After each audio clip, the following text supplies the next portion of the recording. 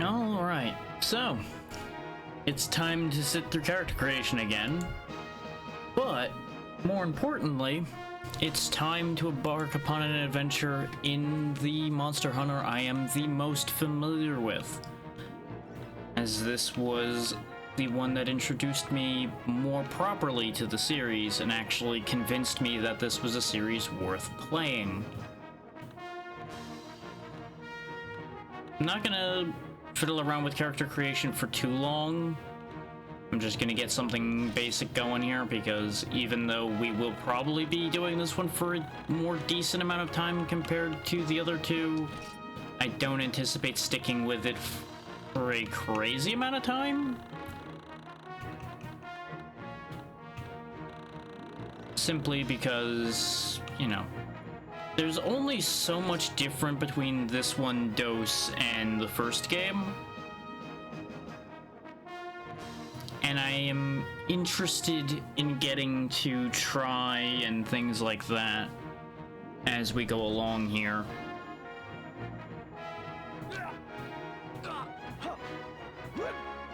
Oh, it's not bad.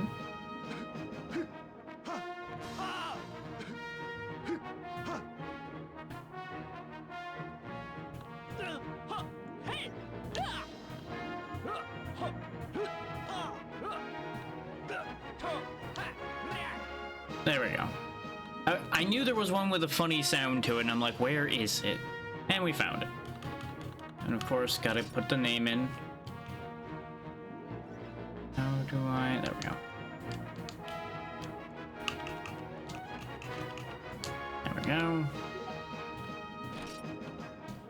Now, the reason why I'm sitting here doing character creation and everything in front of y'all is there is a cutscene that's going to come up here that'll set the scene for why we're where we're at, and why anything is happening, and show what the biggest problem for a lot of people with this particular game ends up being. All right in one go, so I'll let that take care of itself. No, I'm not a beginner. Yes, save this character. We'll go ahead and overwrite the test progress I did there. Yes. Yes.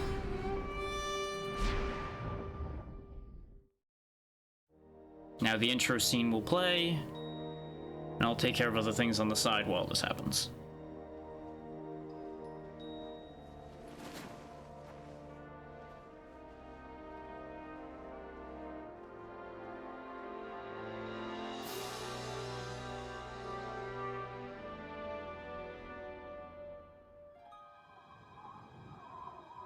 Oh, lots of dead stuff. That's probably not great. We didn't kill it, so that means something big and hungry is around here.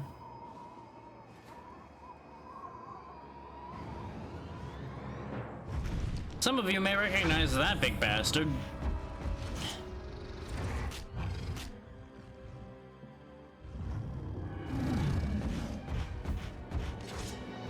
This, I do believe, is Tigrex's first game. And if I'm remembering right, he is the flagship for this game. Or at least one of the more notable monsters in this game. Which is kind of funny when you think about certain ways things play out later, but we'll get into that later. But yeah, we got our ass kicked, knocked off the top of a snowy mountain, and now we're here in this village. Now, you're gonna notice some jaggy bits and some odd texturing here and there. Bear in mind this is a PSP game, so it's actually in some ways going to look worse than the PS2 games, but in some ways it'll be better too, because they started figuring a few things out by this point to make things look a little nicer in some ways. Yeah, that's the one bit of good news. We hit the snow instead of a rock. But we're a little fucked up and a little frozen. So we weren't having the best day. Yeah, welcome to the nice little mountain village we will be spending basically the rest of this game in.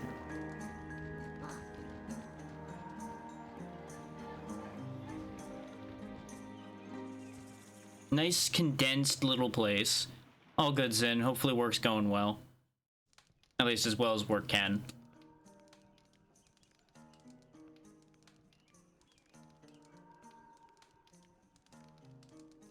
At least sleep on the pillow, man. It's right there.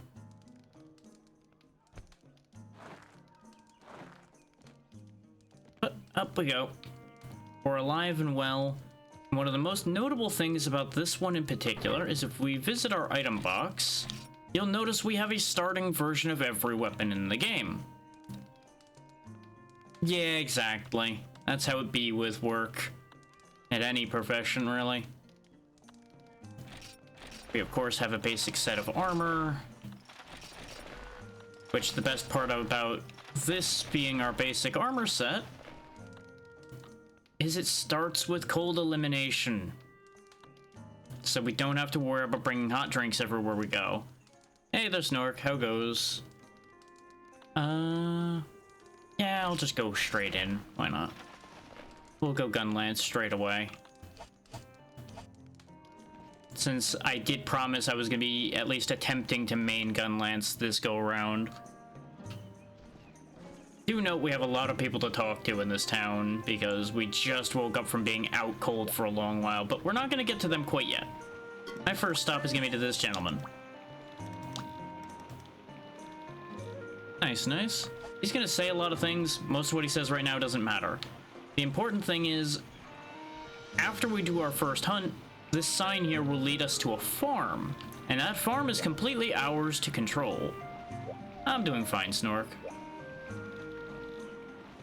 The best part about that farm is it's going to have a mining point and a bunch of gathering points for basically all of the basic necessities other than monster parts, so you stop having to go and grind the same handful of garbage quests 1,000 times in order to have what you need. They're not infinite, so you are going to still have to go out on quests in order to keep resetting them, but it helps.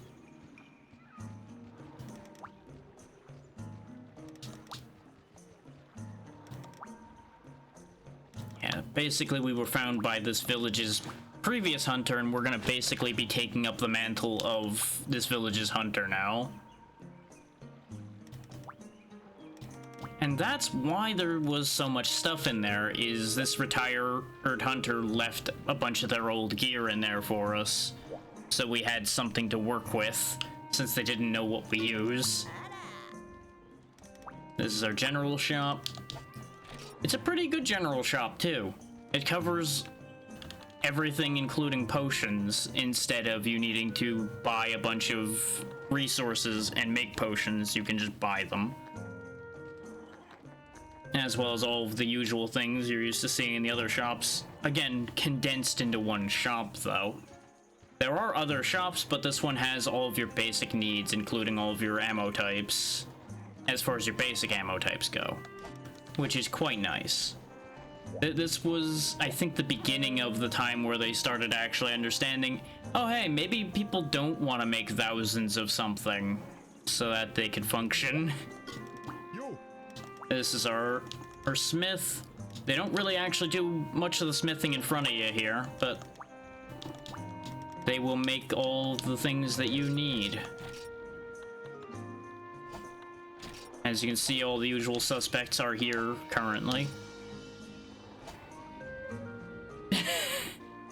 I'm not saying that I'm not going to make the same item 256 times there, Snork, because invariably it's going to happen, but it's no longer required. Also, just get a load of this bow gun that is just straight up a gun. Don't worry too much about that, it's fine. Now, funny thing about decorations in this game in particular, when I played all the way up to G rank, when I was playing with a friend when I was first learning this game, I didn't make a single damn decoration the entire time. We're gonna be doing a better job than that this time. Cause boy, was it a long road to hoe to not have any of those extra skills and just be stubbornly going with attack increases and highest armor value I could and just going, because, you know, I was a longsword paired with a greatsword or user. I didn't exactly have a ton to worry about. But since I'm gonna be flying solo, plus or minus anybody that actually takes up my offer to join this, I'm gonna have to be a little smarter. And yeah, there's your normal armor weapon shop as well, which will of course be improving as we go. Now over here is what used to be the peddling granny, and she still achieves the same function, she just doesn't leave anymore, and sells a good variety of things you're gonna need, including most of the fish, which is very handy. Snork, how? Why? I feel like you need a second one just because you did that now.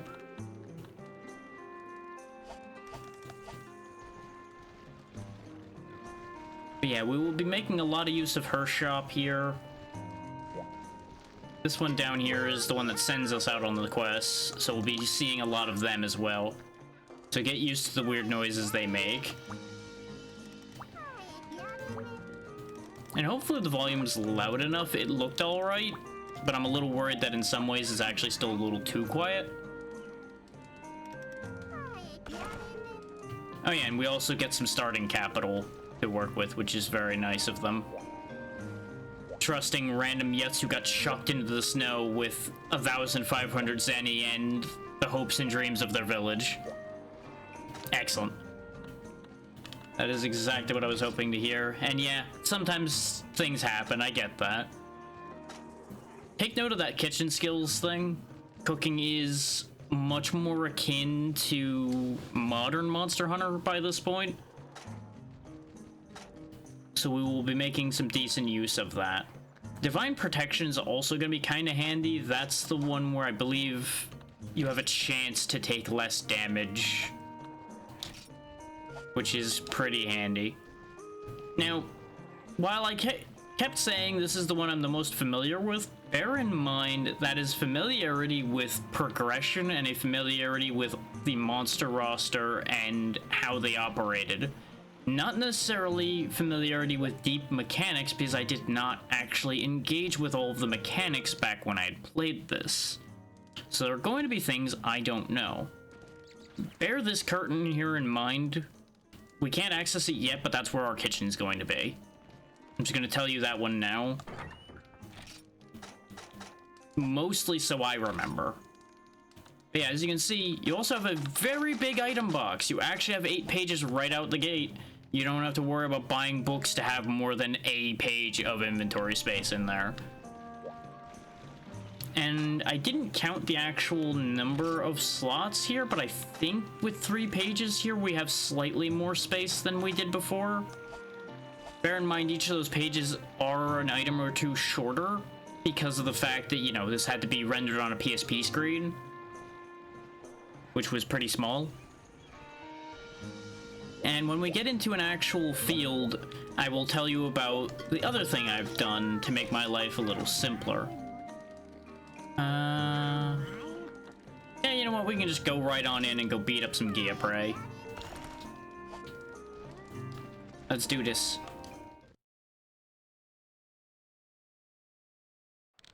Now, ordinarily, you would not have camera control to the degree I have here. But since we no longer have to use the right stick for attacking, I have mapped my right stick on my controller to be the same as my D-pad, so I have free camera control.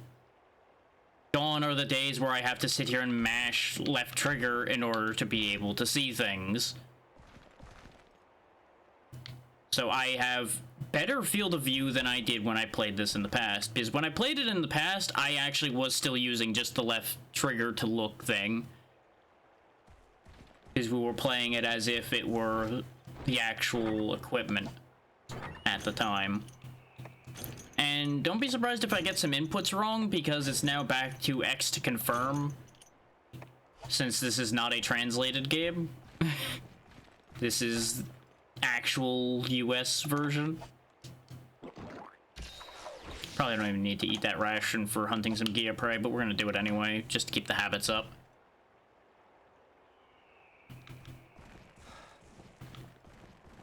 Yeah, There's a lot of games that put really shit limits on things.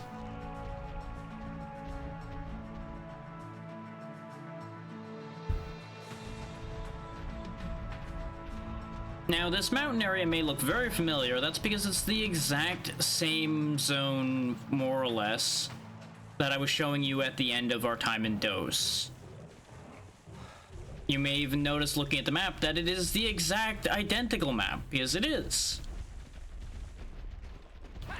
I honestly thought that some of the rooms were slightly different sizes when we were playing Dos, but no. They are actually the same. Every bit of pathing, every node, everything, as far as I could tell when I checked this, are all the same. Now, since attacking is no longer on the right stick, you might be wondering, well, how do you attack now? Triangle will bring our weapon out and do its basic attack. In the case of the gun lance, if we're guarding with our I can then immediately load ammo, which is going to be important for the gun lance. Well, that's kind of how Monster Hunter is as a series. But there's a lot more going on than just more of Dos. A lot of the systems have been overhauled and made a lot more player-friendly, which is the important part. This is probably the first decently streamlined Monster Hunter as far as making the player experience more reasonable to get through.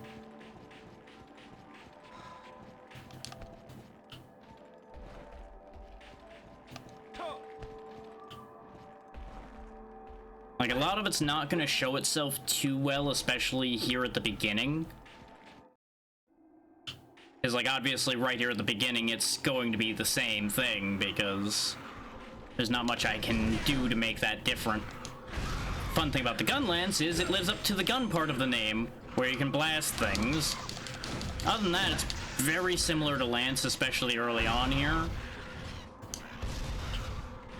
But as long as I have ammo, I can just blast things. You don't get long range with basic gun lance. There are shelling types that will have much longer range than this. Your biggest weakness, as you can tell, is the fact you can't move very fast. You're meant to be guarding like I'm doing now, which will drain stamina but prevent them from hurting you, as long as they hit you, as you might expect, from the front. Just poke him in the ass a bunch and he will eventually die. As you might gather, these guarded stabs are not as strong as your regular attacks. Clank. Poke.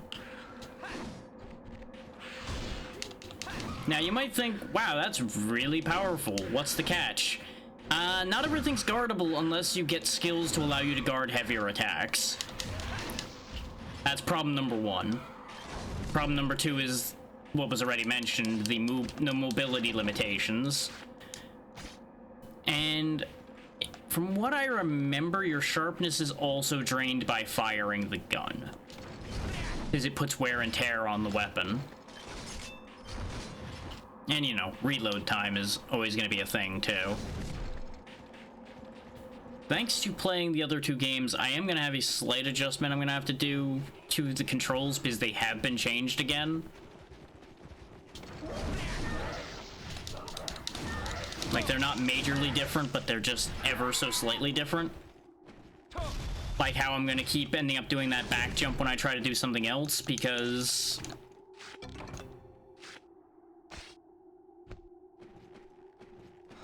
well, it's mostly a game mechanics thing. They had to make the sharpness balance out between weapons in these games. So the wear and tear on things like these gun lances are way out of line with what would be logical.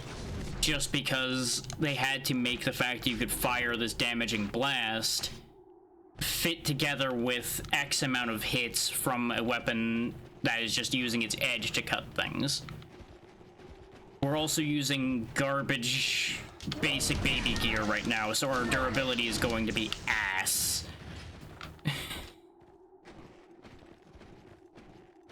Because garbage baby gear is just a thing.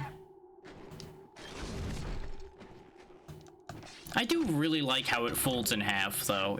That's always been one of my favorite things about gun lances, is just how neat the design for these are. Really not super practical or realistic, but really fun. This one's not one of the more fun designs because it's basic, but you'll get the idea more on that one as we go along.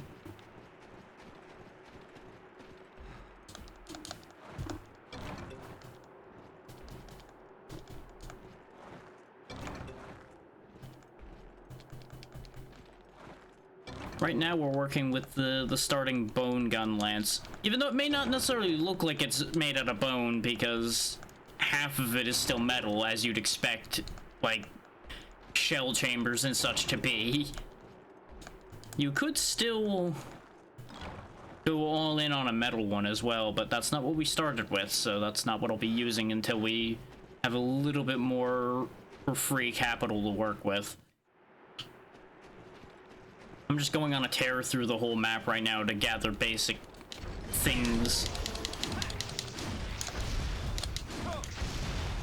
And you'll notice I can actually just weave my shots into my combo. It's not as effective as it will be in the future in terms of how easily you can weave those shots in, is there's a little bit more delay than there will be in the future as far as that goes, but it is still entirely doable. That also includes, as you saw there, firing at a different angle based on where your gun lance is actually pointed based on your attack, which is nice. They easily could have made that no, you have to be braced to fire it or something type deal, and it would have been miserable.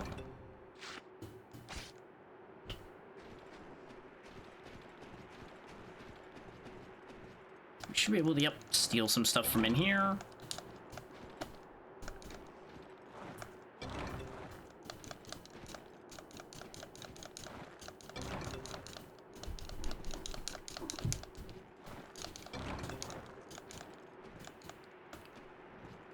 The good news is that got us probably enough paintballs to do any major hunts that'll come up for a little bit. Now, there's one other neat thing that you couldn't really do in the previous titles, but you can do now. You've seen that balloon around before, but watch what happens when I wave at it. Well, they're going out of camera view a little bit. But notice the light going off in it. They're giving you information using their little lamp there when you wave to them. I don't remember how to parse that information because there's a very specific thing they're telling you. And I want to say it's usually your target is in the zone that is the number of flashes they do, but I don't remember entirely. This has been a very long time since I've needed to use that information. But it's just a neat little thing where you actually can use the gesture system in the game to interact with the world instead of it's only for interacting with your fellow player.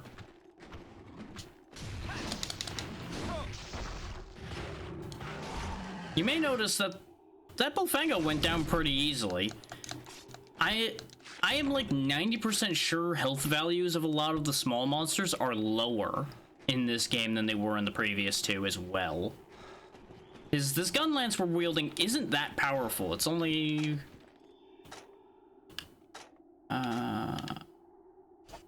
wrong button. Yeah, we're only at 161 attack right now, which may sound like a lot, but it really isn't.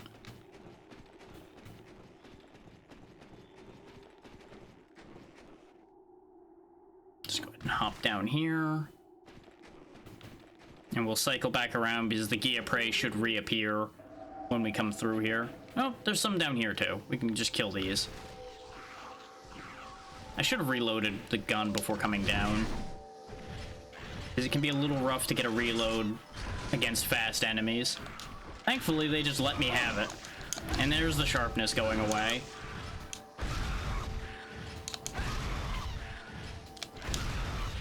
Now, sharpness, much as it may not make sense, I do believe does impact your blast power too.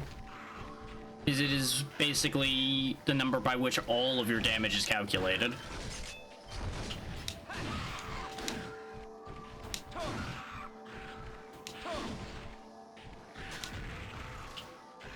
I was in the middle of an attack, so they actually got that spit through where it looked like it shouldn't have. Go ahead and run over here and grab this. You'll also notice that these actually properly are called Geoprey instead of just White Velociprey. I still didn't actually look into whether that's a translation thing or a actual intended thing. I didn't mean to sharpen. But again, inputs are gonna be a little weird for a little bit. Because I did not practice this one at all. So the transition between DOS and this is going to throw me a couple times here and there about minor things.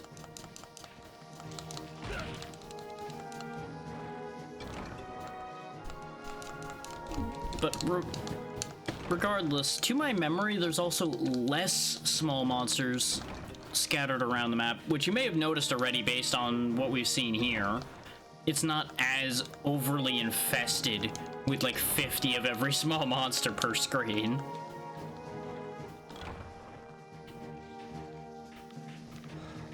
Which in some ways is actually going to be a detriment to us because we will be getting less material if we actually sat there and kill everything in every room.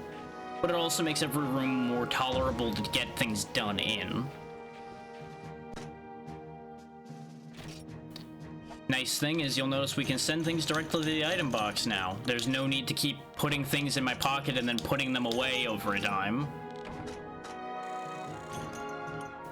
Take note of those poke points. Those are going to be important.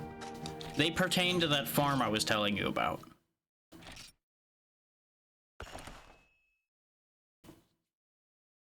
You can also get an idea of some of the stuff that's in the game based on that mural in the back.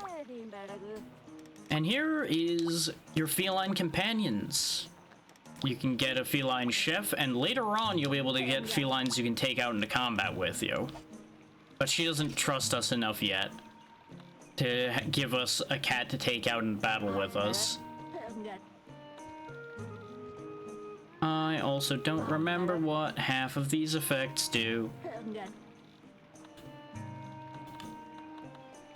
I'm obviously not taking any of the level 1 kitchens. So I guess I'll take the 2-star meat and milk tea tiger up here. Come on, Rin, you're on the team now.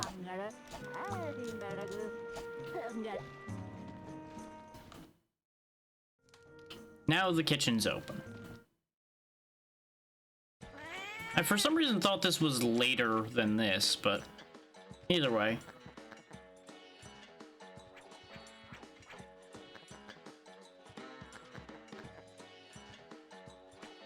They're now in charge of taking care of everything in here. And we will be increasing their team as we go. Also got little birdies in here. Yeah, you have the same access to all of your items in here that you do anywhere else. Which is quite nice. Like, all these item boxes are universal. Which is quite convenient. So I can just get rid of all these things here without having to go running all over. You can also combine things from inside your box now, instead of having to pull things out of a box, combine them, and then put them back in the box. This is what I mean where they made big strides towards making things more streamlined and more convenient.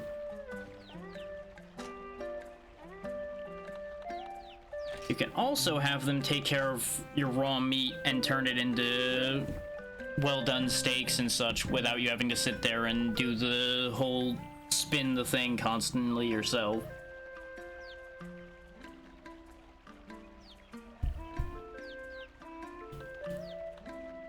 You can also give them different uniforms and things like that.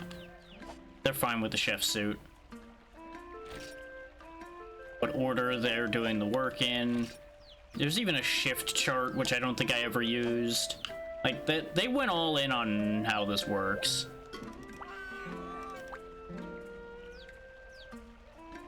Yeah, exactly. We weren't using this room, so they turned it into a kitchen. just to show it off. We won't really be using this right now, but I'll open up the menu. You still have to combine things, but you don't have to purchase what you're combining anymore. I do believe you still have to figure out what the results end up doing, because I don't think it tells you any of that. But it's still more straightforward than DOS was as far as that goes. They're still making progress in the right direction. Ah, there we go. Now he'll tell us that the farm's open, probably.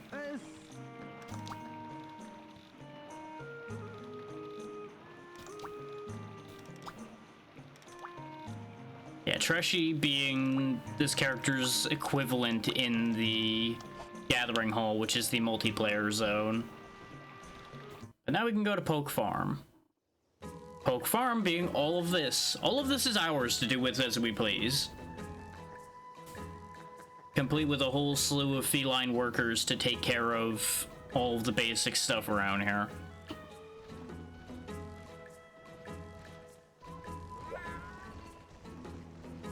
Starting from the right, we've got our fishing spot here. You get 3 free fishes here, and you get whatever you get. That can be upgraded. You get some free bug gathering here. You get however many you get. Don't worry about down there right now. Down there's not going to do anything for us anytime quick. Over here is our mining spot. Again, they'll provide you the pickaxe, and it'll last for a little bit, and then you're done till you do a quest.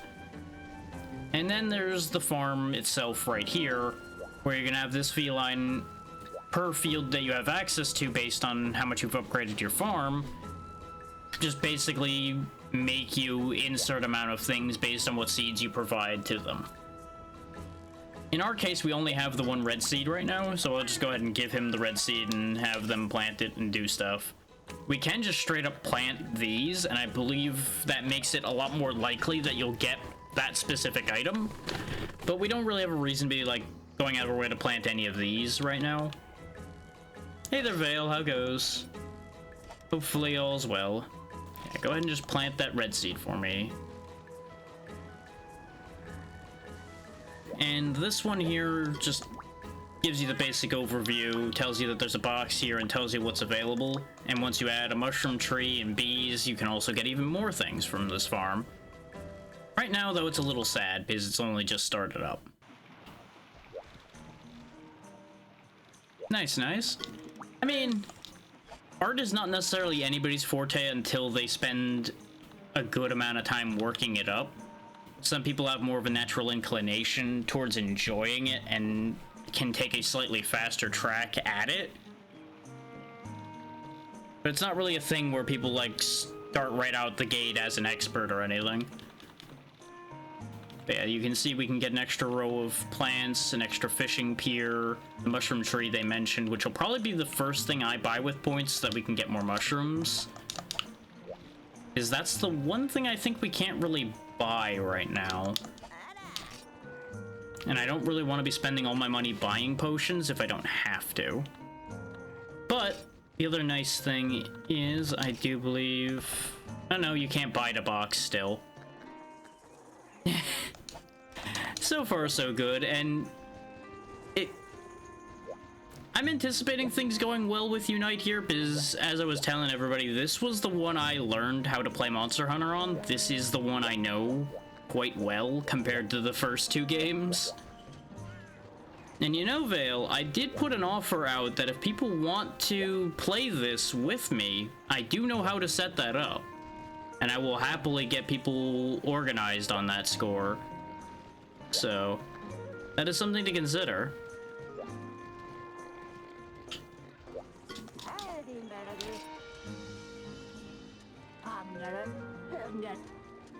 I don't really need any of the... Oh, right, we can buy mushrooms, so there's no point in worrying about the mushroom tree that much, though it would save us money. There's also both an online and an offline gathering hall, so you can do offline and gathering hall for the same scaling as gathering hall has. Nice, nice.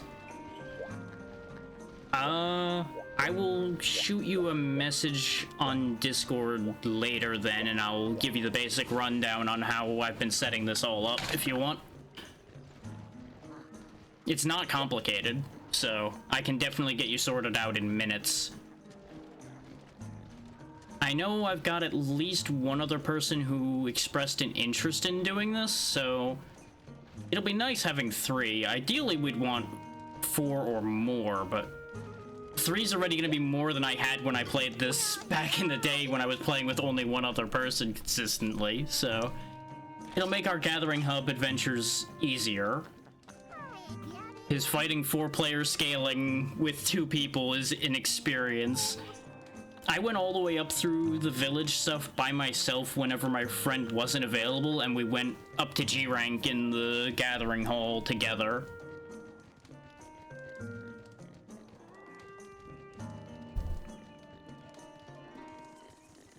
G rank, for those who only played later games, is the equivalent of Master rank. Basically the highest you could possibly go. We didn't finish out that rank because life got complicated and people got busy, so we didn't end up following it through completely. But you know, it was still a good thing. It was a good time. Back in simpler times when I had more time, technically. Because I think we did all of that back in, like, 2012-ish, give or take. So it's been like 12 years. It's been a while.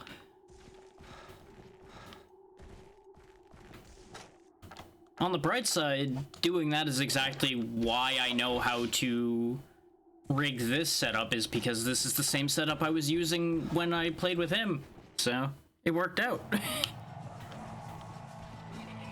Obviously, in this day and age, I can do a much better version of that setup because things have gotten a lot nicer in that score, but I still know what to do.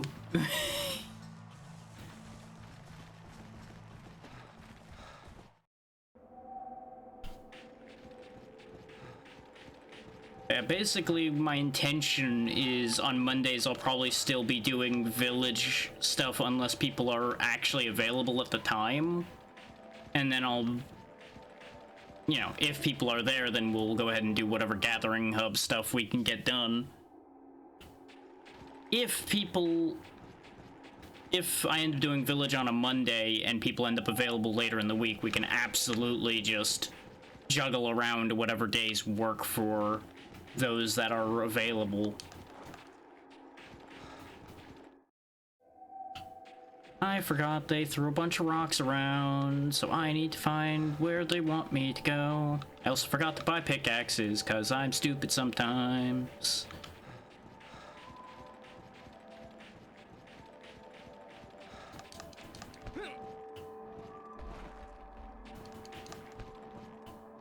The vertical leap on these hunters is ridiculous.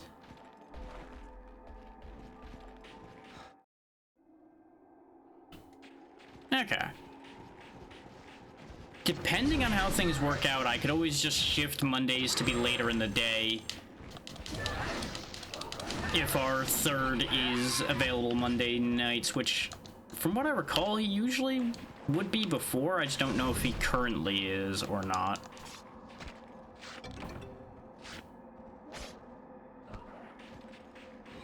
I mean, they kind of have to be ridiculously well built to use the things they use. But, like, carrying all of this stuff and then jumping that high is still wild. So I can't even jump that high without much. It's not to say I'm in the greatest shape either, but still. God damn.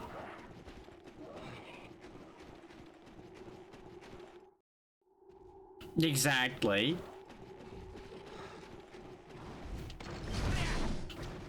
Not to mention how much strength you'd have to take a little tiny shield like this and block attacks from giant baboons, dragons, and all kinds of all other awful things.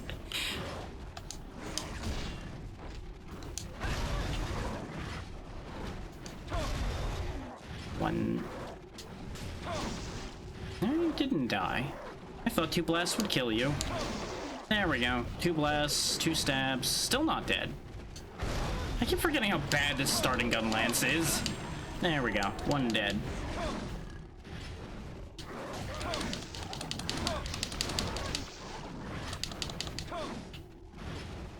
I would like to harvest this, because I think we are going to need Blango pelts for a few things.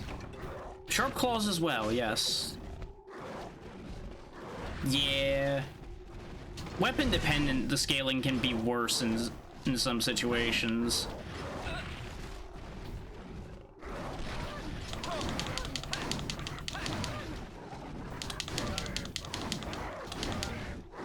Just means I do the slow way of just shield up and poke them in the face and poke them in the face until they stop moving.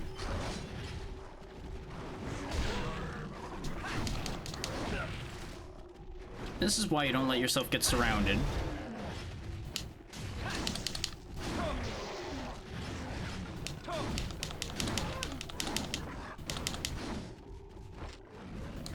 Don't sneak up on me. There we go, another one down. We only have to kill, what, like 5 of these, I think? For this job, so it won't take long. I have also been working on a setup for a couple Monster Hunter adjacent things, since I had put forth the idea on Blue Sky and everybody was like, oh hell yeah, do weird stuff. Turns out, no, we only needed 3 of these. Easy. It's like, I've got one very easy to set up one that I'll probably do first, though that's not that much of a left field one. One of the really left field ones is going to take a little bit more doing. It still runs a little weird.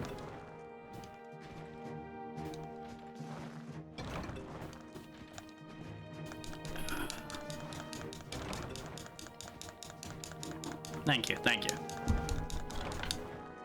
Years of practice.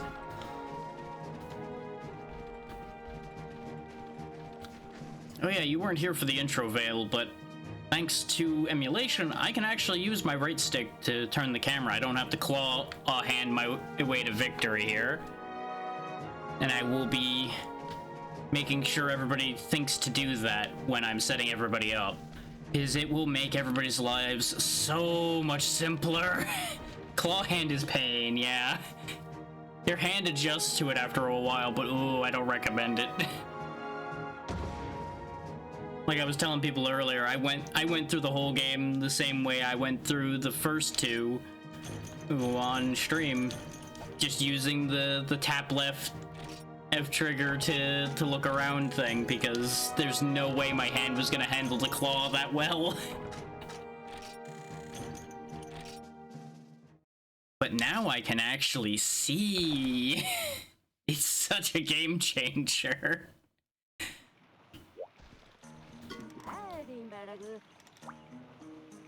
There we go. Now we get access to a feline comrade, which this makes soloing a bit more reasonable as well, is bringing a cat along, both as monster distraction and just extra help. This is a bad idea. This one is a bad idea to bring a bomb lover with me. But bomb-loving cats are the most fun. Now, you might be wondering why a bomb lover is dangerous for all those listening. Their bombs don't understand friend versus foe. So if you're anywhere near where that bomb's going, you'll go up in flames too. It's not ideal, but it's so much more fun.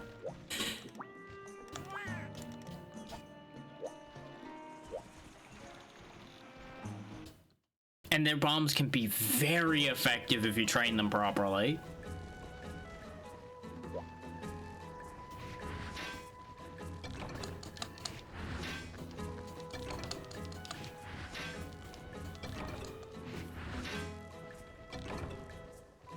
And yeah, exactly.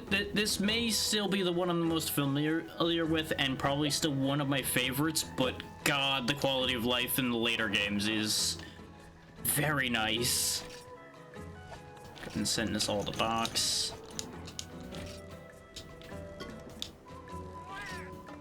I don't have any actual seeds left, so here, go ahead and plant some herbs just so you're still working.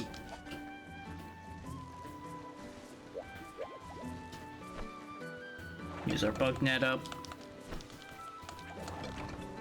We also don't have to worry about seasons or anything goofy like that anymore. Okay, it's highly recommended that anytime you come back from a hunt, you do your trip around the farm. This early on, we don't technically have to, but if I get in the habit now, it'll save me a lot of heartache later. Sushi fish. It also doesn't take long to do every time.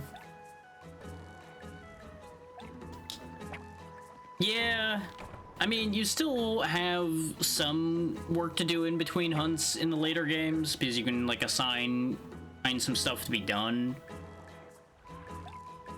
Yeah, actually just getting to chill out on this farm now and then lended some nice character to these games.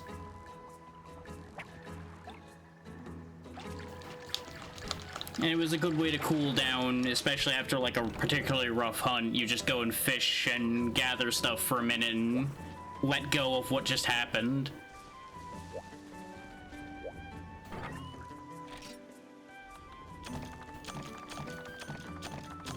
And you know, it's just free stuff. No one has a problem with the idea of free stuff unless it's free stuff coming out of their pocket.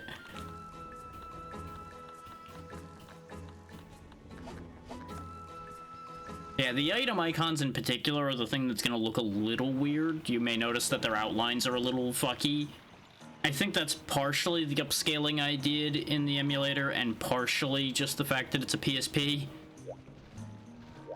Because I don't remember the icons being quite that goofy looking when I played it in the past, but I also didn't up-res it as much back then.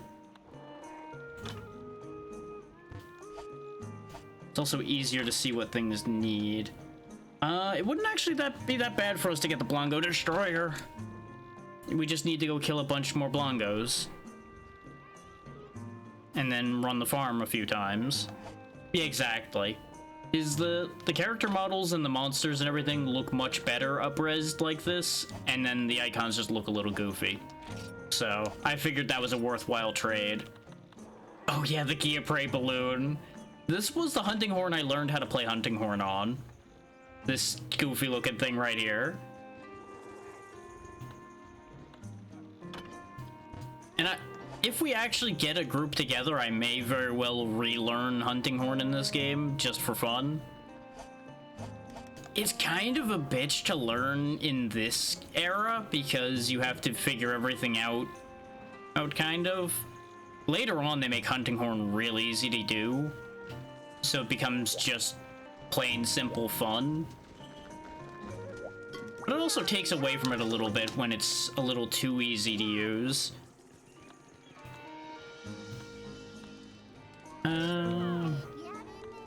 I need the Antica parts for a few things, so we'll go ahead and go get the Antica antlers. I once again didn't remember to buy pickaxes because I got so used to having them from buying them in DOS. But it's fine. We have the farm to make up for my shortcomings. I've also been grabbing those hot drinks not because I need them thanks to our armor, but because we eventually will be growing out of this armor, and we will then start actually having to worry about the cold.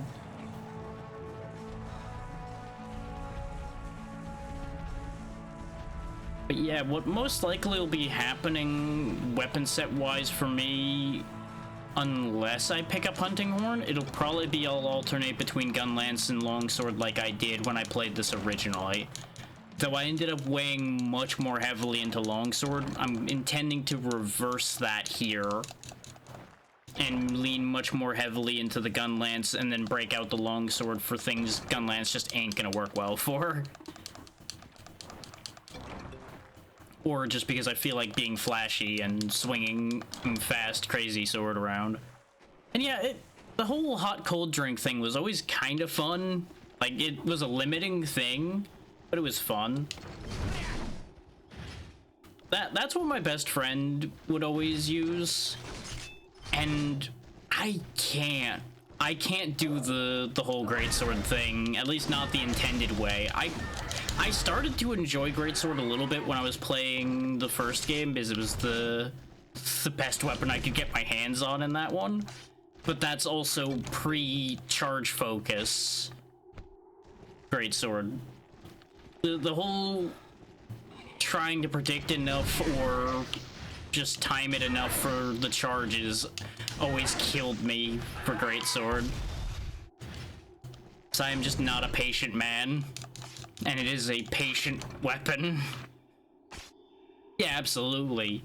It's very satisfying to get big damage. It absolutely is. It just also is so tragic when you miss, and you've now thrown that entire attack away.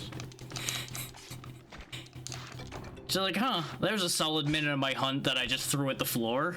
Well, that's a shame.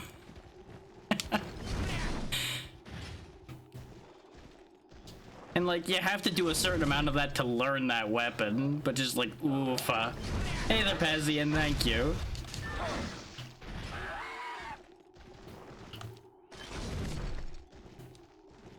Oh yeah, no, absolutely. On a sleeping target, a charged greatsword is brutal. And also almost guaranteed to succeed unless one of your friends decides to be a pain in the ass, kind of like I would do sometimes and run up and kick the monster. Just to be a menace. Thank you, Vale.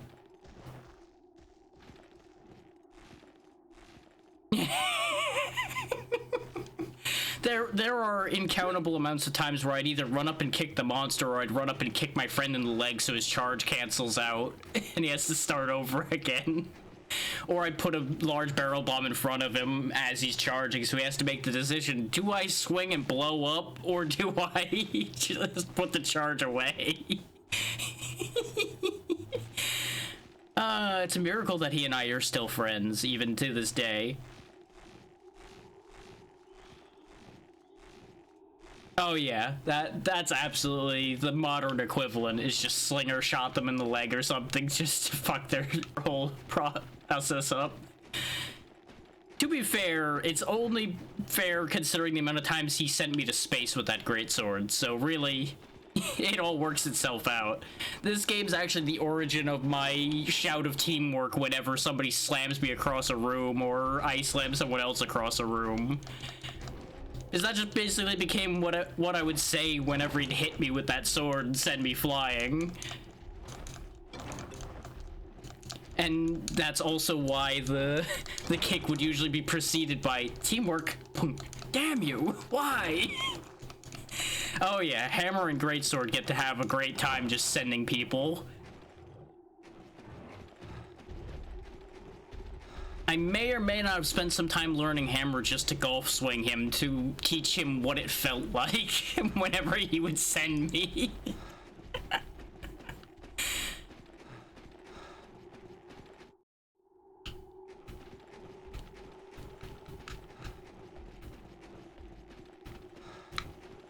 And explaining this is probably a great window into why I am the way I am at this point.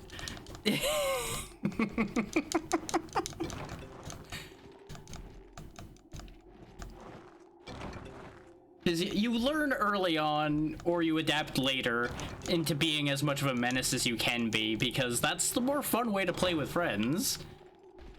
Oh yeah, the villain arc has been going for a very long time and has no end in sight.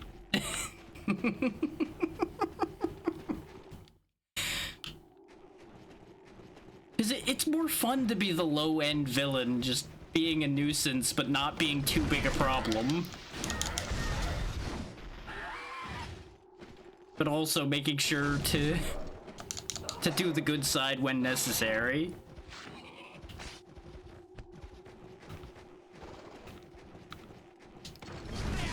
Yeah, convenient timing popping in, by the way, Pazzy, because I was already explaining to Vale my intentions as far as bringing people together for this one.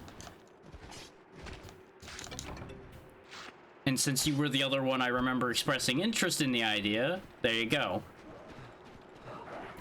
It is my intent to, at a minimum, be doing like village stuff on Mondays. plus or minus whether people are available. If people available, then do gathering hall things. And we can just fit it in whenever works for the rest of the group during the week.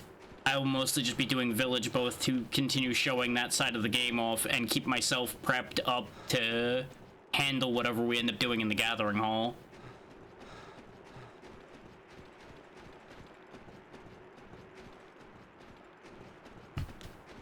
And if we end up needing to do like a Monday night to suit people, I can also do that. Oh yeah, I'll get you sorted out for that one. Don't you worry about that. I will make sure you know everything you need to know. I'll probably draw up that mini guide for that tonight, so everybody understands everything.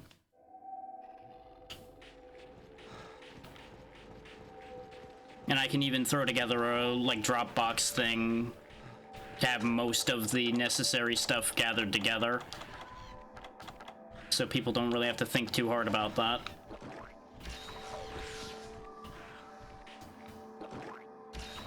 Yeah. Because I'm sure you'll both want to do some self-familiarizing with it and everything beforehand anyway, just so you have your feet under you.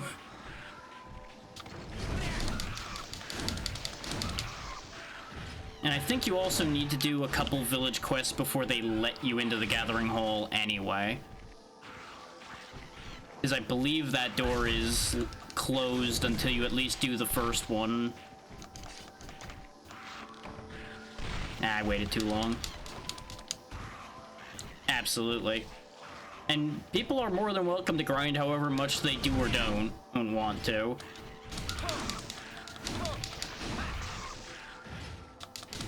I know the feeling on that one. People have seen how much trouble I've had here and there getting that memory back together again.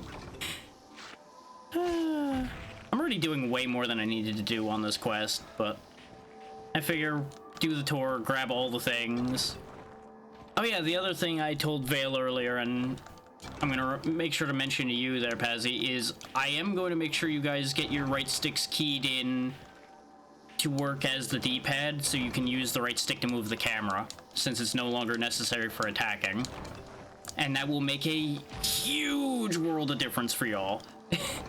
Especially since I know, Pazzy, you're more familiar with all the games that had right stick camera work. So you won't have to worry about not having that. Because otherwise you are going to be in for a nightmare. And I would rather people have a good time, so I'm going to make sure y'all don't have that nightmare. No need to reshape your hand for claw grip or learn the pain of spin camera with L.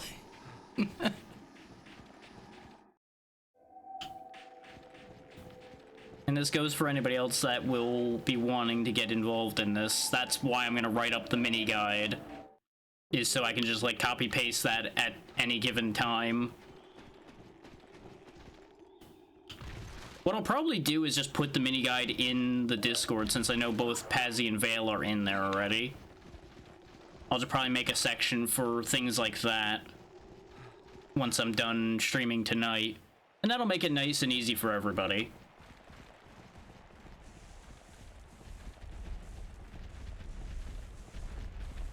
Oh, yeah.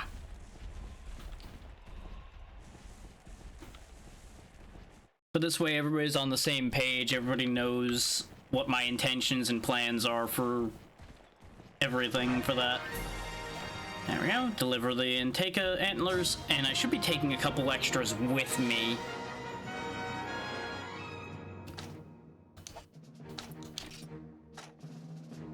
Yep, there we go. We're taking 2 extras with me. Because I know there's a couple odds and ends that use Anteka antlers. I don't know if I'll end up making use of them, but we have 8 pages of inventory, so I may as well put them away and save them for the future. Worst case, I think those are low enough rarity that if somebody is like 1 Anteka antler short in the future, I can just hand those over too.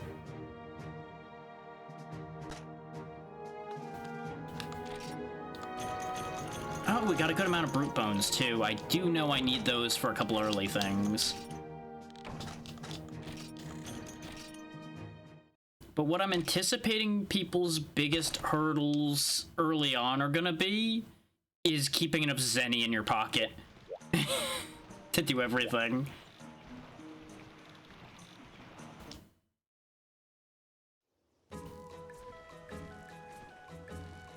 Oh yeah, there you go. Watch out for the monsters rolling through.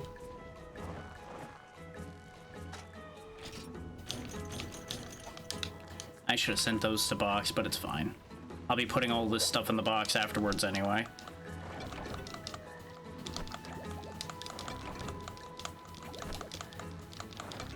It's also great just like watching that cat trying to catch bugs to be helpful.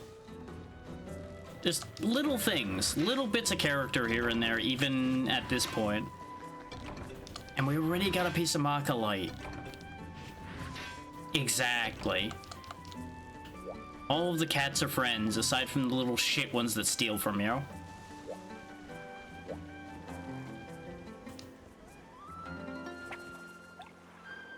So they're nowhere near as much of a menace in this game as they are in the ones before this.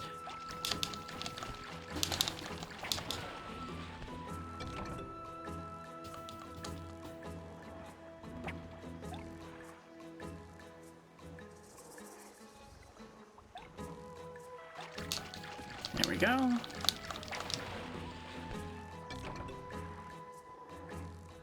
Spring Night Carp I don't remember at all. I don't know if I have any use for that, but you know what? It's going in the box. Somehow that fish will last forever in the box. Ooh, there we go. Another pin tuna. Those I think I need for at least one gun lance. So that's gonna be important. Because for those that don't know, Gunlance is one of the weapons that's kind of funny in that it actually needs some fish now and then in order to make the higher end versions of it. In part because some of the fish are how this world makes gunpowder, for lack of a better way of explaining it. So, it's a little weird, but it works. The other thing this guy can do, by the way, is you can actually purchase certain items using points here. Right now, our point options are terrible. We do want Suica Jewels at some point, but we don't need them now. And we can get more cat companions, but I don't need them right now.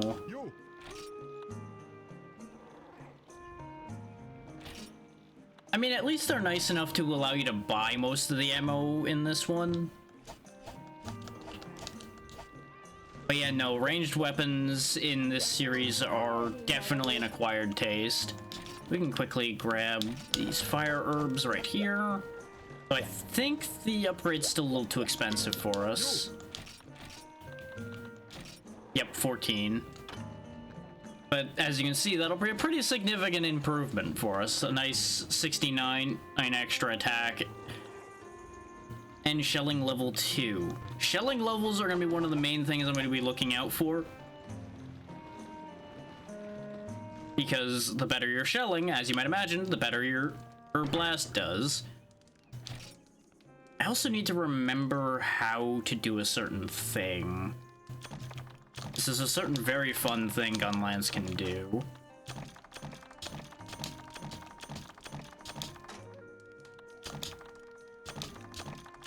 I also need to remember that I have 3 pages of things.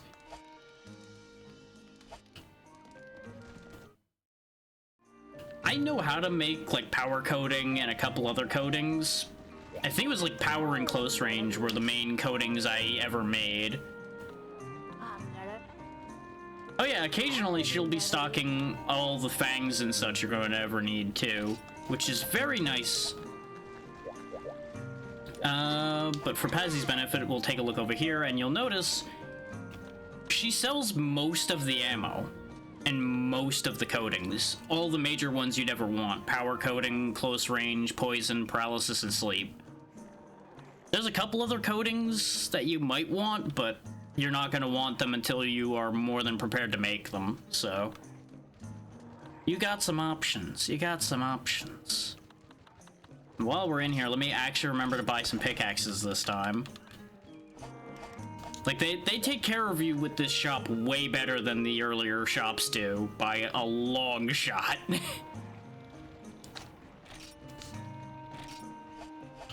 Okay.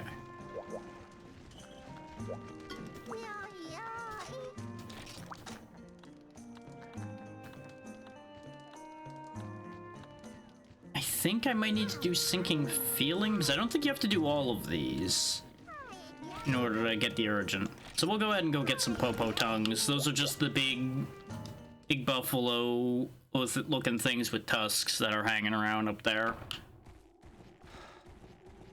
Which it used to be a whole thing where people would say, kick a Popo for good luck. You run in on a hunt, you kick it on the way by, and your hunt will go better.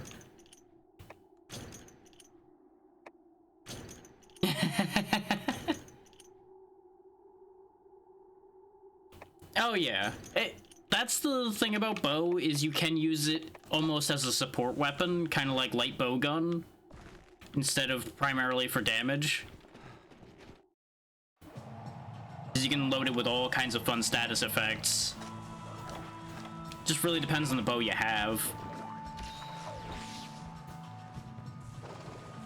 The only ranged weapon I never really touched, like, ever at all was heavy bow gun. If I used a bow gun, I would go for the light bow gun.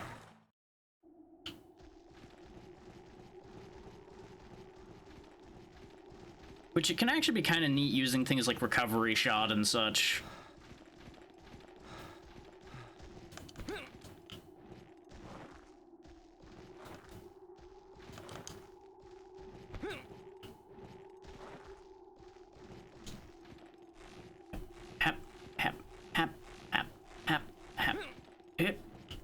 There we go.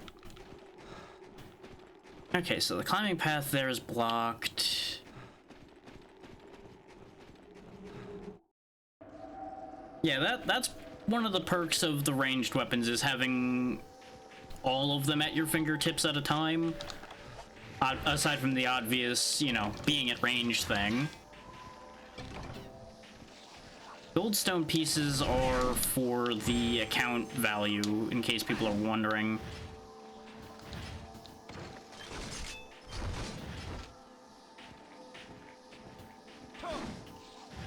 Which, getting Goldstone's actually going to be very good, because we do need account points to make our farm better.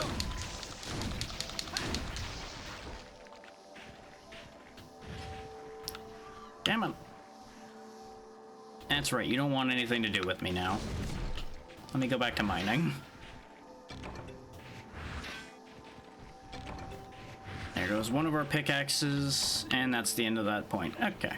The fact that we're already getting Mach-A-Lite fits much nicer into my memory of this game, where Mach-A-Lite was not a huge blocker. Okay, so you're in much the same boat I am, Vale, where you spend a lot of time shifting. That's good to hear. More people should be varied, instead of locking themselves down to one thing. I'm only really locking myself down in these earlier games just because the things I would split to are primarily not here. Because I would absolutely use more Switch Axe, but Switch Axe doesn't exist yet. That doesn't come in until third portable, which I am probably going to show off. Yeah, no, that's the better way to do things. Don't be like I was in World, where I kept every weapon up to date, like a crazy person. Which was a contributing factor to my burnout with that game back when I was originally playing it. It's not recommended.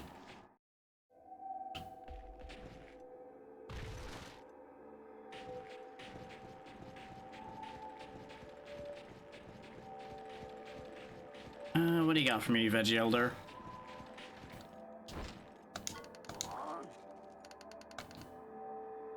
Yeah, sure, you can take the ice crystal. What do you got for me? You gave me poop. Perish, old man. Perish for your sins.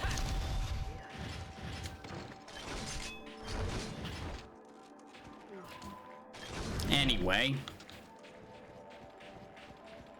We don't really need the Veggie Elder as much as we did in the other game. These things are going to be a lot easier to get our hands on more conventionally than sitting there doing trade juggles.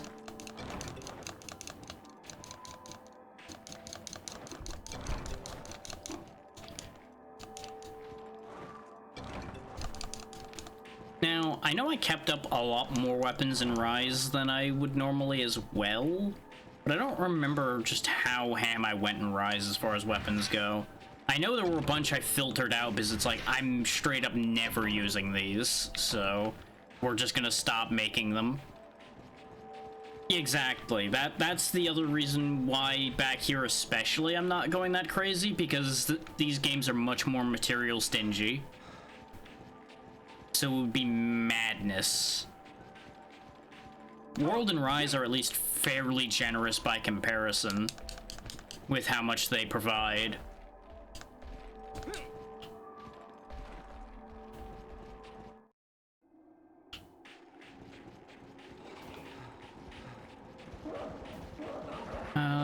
I do just need to knock over some popos, but I wanted to get my mining done. Oh, right, yeah, this one is necessary for a very specific reason. You might be wondering, why is there a cutscene just for popos? Well, you'll see in a second why this is a problem. Because they're running from something, and it isn't us.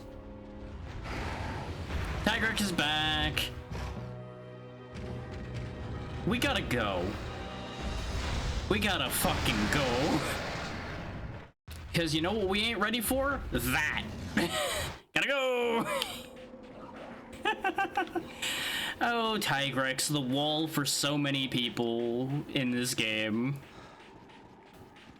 Especially fighting Tigrex up here in the snowy mountains. Thankfully, that's not required in this quest, so we're not doing it, because we are nowhere near ready for him. I enjoy Tigrex as a concept. There are some Tigrex fights that I do not enjoy. Tigrex as a concept, though, is great.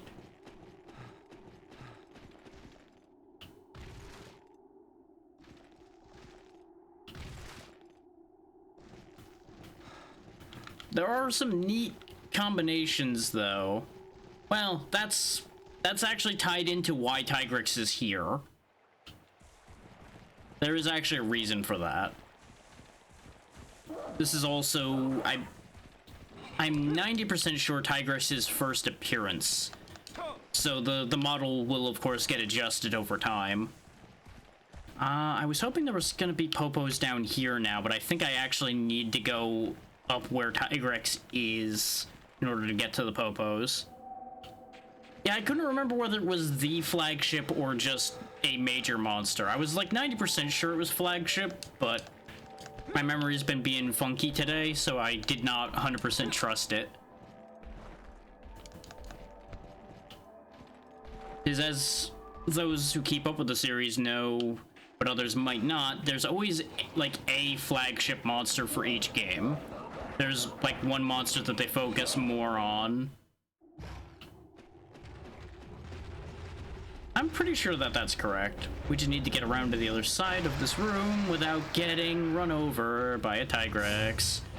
Yep, that sure is a Tigrex. Yep, that's a problem. Yep.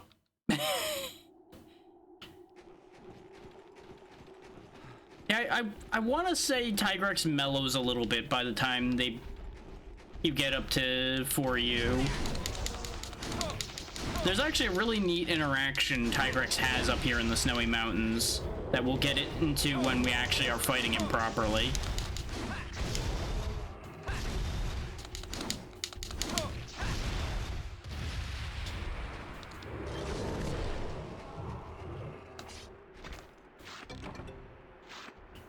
But yeah, since he's been sighted again after knocking us off the mountain in the intro cutscene, well, everything is difficult when it's frenzied.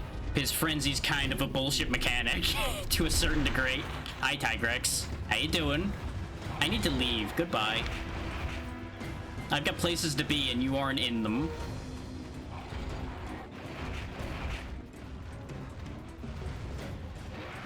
Okay, yeah, that checks out. Considering if you think about it, Nargacuga's basically just Tigrex plus.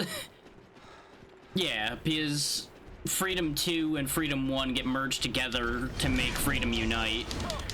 Much like how the Ultimate games end up being like the better versions of 3, 4 generations, etc. It's basically been their business model the whole time.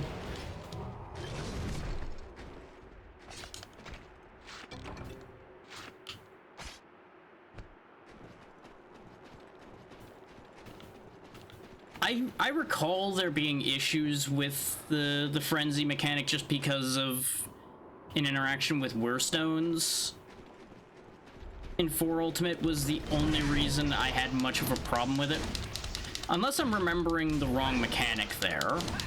Because I thought it was the frenzied monsters that you had extra bouncing and such on unless you used your Weirstone properly.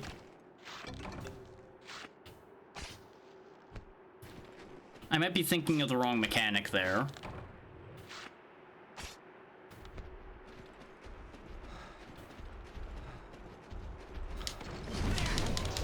Because, like, there's the frenzy meter that gets put on you, and that isn't the thing I have a problem with. There's just a specific type of monster that is harder to kill for kind of bad reasons. That's the thing I'm thinking of.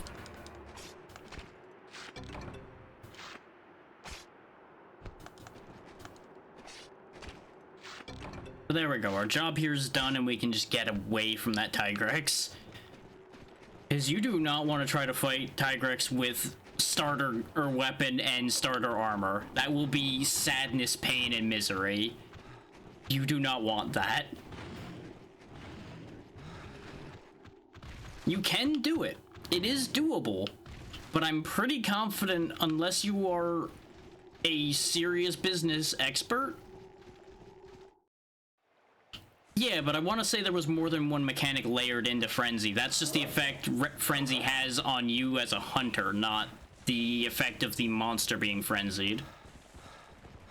There's 2 layers to that one. At least to my knowledge. Bear in mind, my knowledge is fragmented on that topic, so I could easily be remembering the wrong thing. I just know for a fact there was something that you needed the interaction of those Weirstones for. And the thing you needed the Weirstones for was bad.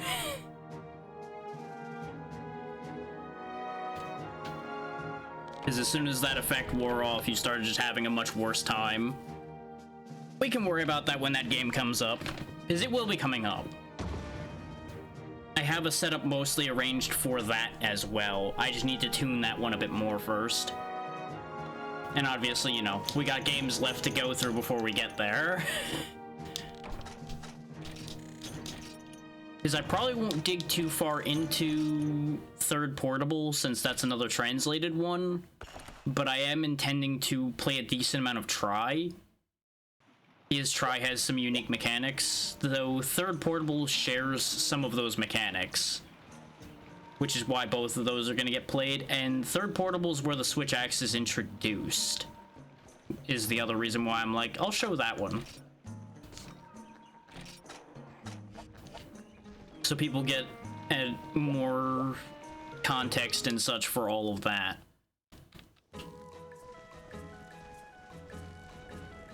I don't know if I'll do Generations as well. Yeah, Tri is where it got refined a bit more after its introduction in Third Portable.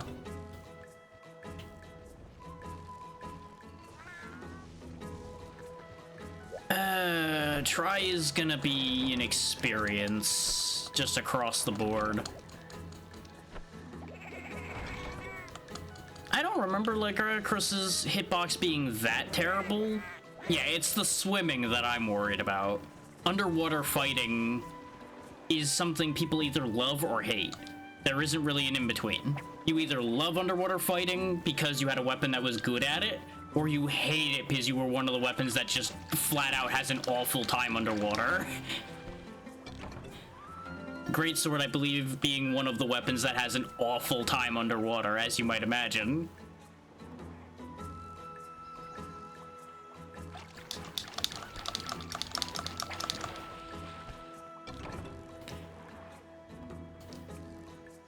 don't know if they'll put Lagiacrus back in ever. There's a lot of monsters that seem to have gotten forgotten.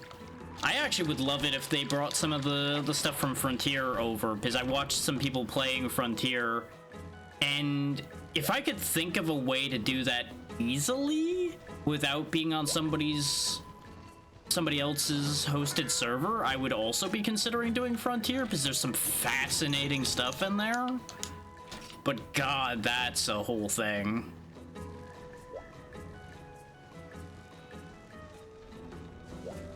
But there are multiple people that host their own servers for that, so that is a thing that exists.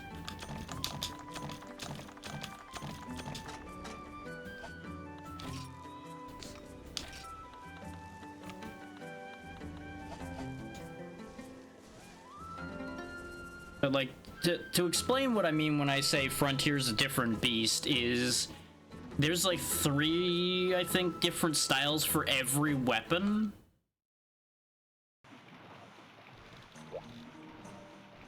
And there's also 2 weapons unique to Frontier. The Tonfas and the Magnet Spike, which Tonfas might eventually appear in something else. Magnet Spike, I think, is going to stay dead and buried in Frontier because it's a little too wild. I don't know what you're saying with Australian, so I got nothing for you on that one, Pazzy. I don't recognize that.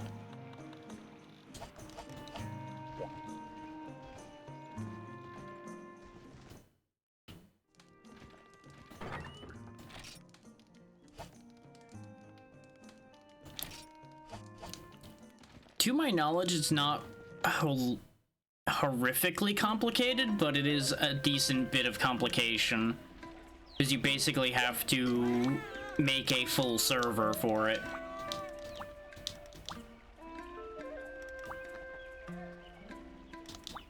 Oh yeah, right, I should actually have you doing stuff. You should be training.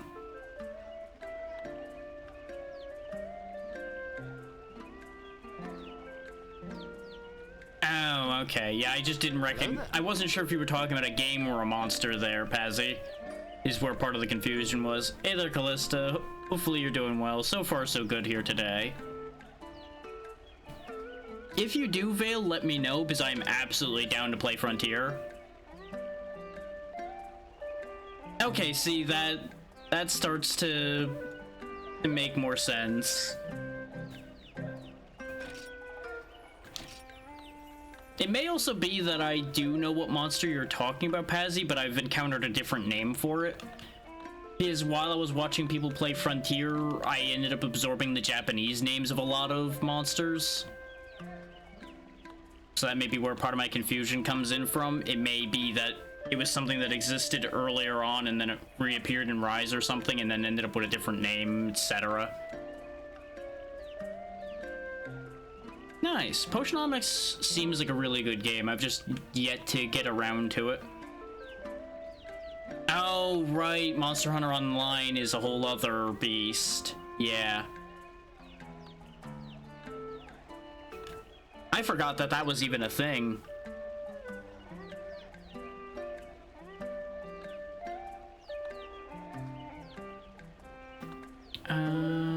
Yeah, actually, go ahead and do forms. This way your attack and defense go up. That should be safe enough an idea for you for now. This way he's doing something.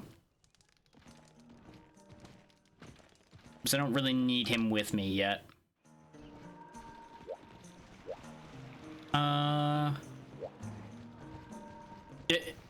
You know, I'm gonna throw this out here in case anybody recognizes this game's name.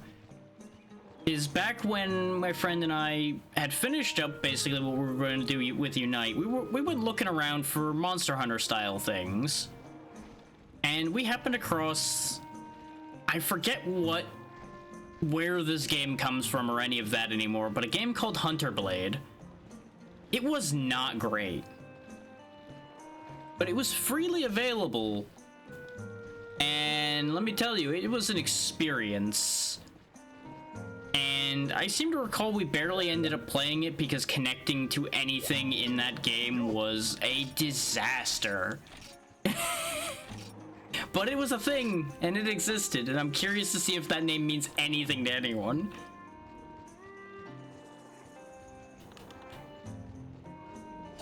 Yeah, exactly. This was like peak cheap Chinese knockoff. Like half of it I think wasn't even in English. Okay, yeah, there we go. Now we have our urgent in order to move up to 2. Or do we just move straight up to 2? Yeah, there is an urgent. Okay.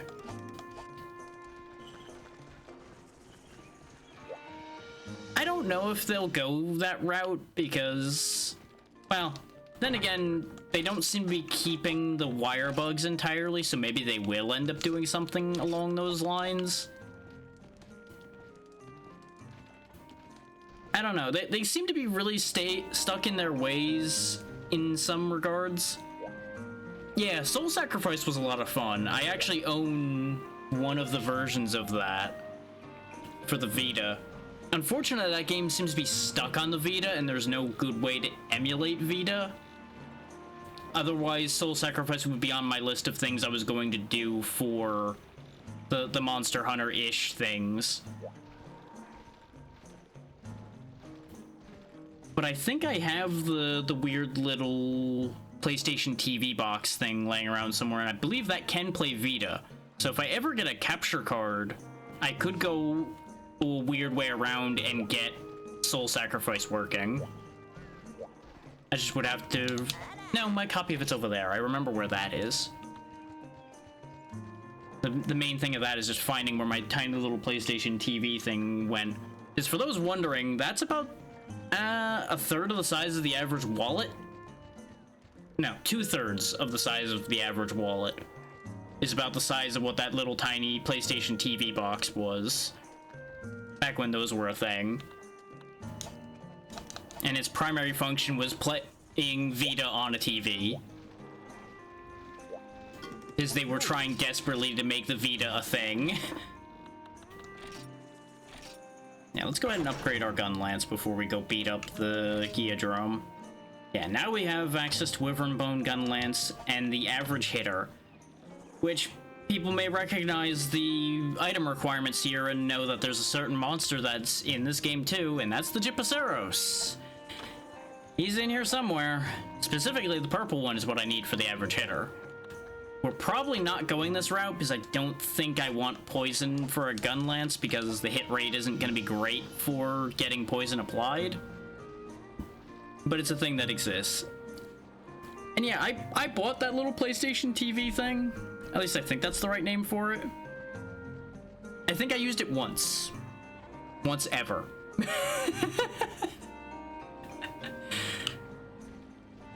And I think it was playing the Vita version of Shiren the Wanderer for a little while. And then I went back to just using the Vita. He's like, well, I have all these other consoles I could hook up to this TV. Why not use the TV for those and keep the Vita on the Vita?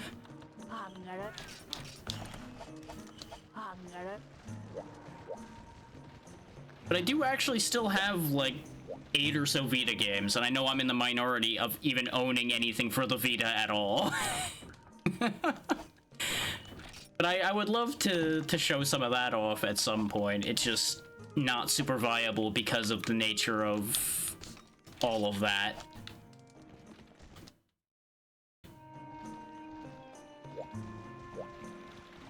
Did I do the farm already? My mind has gone into full wander off mode for a moment here, so I've lost track of everything I was doing. Yep, I did do the farm already. Okay. I can tell because I can't harvest those crops. That's the easiest way to just run in and check. But before we go, we do have enough points. Yeah, moving will definitely lose you a lot of things. We do have the capacity to get the mushroom tree, so let's go ahead and get that. And I think it updates immediately. Yep. Oh yeah, I've actually got a few 3DO games, and I still have a 3DO. It doesn't currently work, but it exists. The 3DO is another magical console that there's a few things I do want to show off for, but 3DO emulation is, hit or miss is a nice word for it. These days it's nowhere near as hit or miss as it was when I first tried it. Yeah, exactly. Some of which got ported to other things, so they are more playable. Like, for example, the Horde has, I believe it was a Saturn port, though the Saturn port is in some ways worse. So I would really like to get the original 3DO one fully working. But the last time I tried it, it crashed like every other cutscene, so it wasn't exactly ideal. That said, that game is mostly only good in memory, admittedly. So it probably wouldn't be something I would stick to, but I do want to show that game to people because it's a special one. It's a special beast. I wonder why this is one of the few cats wearing a coat. Yeah, exactly. And every setup for it's different is the other thing. Oh, right, I am out of money because I spent all my money on my weapon upgrade. Hold that thought. Gotta sell things.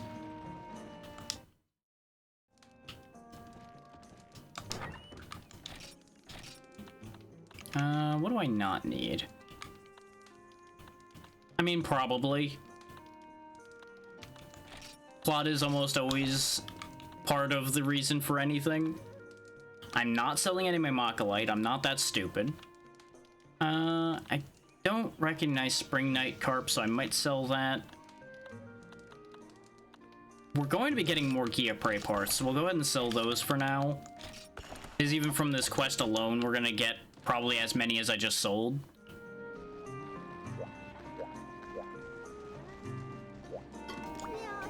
There we go. Now we have more than enough money to go on this quest. And if I fail this, I'll be very disappointed in myself. But the Gunlance rust is real, so hedging bets is never a bad idea.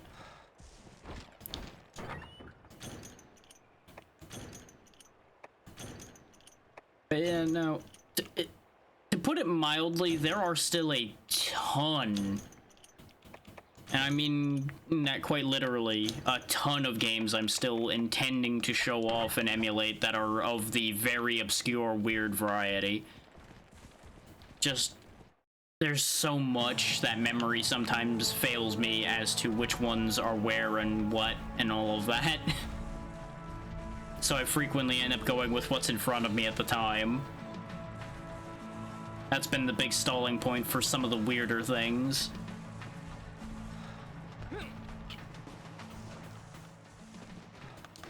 But boy, are there some weird ones out there that I still have every intention of making sure people know exist.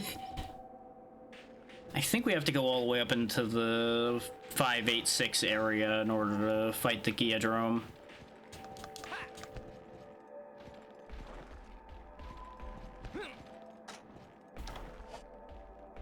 I probably don't even need these paintballs.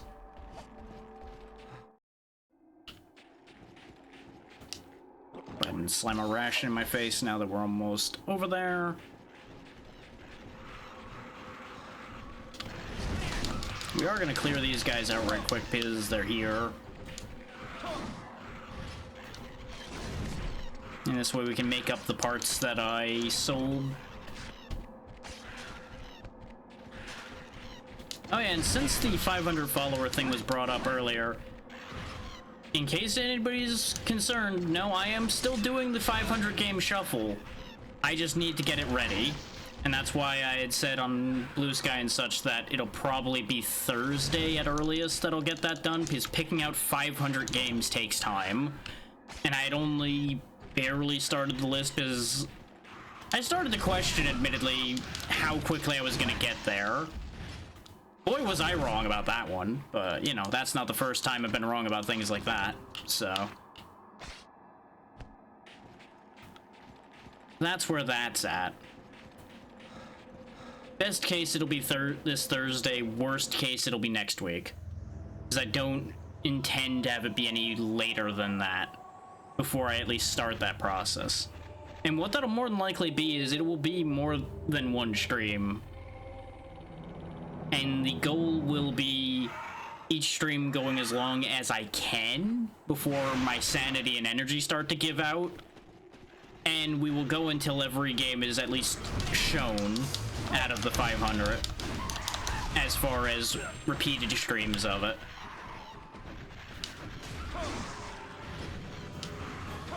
Now, they may not all be back-to-back either. If it happens on this Thursday, I'll obviously be otherwise occupied on Friday and Saturday, so it would end up getting kicked down the line. And I don't want to stop the Monster Hunter series, so it would probably end up being like next Tuesday that the next part would go, for example. None of this is set in stone, of course. This is just laying out the logic of how the scheduling would end up being for that. Our armor currently is not great, so we are going to have a bit of a rough go here. I might have not taken this as seriously as I should have, because when I tested everything, I was using my longsword still. There's the blocking coming in handy. Now, you might be wondering, why aren't you rolling through those attacks? While your weapon's out with something like a gun lance, you can't roll. You can only do the little back hop. Because you're meant to be blocking more than rolling.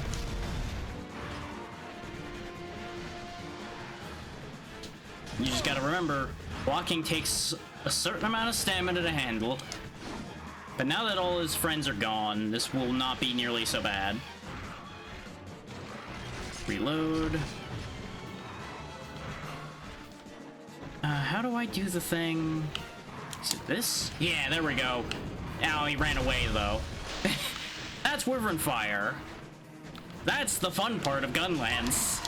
You make monster go boom. You just gotta, you know, aim a little better than that.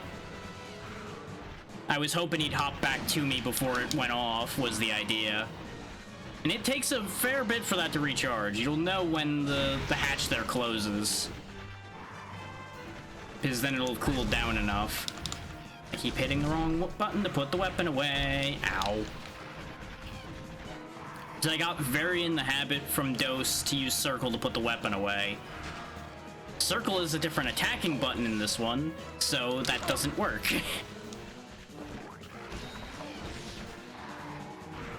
There we go. Now we're back in decent fighting shape again.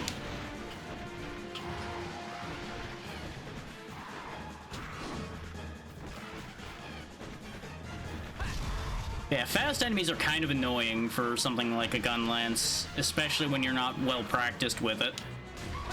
Not because your attacks are slow, but because your angles are very narrow, because you are a stabbing weapon. Unless you have wide shelling, which we don't yet. Thankfully, his AI can be stupid sometimes, and you can break him like that, where he just sits there and keeps resetting.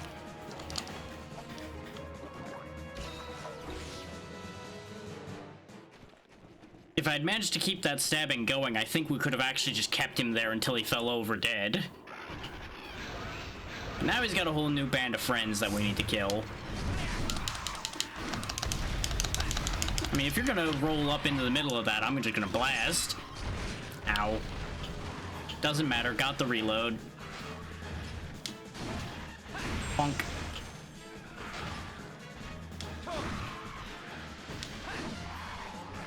I really have to relearn all my ranges and everything, which is gonna take a bit of doing, and a bit of damage to accomplish.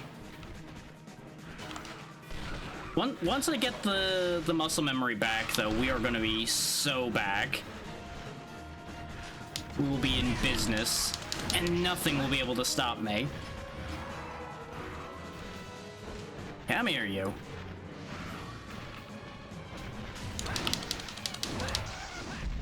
And there he goes. I probably didn't need to heal, but that's fine.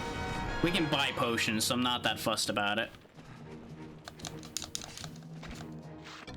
And this is what I was saying, though, about how I think village numbers start getting scaled down more at this point. Because he died way easier than any of the drones we fought in either the first game or DOS. Because remember, our Gunlance isn't that strong yet. Gunlance is still pretty strong, especially when you start using it properly. But I still feel like the numbers are easier. Like, the health scaling and everything is lower. Is something I was starting to wonder with how durable a lot of the things in 1 and DOS were, is I wonder if they don't actually scale in those games between multiplayer and single player. Like, there might not actually be a scaling difference between Village and Gathering Hub stuff. I don't know that, but I was starting to get suspicious of that. But at this point, Village is significantly easier than anything in the Gathering Hub will be. Because it is designed for one hunter.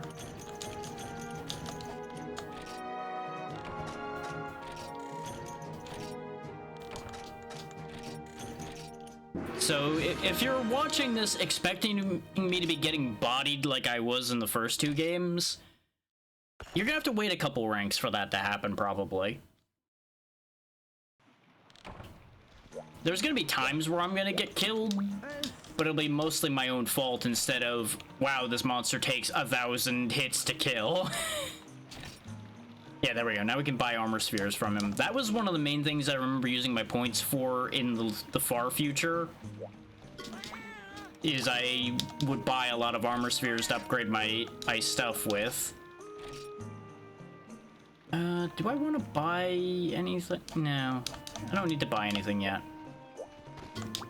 But now that we're rank 2, we actually have a few other things, and they're teaching us about armor spheres now, which is why you can buy them for points at this point. Also, still no decorations. But there's also things like this protection piercing. 12 defense. The best part about this is it gives you auto guard. Auto guard is a double-edged sword. To my memory, auto guard does what it says on the tin, where you will block automatically anything that's in front of you, as long as you're not so far in an animation that you can't. But the catch to that is you'll end up blocking things that will put you in position to be run over so much that your blocking will fail you. Because that is the trade-off with blocking, is you have to make sure not to get your stamina overwhelmed to the point where you get run to the ground and destroyed. I would actually really like to get the flower gear at some point for that gathering bonus between gathering and high-speed gathering, because that makes you gather more and gather faster. And that basically will become my farming set. It's also not terrible defense. If I'm sticking to Gunlance, I might actually go Steel and get the guard bonus. Fun fact, I've never actually sat down and used any of the guard skills. So that's gonna be a new experience. Oh yeah, there is still organizer guides, which allows you to fit more things in your box. Mind you, we already have 8 pages of space, and they're giving us a way to get more space. That should tell you just how much nonsense you can end up accumulating. Oh hey, look, this fucking thing. I'm surprised they give you the book for Lao Shen Lung already. Because Lao Shen Lung is not something we're gonna see anytime soon. And by anytime soon, I mean we might not see him at all, depending on how this ends up playing out.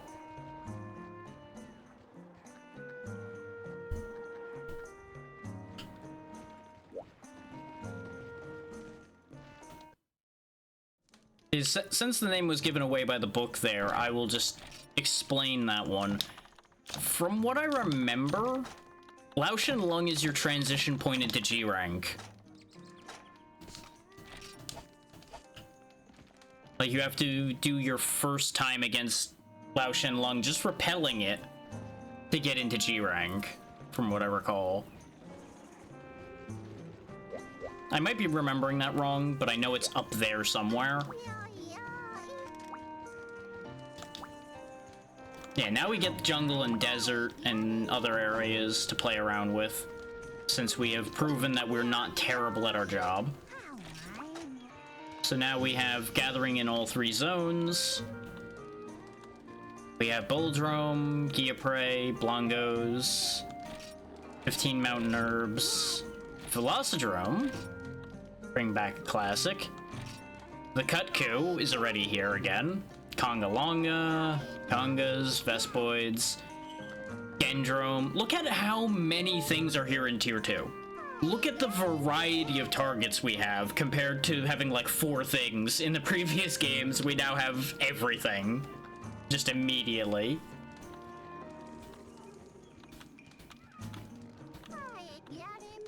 And I seem to recall just like completely disregarding Cephadrome in this game. Just like, yep, that's a thing, not doing it, fuck you. Nope. Because bear in mind, when I'd played this, I had already initially played the first game. So I recognized the name Cephadrome and went, fuck no.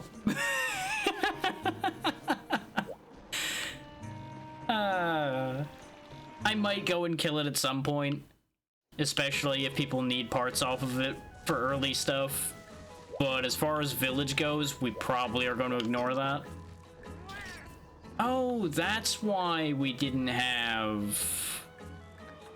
So maybe I didn't do the farm last round and I'm just a fool. Huh. There we go. We'll go ahead and add fertilizer from the dung, which that's why I wasn't that upset about getting the dung, because it is actually useful. You can use that to boost the farm temporarily. I forget for exactly how long, but if we put red seed in there with level 3, I do believe we'll get some like power or seeds and such, which will be great for making like devil drug and such, demon drug rather. Either one. Not that we're gonna need demon drug anytime soon, but demon drug's fun to have around because make Hunter hit harder. You always want to be able to hit harder, right? Why wouldn't you? I almost forgot about the mushrooms. I could have turned around for this and went the whole loop and collected this, but I would have forgotten. But yeah, as long as you consistently collect from your farm, you will be set for life on so many things so constantly without it being an ordeal anymore. Unless you need a lot of a specific thing. Like if you need like 20 iron, the farm's not going to sort you out for that. Not unless you've really upgraded your farm a lot, which we don't have access to the right upgrades for that in particular, for example. Because as you might have noticed, we didn't have any mining upgrades available. They do exist, but it takes a while to get to them, from what I remember. Because I remember seeking those out and not getting them. I have not looked up anything for this game yet, by the way. This is all... Everything I'm saying is coming from memory, so don't be surprised if some of this I turn around and go, ooh, I was actually wrong about this because memory bad. So add that on as a little addendum to the end of everything I'm saying. Subject to change by virtue of researching correct answer.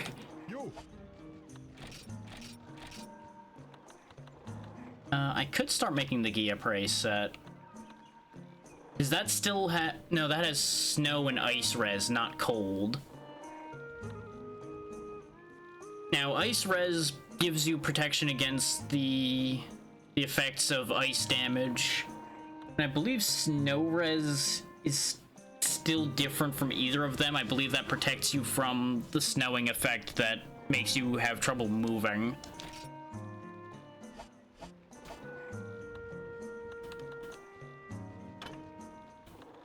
But it doesn't actually reduce the cold. arguably what I should do is just go into battle again, because the fact that it gives Sword Sharpener guard and attack now, and Psychic Vision, though we already have some Psychic Vision.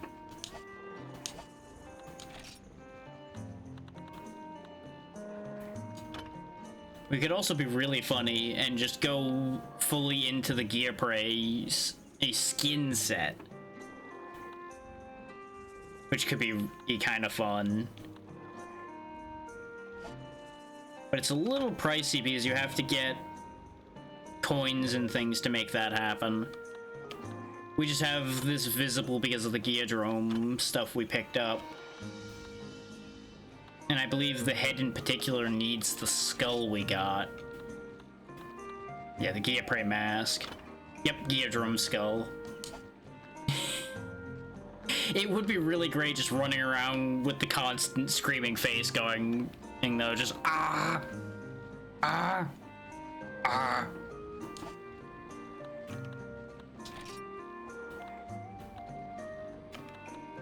It would be pretty accurate. Yeah, I don't think I need carving up. And barbecue up is not especially important to us. No, I don't want to make it. I just wanted to look at it. This gives throw, backpacking, gathering, alchemy. If I remember right, backpacking is the changed name for transporter in this one. And that's the one that lets you carry things like eggs and such easier. So it's really only important if you're actually doing egg quests. Which, unless they have something you specifically need from an egg quest, why are you doing egg quests? Why are you doing that to yourself? We could probably just go take out the Velocidrome. I don't think I need to change anything to take him on, considering the Geodrome was not really an issue. Just go ahead and top off the potions because I can. Grab a full stock of pickaxes.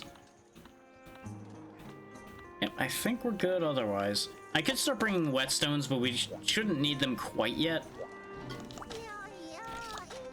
Once we start hunting Kutkus and things like that, we're gonna want to start bringing whetstones, because we are going to burn through our stuff. Oh, interesting. There's a Velocidrome in the Hunt 10 Congas quest. Because that's the other thing, is large monsters just kind of happening to be around becomes more common at this point.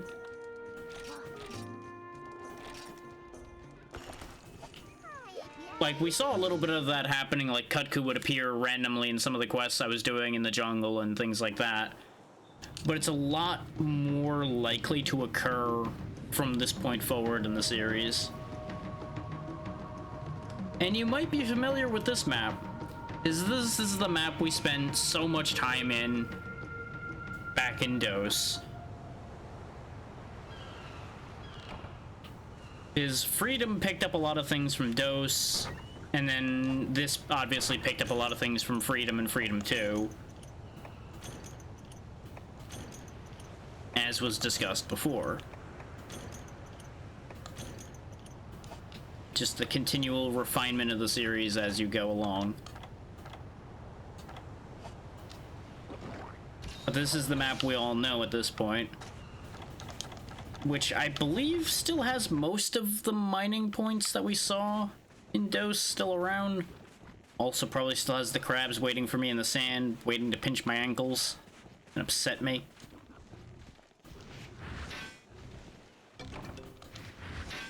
But yeah, we can get a good bit of mining done here. And this is the other reason I didn't buy whetstones, is because we were just gonna get buried in them when I'm trying to get what I want.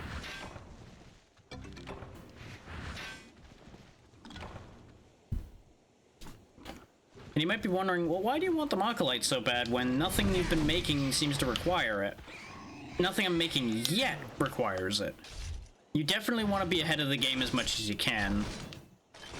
And especially since my secondary is going to be Longsword, I'm going to need Machilite pretty early to keep that whole train going. And irregardless of the fact that we have the farm, I am still going to be grabbing as much as I can get my grubby hands on. because it will all stack up and make my life even easier.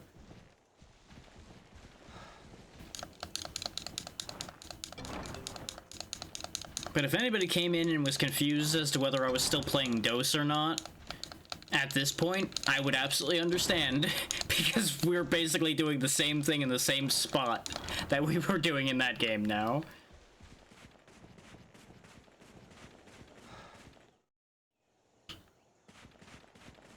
And that's why the transition I did made sense. Fucking crab. Explode, you son of a bitch.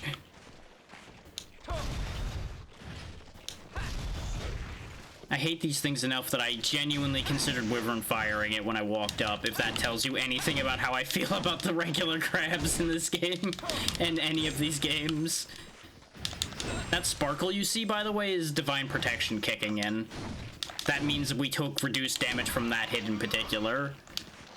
Which is why Divine Protection is really nice, because if you're lucky, it kicks in a lot. And keeps you from getting your shit kicked in early game. Which is why the basic baby set comes with it by default. Is its small intentions on their part to make it a little easier. Not a lot easier, because they don't want the game to be easy. They just want to ease people's initial entry into the game, rather than, haha, straight into the boiling water with you, perish-ish fool for entering our genre. Die, die, die!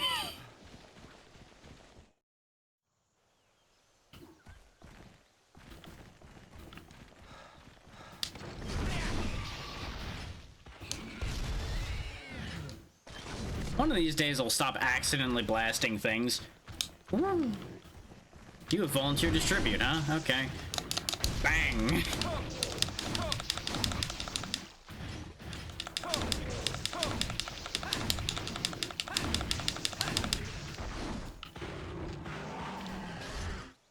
The Bullfango is definitely one of the primary instances of, I think they take less damage to kill in this game. Because I feel like that wasn't that many hits. But then again, it was a decent amount of prods to kill that one. And I do have to remember that my shelling does do quite a bit of damage. Like, I forget what the actual calculations are. But I think we do still only have shelling 1, so it's not, like, crazy.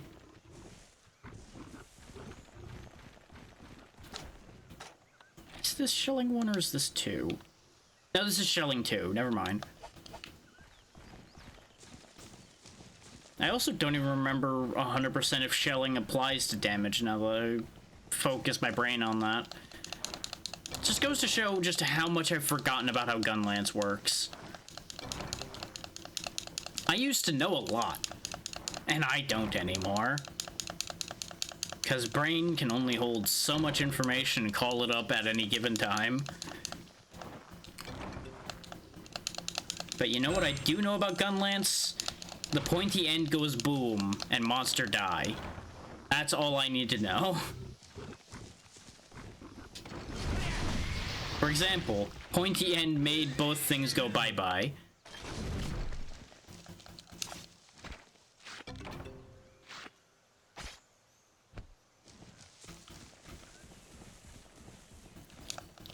I also did forget to crop out the black borders on either end, I think. I'll probably crop those out in the future, just so it's purely just the gameplay, though it may mess with the aspect ratio a little bit, so it'll depend on how stretched it ends up looking when I adjust that. I don't have to do this, but I'm gonna show this off again. Hey, Balloon Man, what's going on? Thank you! Yeah, see, it marked the Velocidrome on the map. That's what it does, is it both shows a flash from the balloon guy, and he'll mark until you stop waving where your target is. It's very, very helpful. It means you don't have to constantly be bringing Psycho Serums with you on every hunt. Every hunt just about has Balloon Man on the map somewhere. You just have to find him. And it makes sense, because, like, there's a man up in a big balloon with a telescope. You can obviously have them figure out where things are for you. It's a little weird that he knows that the Velocidrome's in this cave where he can't see, but other than that, it all makes perfect logical sense.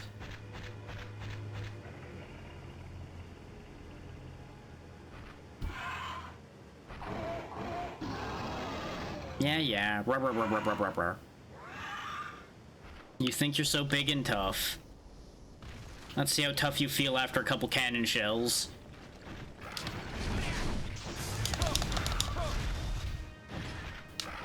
You missed. You missed again.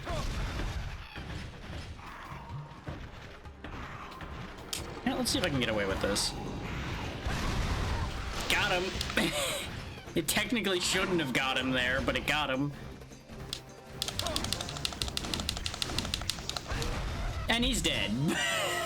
That's how powerful Wyvern Fire is if you can land it on something.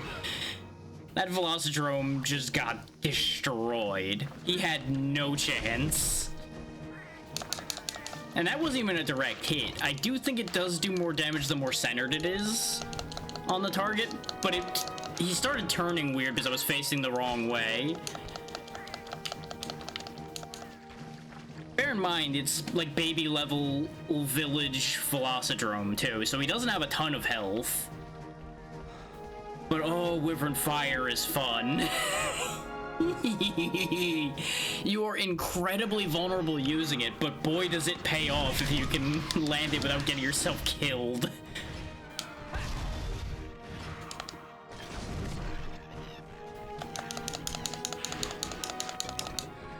Oh, I'm out of inventory space, huh? Well, these supply items are going to be removed anyway, so just go ahead and get rid of that. And this is just a baby tier gun lance too, though, so just imagine how much damage I'll be doing with Wyvern Fire when I have a real gun lance.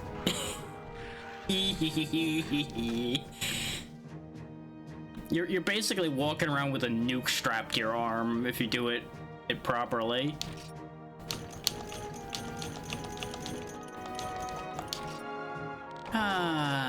That brings back so many good memories of just blasting a monster across the room.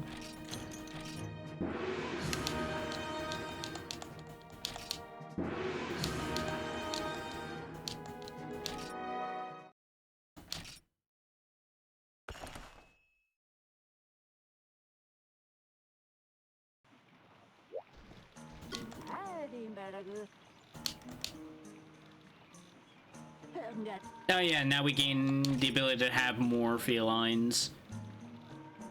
And it's in the kitchen specifically.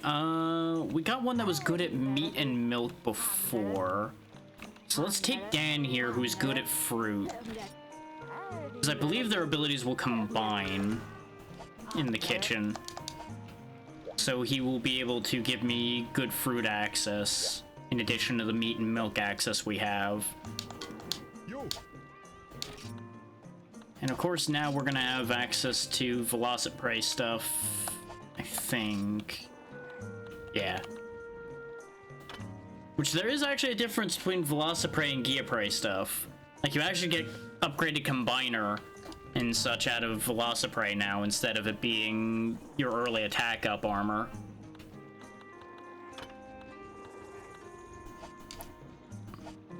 Like, you gotta watch out playing this game because it can be overwhelming. You can get buried in information if you're not careful in this game. It's a bit of a wild flip if you think about it. From there's nothing to work with in the first two games to now, oh my god, I have everything forever. What do I even do with all these things that I have now? I didn't mean to put the pickaxes away. I was just flying through putting things away. May as well pull the whetstones back out too.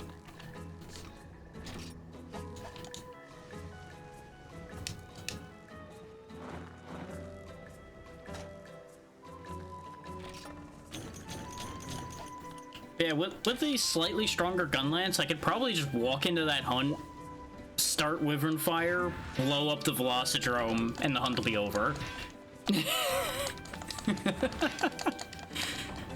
I seem to recall that that was my farming method for a couple monsters. Is just walk up, Wyvern Fire, refuse to elaborate, leave.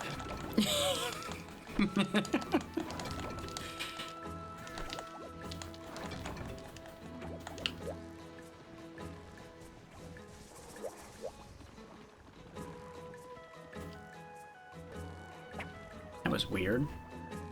My chat box just flickered for a second entirely, but it looks like nothing happened. I think it was just the ad break warning popping up, but it didn't pop up properly the first time, so it freaked everything out.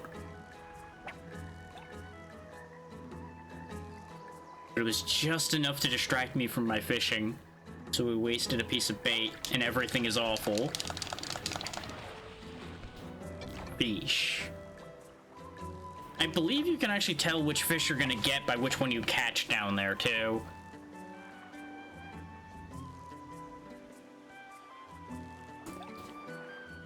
Not that there's any reason not to just catch every fish, because I believe you don't... Well, I think there's a chance you'll be able to keep the bait if you don't take it, but your odds probably aren't great, so you're best off just taking whatever you get. But look at how many more things we got out of this now that it had level 3 fertilizer going. We get cactus fruit, hot peppers, the seeds are refunded, all the fire herbs I need, bomb berries, another red seed. It's just good. This is why it's actually not a bad thing that he gave us dung. And yeah, it was only for one go around. That's what I thought. Yeah, basically each seed has a pool of items that it'll pull from, and it'll just basically roll internal dice, for lack of a better way of explaining it, to decide what you get out of that pool.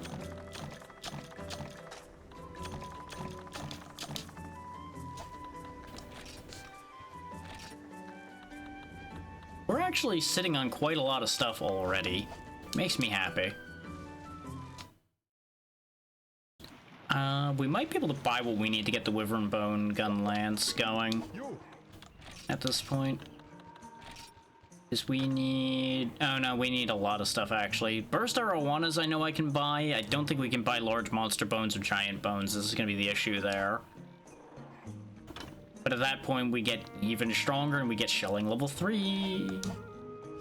The other option being, though, that we start getting the Iron Gun Lance. Oh no, I need more everything for that still. There's also the Snow Gun Lance, which needs Geoprey stuff. But that starts dealing ice damage, which wouldn't be the worst thing to get. It goes back down to shelling level 1. At least for this version of it. But ice is good against some monsters. I don't remember the elemental weaknesses of very many monsters anymore. I used to have that all down, and... Give me one quick second. I think I still have the chart. Because there was a really good chart I found back when I was still actively playing Unite.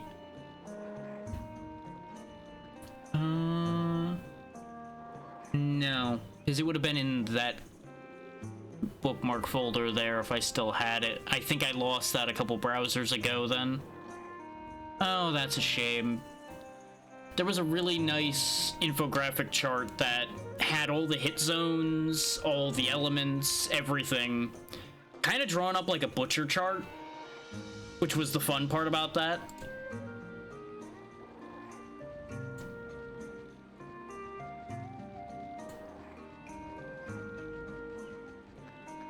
But I can just pull up the wiki I used before, and that'll be good enough.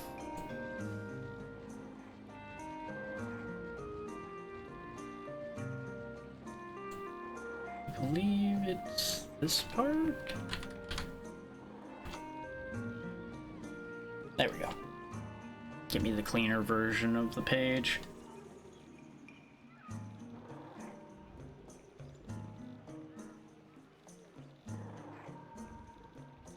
Just gotta find what I'm looking for. There we go. Yeah, I'll use Kut-Ku as an example. Yeah, it's weakest to ice on its head and water on the wings. That's the weaknesses for Kut-Ku at this stage of things. Okay, yeah, this has some of the chart I was talking about, just not all of it.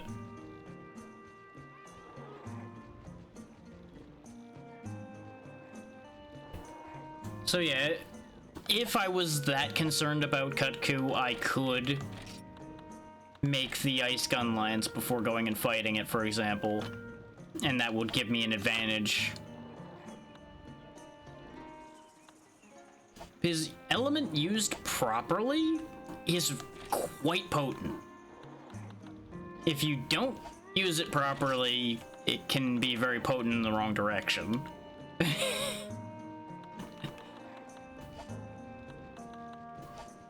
And obviously some weapons do better with elements than others, especially when it comes to like actually inflicting the status effects associated with them. But inflicting the right damage types can still be very, very handy. Especially if you're like me and want to just get rid of the monster as fast as humanly possible.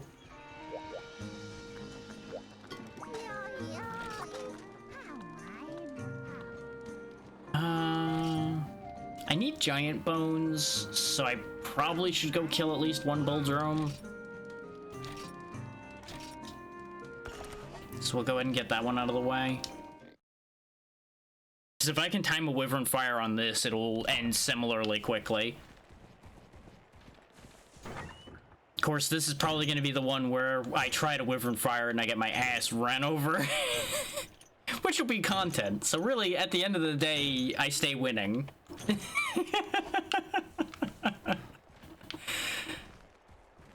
Also, you may have noticed it by now, but I'm conditioned with the pressing left of trigger thing enough that I still have been using that more than actually using the stick to look around. Like, that's how conditioned the first two games have gotten me already.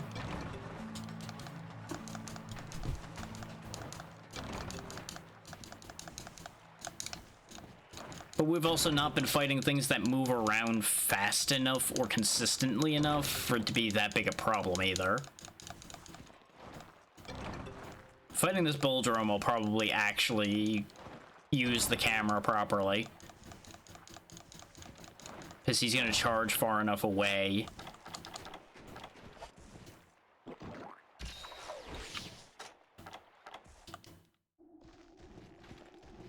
Balloon Man, are you around here? Nope. No Balloon Man here. I think you can only really find Balloon Man up in the gray sections of this map. I want to say you have to get that high up before you start seeing the balloon on this particular map. Because every map has only a certain set of places where you can find the balloon.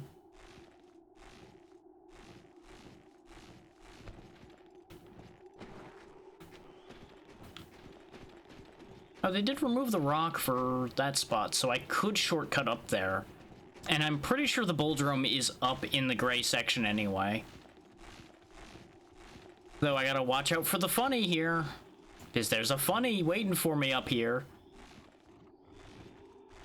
Because Capcom thinks they're clever. Hee hee ha ha, there's a Bullfango waiting to knock you off of here if you're not paying attention. Fuck you.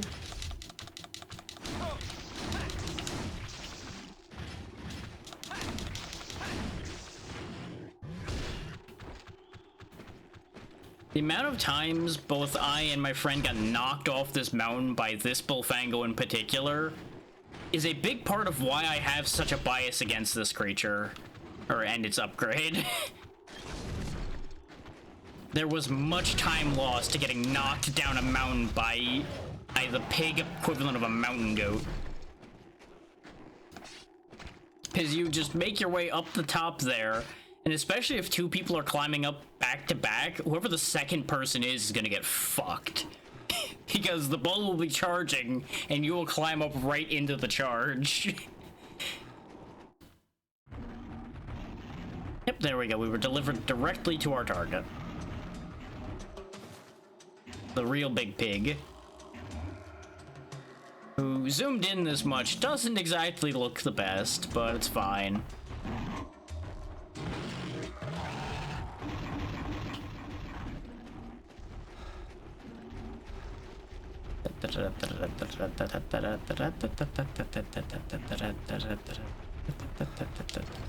Don't hit him. That's right, just do that for a second. I hit the wrong buttons. This might end poorly. Yep. Yeah, I forgot. If I hit both those buttons without guarding, I do an upward swing. And I went to guard while moving a little too soon, so it didn't work. I was gonna sneak up on him and just slam him with the Wyvern Fire before he knew what was happening. Instead, I got rodeoed before I knew what was happening.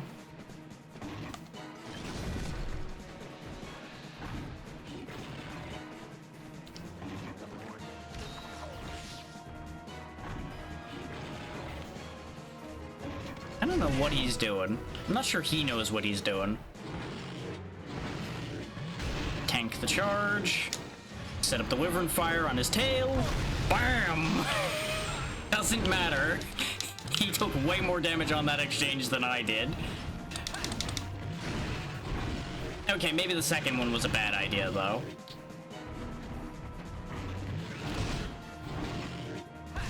Wrong button.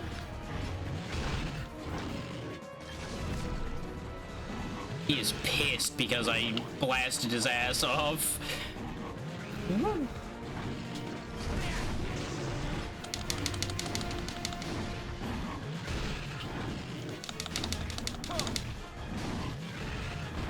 I gotta not swing one time too many is the trick with guarding. Because if you're still mid-stab, your guard doesn't count, as you might imagine.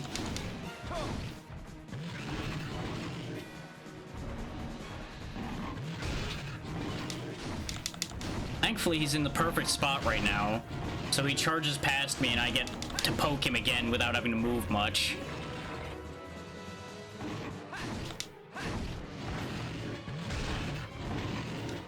It's by no means the fastest or most exciting way to do this, but this is a very safe way to do this. Though I believe every block... Oh no, blocking reduces sharpness, I believe, on things like Greatsword, because you're blocking with the weapon. I don't think it affects Gun Lance or Lance.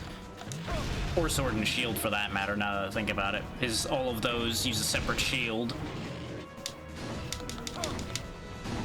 He has more health than I thought, though. Because I thought that Wyvern Fire right on his tail would have left him way lower.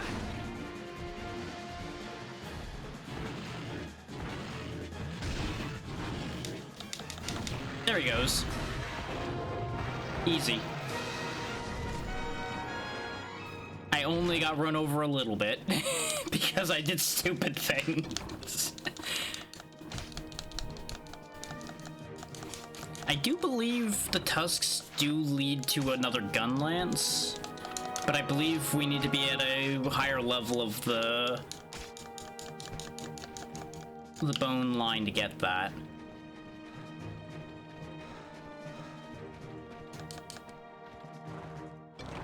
And now, celebratory flower picking.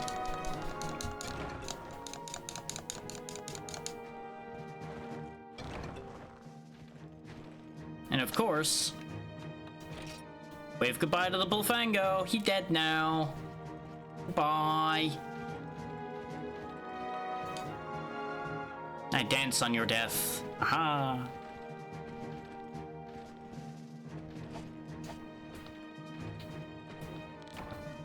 Ta-da.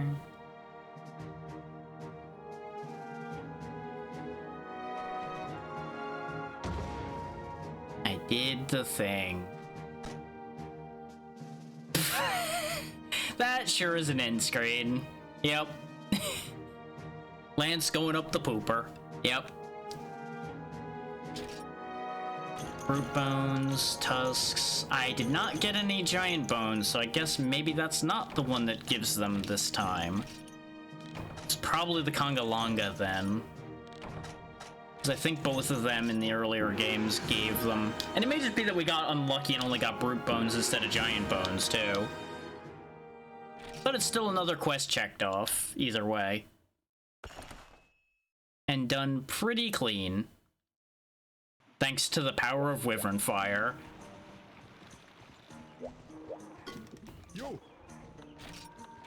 And of course, we once again have some more armor options, including the Bullfango mask again.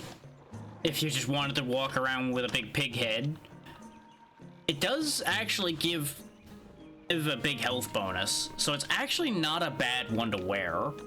The armor's not the best, but that health boost is actually decent.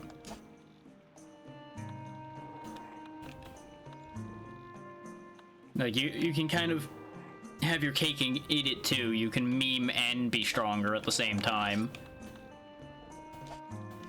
Which is always nice. And of course... Oh no, we actually... Yeah, we do have the bull hammer.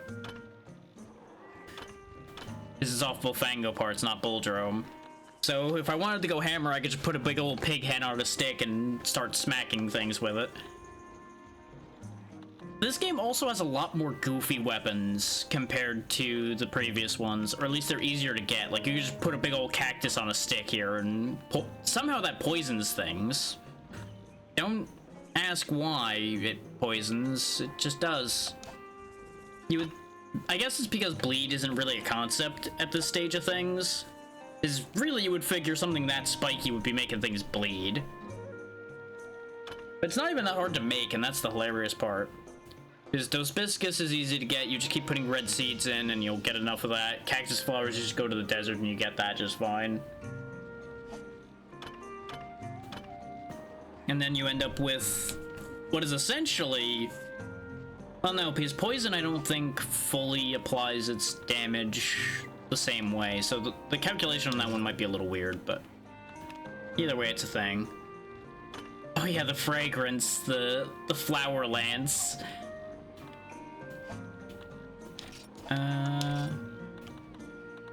Most of the things here in the Sword and Shield and Dual Blades are pretty sensible at the moment. Nothing too silly there yet. There's some really goofy great swords, and I would like to show them. I don't think I would use them, but I would like to show them. Some of the bow guns lean more into gun at this stage of things. Like, there's just so much good goofy shit. And it's only gonna get better as we get further along and get more materials available. I hope that people understand, looking at this game, why this is what drew a lot of people into the series at this era. Because they put more of the charm in here, I feel.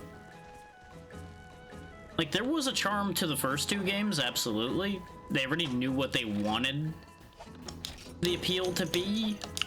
They just leaned into it better by this point. And toned down the brutality of the difficulty curve a little bit to make it more enjoyable and more accessible. And I feel like it was just the best middle ground the series had. At least for a while. Exactly. It's more of a comfort game than, oh god, I'm dying. Oh god, I need to prep so fucking hard. Oh god, everything is awful. Now, don't get me wrong, high rank and G rank definitely have their points where, oh god, everything's awful, oh god, everything's killing me, oh god, everything hurts. But by then, you're kind of in already, instead of it being the way it starts. If that makes sense. Kind of like what I was talking about with Voidrot and how that game started. It's like, if you threw a murder boss at me later in the game, that's kind of okay, even though it's not ideal. Throwing murder boss at you at the beginning of the game, not necessarily the best. I hit the wrong buttons.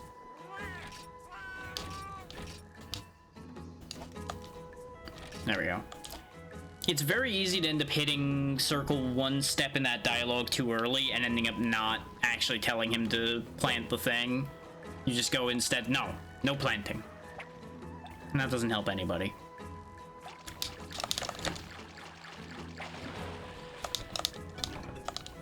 Got another sleepy fish.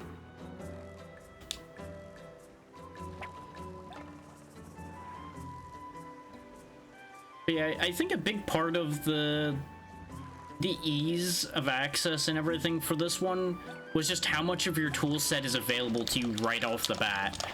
You can even start messing with bombs right here at the very beginning of the game instead of needing to do a bunch of prep to figure out things as far as that goes and all of that.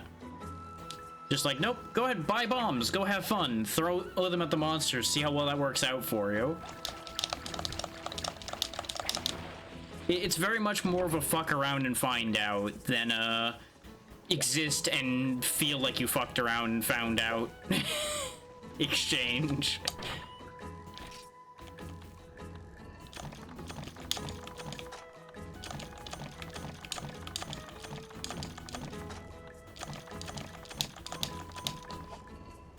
There we go. All the farm stuff is done again. At this point, I'm probably going to start actually using the kitchen because we are going to be going into slightly harsher territory. I arguably should upgrade my armor. Arguably. I think we can hang just fine with baby tier armor for a little bit longer. I'm pretty sure we can get through all of the level 2 quests with this armor. It's after that that I'm genuinely worried about. Even now, I'm a little worried, because things like Kutku and such will hit pretty hard, which is why we're going to start using the kitchen at least. And now the fun ungame of, is this meal going to hurt me? And yeah, now we have a couple more options. Let's try spicy sausage and potato. That seems safe. And now we get the fun of watching them cook for a little bit, while you see the hunter sitting there very excited with their comically large fork and knife. Nope, bad idea. Regret. Failure. Stamina decreased. And they run away in shame, like, nope, we fucked up, gotta go. Hide the evidence.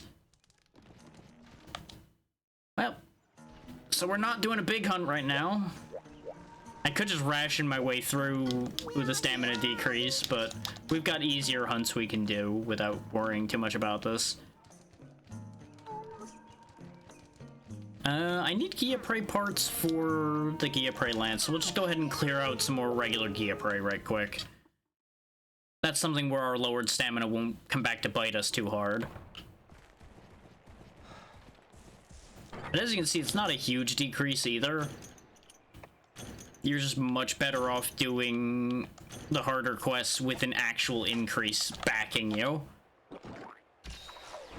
Not that any of this is hugely difficult yet,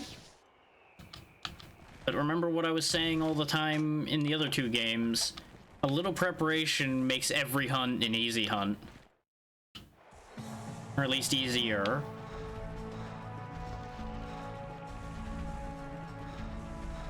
This was where I really hammered home in my own mind the lesson of preparing.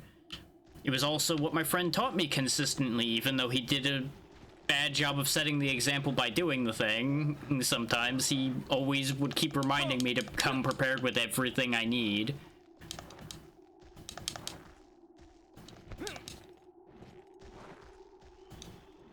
And even though I give him hell on a regular basis, he was a good teacher.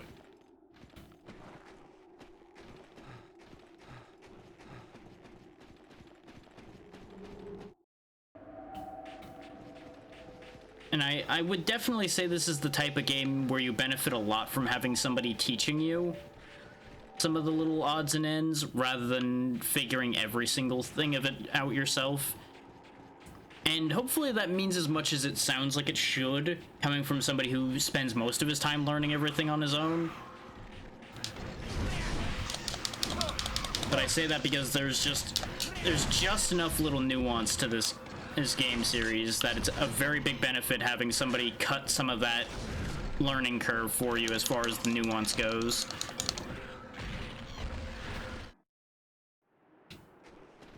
Also, now that I remembered that uppercut swing, it's so over for so many of these monsters. Wham! Because that'll allow me to shoot upward, and that might not sound like an important thing, but trust me when I say against some monsters, being able to fire my gun lance up is actually going to be very helpful. It also, I think, is the highest single hit damage this weapon has, aside from the actual shelling. Because as you might imagine, a swing like that has more motion behind it and thus hits harder.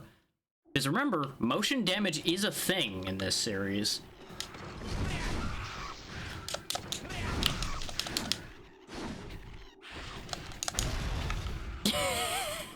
I will never get tired of just watching a prey monster get blasted off screen. Just get chucked either by a heavy hit or by an explosion. Just go away. This monster annoying. Yeet.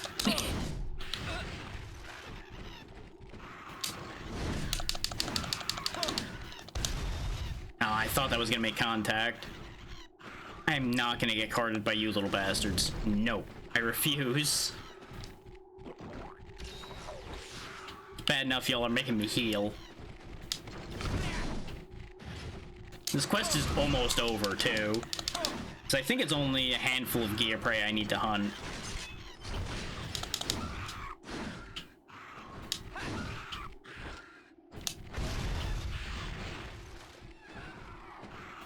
Hold that thought, I need to harvest him. Oh, there's a Geodrome here, huh?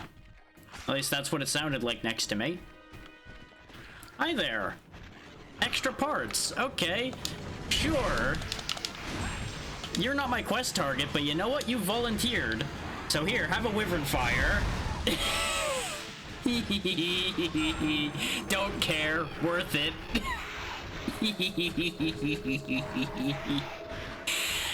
If I hadn't tried to roll away from that, I would have been fine because I could have guarded that. But my habit is still to try to roll. So that's why you saw me turn away from him and then slide instead of moving.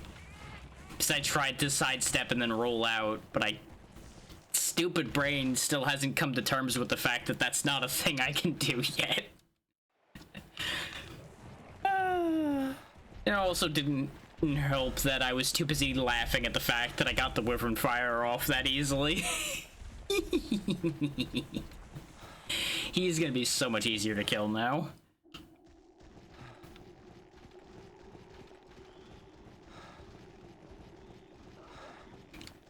Also, on some level, yes, Wyvern Fire is probably one of the things that led to my bomb gremlining habits as much as I have them. Because it is so satisfying to just blow things up that way. Yeah, you add in things like playing Red Faction and things like that into the mix, and there were a lot of games that really encouraged me blowing things up.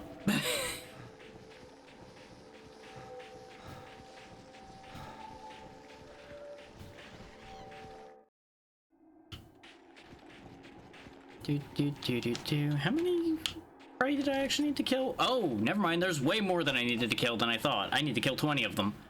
Well, maybe I shouldn't mess around quite as much then. And remember, that's your lesson in read your quest descriptions so you know what you're getting into. Oh, he's in the zone transition. Sad.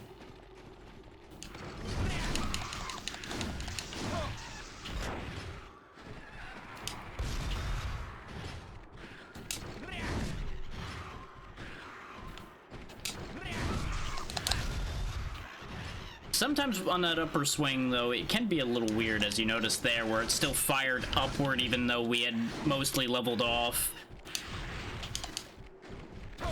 Wish I had wide shelling right about now. Just so I could have blasted both of them together. Saved on shells. Not that you have a limit of shells, aside from the fact you have to take a moment to reload.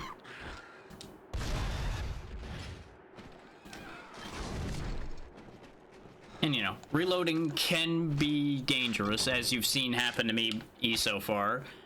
Where sometimes I reload at the wrong time and I go kaboom. Wait, come back! Yeah, that's right, come here. My Wyvern Fire's recharged. Bring it on, dum-dum.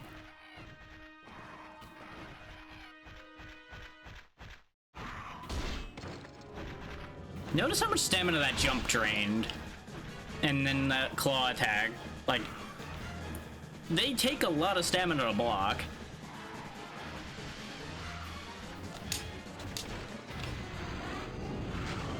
Bam!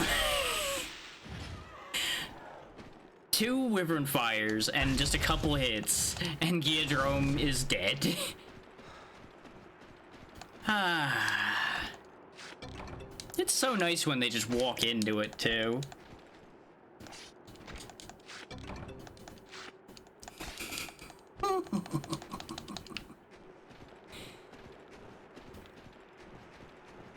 It's the simple things in life.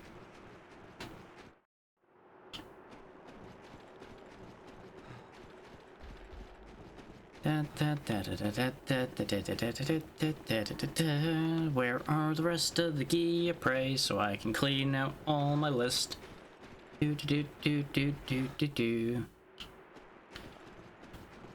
Especially now that I don't have a Geodrome that'll wander up while I'm doing this. Also, you may notice sometimes it doesn't look like a blast reaches. If you see them engulfed in flames, as you might imagine, that means it landed, even if it doesn't look like it's supposed to have. This Gunlance is one of the weapons that kind of takes advantage of the whole questionable hitboxes that this series has, but in your favor for a change. The blast radius is definitely a little funky at times.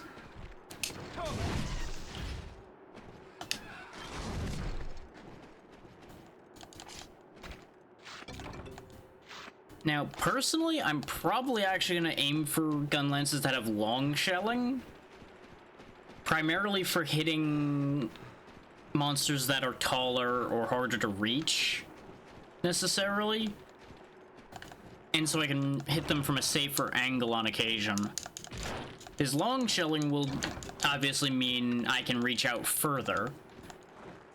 I may, when I have large prey counts though, like missions like this one for example, I may make sure to have a wide shelling lance available because the width increase is pretty significant from what I remember.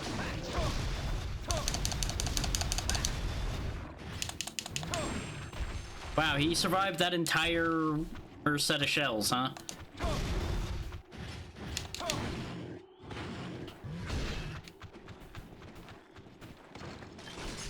This Bullfango vexes me. I'm gonna get you.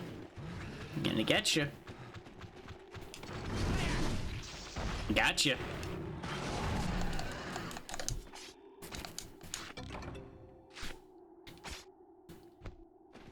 Ah, time to go explode more monsters. Whee!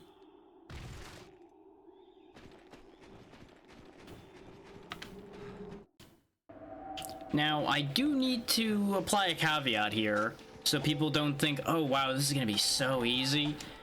This is not gonna be anywhere near as effective against larger, stronger monsters half the time. Both because of what I mentioned before about it being harder to land a Wyvern Fire on them without getting hit, and the simple fact of it's only going to do so much damage.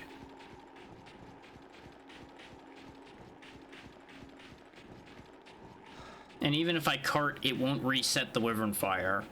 So there's a certain amount of time I will have to wait, no matter how I look at that, between shots. So I can't just use that as a way to win a fight, necessarily, especially not against a monster with a decent health pool.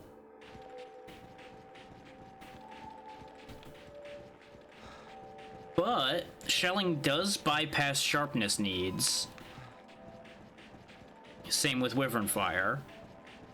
And if I remember right, if you put your Wyvern Fire across multiple hit zones on a monster, I believe each of them counts separately. Which is one of the other fun things about Wyvern Fire. So, like, if their head, their wing, and their body are all within the Wyvern Fire, I believe they all count for separate damage. Which is why Wyvern Fire does a ridiculous amount. Don't quote me on that, though. I'm not 100% sure about that idea.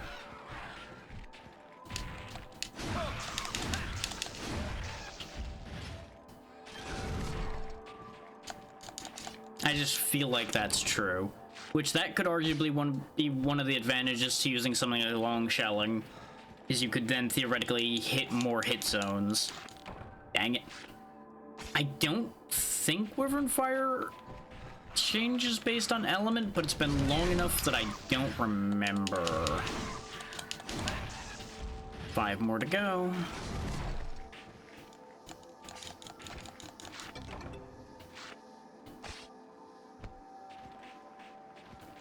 Bright side, this should net us enough Geoprey parts to finish the Geoprey requirement at the very least for the Ice Gun Lance.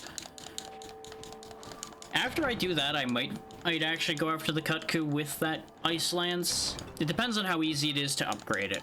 If it's easy to upgrade, I may go up one more step and then obliterate the Kutku with it. Because we've seen plenty of Kutku. I don't exactly need to do a long, drawn-out hunt against one of those. I should also have checked what Congalonga's weak to, but Congalonga's not really that big an issue. He just may take a bit to die.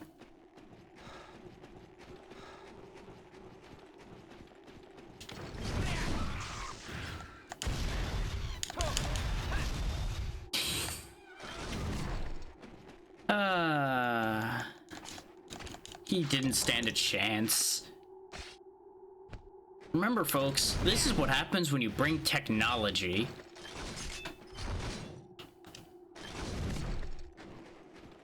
Like, option 1, Unga Bunga Big Club Big Sword.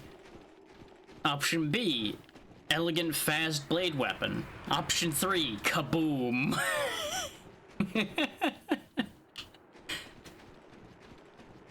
These are all valid, equal options for making your problems go away.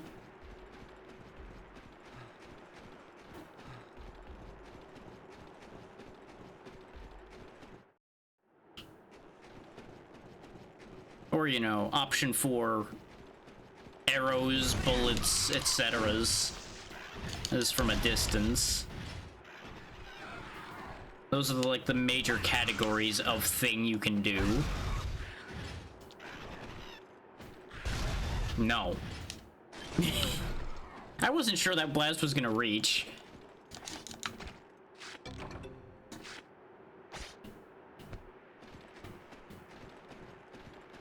Yeah, something like a gun lance used very well is honestly a really good tanking weapon. Both because of the fact that you obviously have that shield to block with, but you also can kind of control your opponent via staggering with blasts and such. To go to a more mechanical angle of why this is a good weapon to have. If I remember right, Lance ends up being a little bit better at tanking because I believe their shield is stronger. But this is the higher damage oriented variation, basically.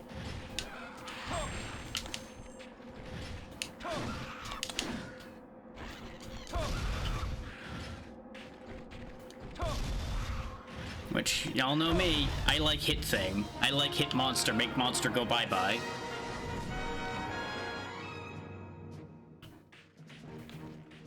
My life doesn't need to be more complicated than that, necessarily.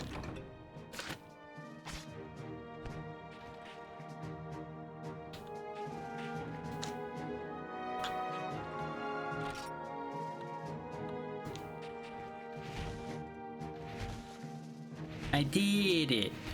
I beat the monsters. I got all 21 of them. Aren't you only supposed to get 20? I got all 21 of them.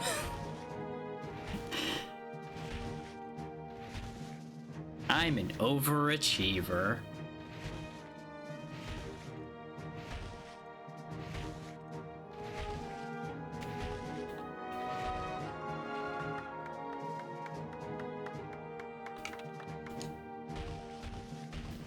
People are probably really used to this emote in particular.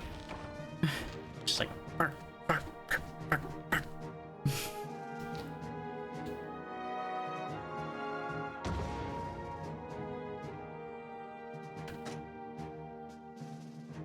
That's a pretty good end screen too, as his face is engulfed in flames. Like that's perfectly an image of seconds before disaster.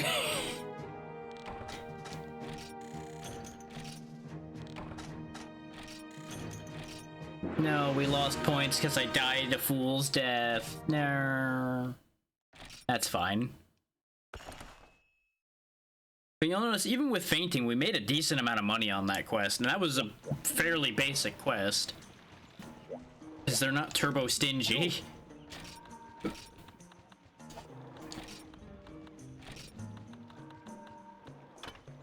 Yeah, I just need one more carpenter bug, and then I can make the snow gun lance. Which, you'll notice the raw is slightly lower, but its total is higher, because the ice attribute, even against things that aren't weak to ice, will still make up more than 30, unless something is heavily resistant to it. That lowered yellow sharpness is going to be the only real concern with switching to it for more than things that are weak to that element.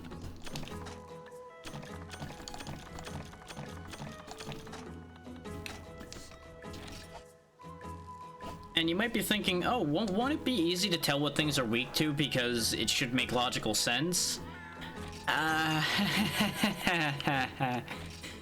Sometimes? Some of Monster Hunter's logic can be a bit of an interesting beast. A lot of the time it will make sense. Sometimes it makes no sense at all. Like, for example, since we know Kutku, I'll use Kutku as the example here. Kutku being weak to ice and water makes sense, because the primary thing you see it using is fire, and it's primarily bird-like and reptilian, neither of which are necessarily known for being great against cold.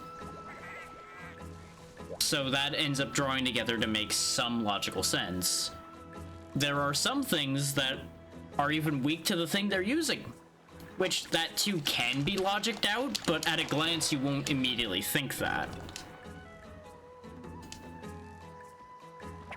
And that's where some of the weird layers come in. I kind of want the weird red fish there, but nope, I'm getting tiny little shit fish. Okay. We have one more try to get the fancy red fish there. I think that's another one of those sunset ones, but we're not getting it because this one decided it wanted it. And you can tell very easily which fish you're getting at a glance. And I suppose technically I could be pulling the bait up before they go for it, since I do know that. That's also a pretty nice rainbow there, especially with the reflection in the water.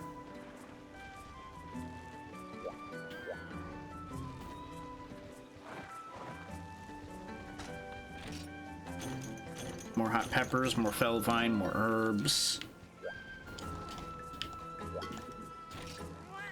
I'm out of red seeds. Just go ahead and chuck a hot pepper in there. I think we can still get the things I'm looking for off of that pool.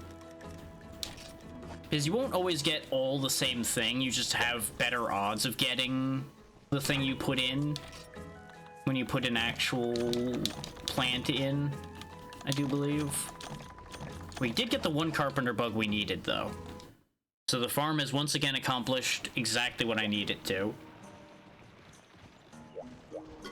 Yo.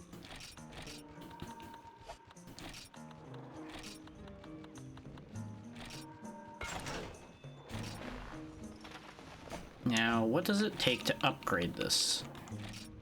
It's Lance Mark II, one more Geodrome hide, and 2 Earth Crystals. That's actually really easy to upgrade then. And that goes up to 253 raw, 120 ice, and a little bit of green. Huh. That could be worth it. And that's really, like I said, not hard to get. The hardest part out of what's left here is going to be the Earth Crystals, and that's just a gamble whether I get them or not. I don't think I need that for right now, so I probably won't worry about it right this second. But it's a thought. Let's see, if I switch helmets, I still have Cold Elimination high, but I lose the Divine Protection. We do get rid of the heat increase, though. Which, that's something you want to be very careful of. Is if you go into the desert with this armor, I think even if you use a cold drink, you still are somewhat at a disadvantage. Because, you know, you're running around in the desert in a big fluffy fur coat and expecting that to work out for you. As you might imagine, it's not the greatest idea. Do I have enough to make multiple pieces of Gyapre armor? The answer is yes, but it would be then harder for me to make the upgraded gun lance.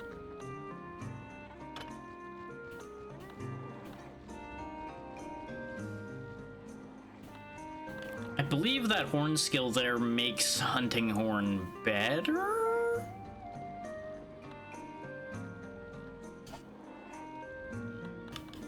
I could always just go and buy, like, simple chain armor or something. Though, if I was gonna do that, it would probably be...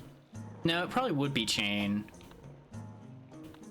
Because the chain has better benefits towards combat. Alternatively, I just don't worry about it, and we see if we can just go in and kind of unprepared.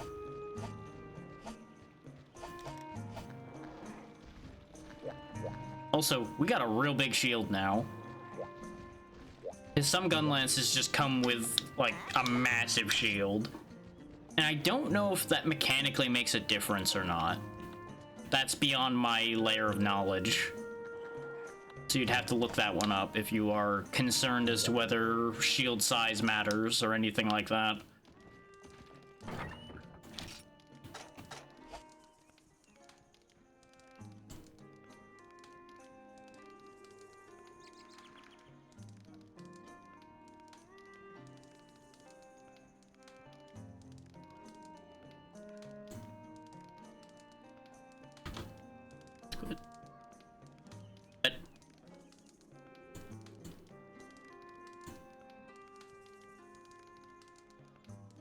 That was weird. I just wanted to check something and the website freaked out for a second.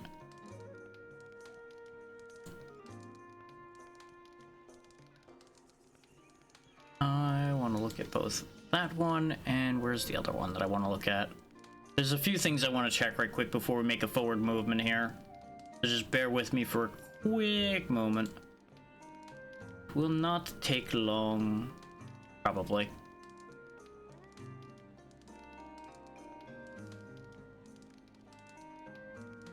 Do they really not? I think they might not actually have a meal listing here. Oh, there's the feline skills, which might be important to look at. Yeah, there we go. Conga Longa's weakest to fire. That's kind of what I figured. Is, you know, big furry creature, very weak to being set on fire.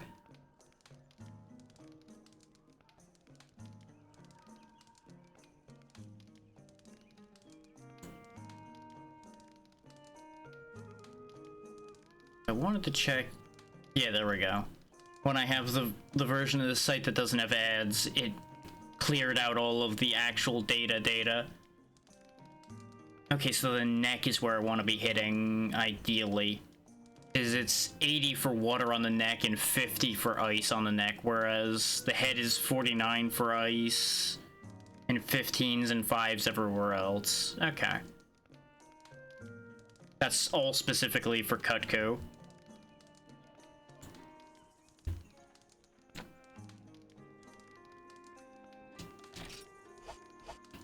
I was just doing that as a curiosity thing for myself there. Now, even when I was playing this game originally, I actually would sit there and look at all that data because I found it interesting.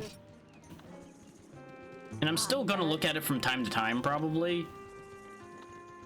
You don't have nearly as many good things this time. But you do have trap tools. But I think they're gonna give me a trap again when we do this Cutco. Hello there. Hey, ABC. Let's go ahead and take that Cutco down. Yeah, there we go. Jungle Menace. Let me go eat first, though. I almost forgot to do that.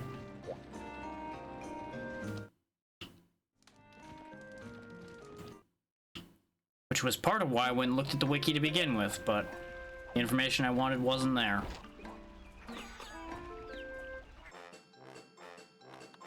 Okay, we got a different set of stuff this time.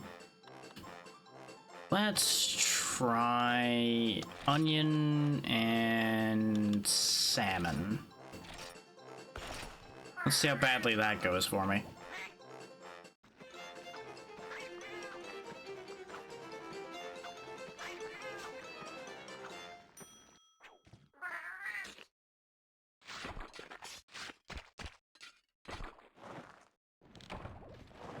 Okay, that at least didn't go wrong. We just didn't get anything out of it. I'll take getting nothing out of it as opposed to losing status from it. I don't really need to be bringing these hot drinks with me either. We're not going to a cold place, nor have we ever needed them. We can go ahead and get rid of those. Save space. Let's go ahead and make some mega potions for this as well. I'm in danger. I mean, not yet, but we will be. Alright, I don't need to go crazy with them. I think 4 will be enough. You probably should go sleep then, ABC. Oh, yeah, that's fair.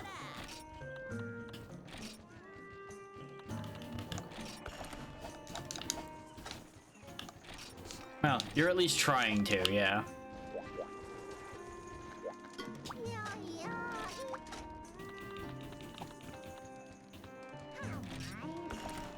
Onwards.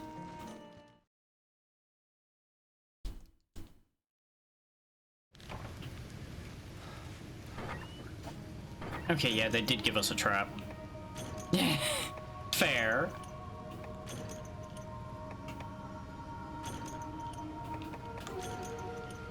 I mean, there's enough downtime with Monster Hunter that you might actually be able to fall asleep.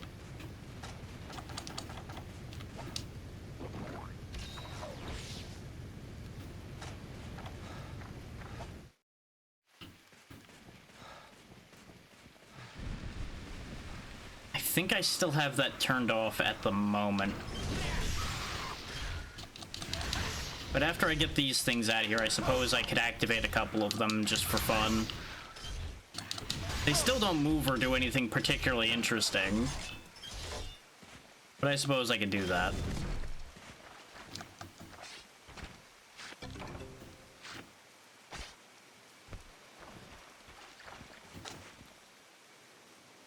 Go ahead and pause just so I don't lose hunt time, because this might actually take a bit to kill. I'll just go ahead and chuck one over there. Just kind of like sneak it into the right spot there. Now that's off screen. Go ahead, come in there, and come in there. And then, you know, of course, I have even more hands. We have all of the hands. Many hands.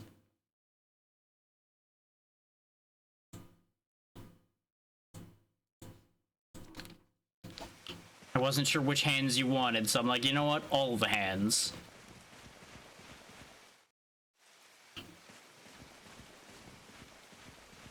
just don't have the layering set up for the base model at the moment. That's why the spare hands seem like they're incorrectly placed at the moment.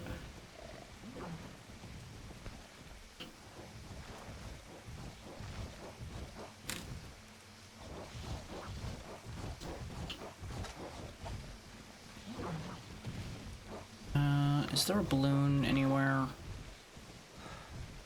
He might not be out in the rain.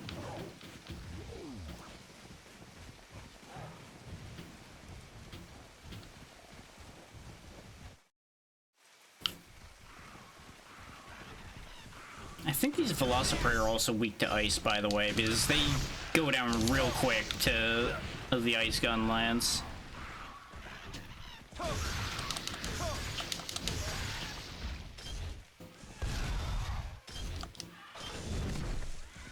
I still feel like it's a missed opportunity that they don't have this actually like blasting bursts of ice when it fires off either. I don't remember if they ever actually do that. Like, you get the bursts of ice when you stab with it, you just don't have the shelling change at all.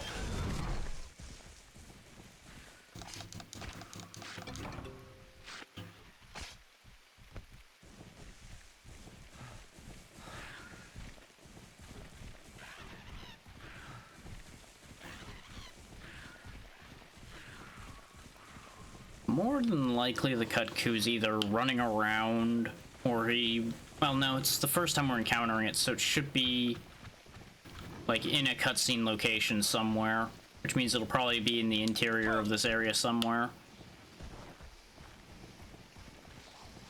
Like in one of the caves.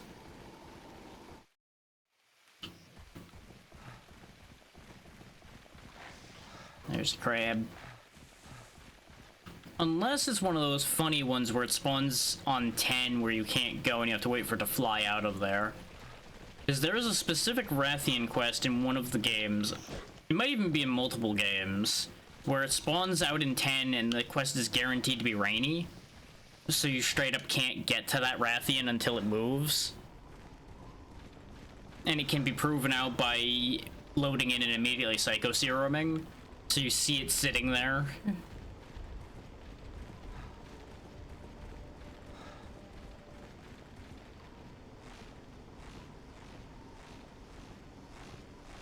Rathian, not Rathium.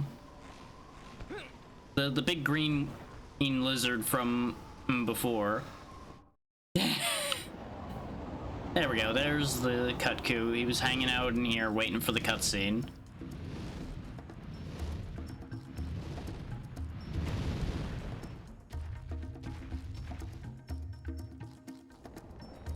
Because in this reality, we hadn't seen a Kut-Ku yet.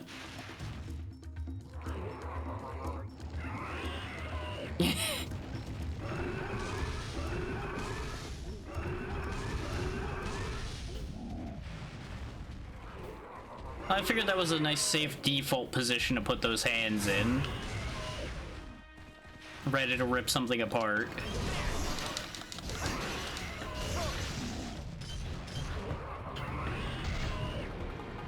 Oh yeah, shields block wind press at this stage of things still.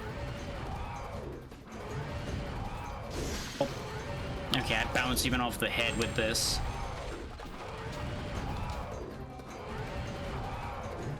I know what you're saying, I'm just disagreeing with what you're saying and replacing it with what I'd rather think about. There we go, there's the first Wyvern Fire properly in.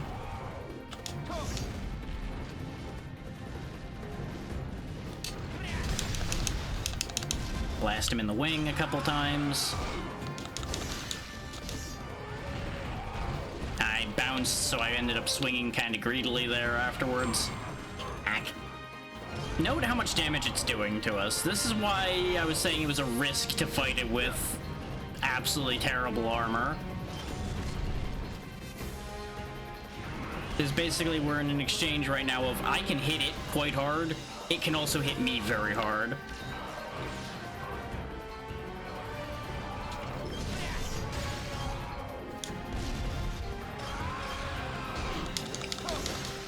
So I'm going to be very reliant on my blocking to save me here.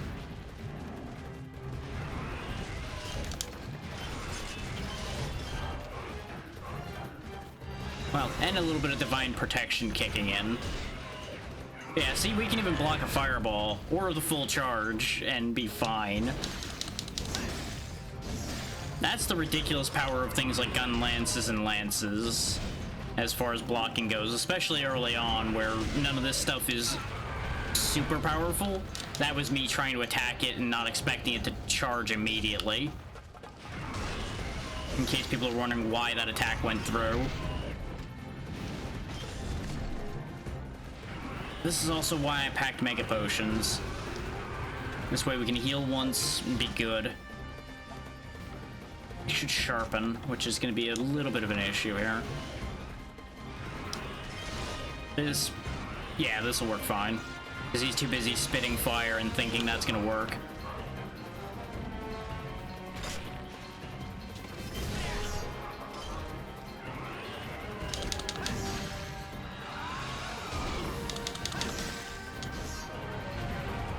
That bounce delay is gonna kill me, though. Because remember, this gun lance has, like, no sharpness to it.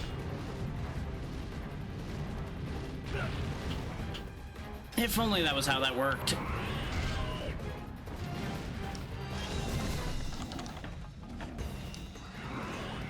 Go ahead and heal. I don't know what he's doing right now. Oh, he's leaving. I should have paintballed him. Oh, no, he's not leaving. Hey, there we go.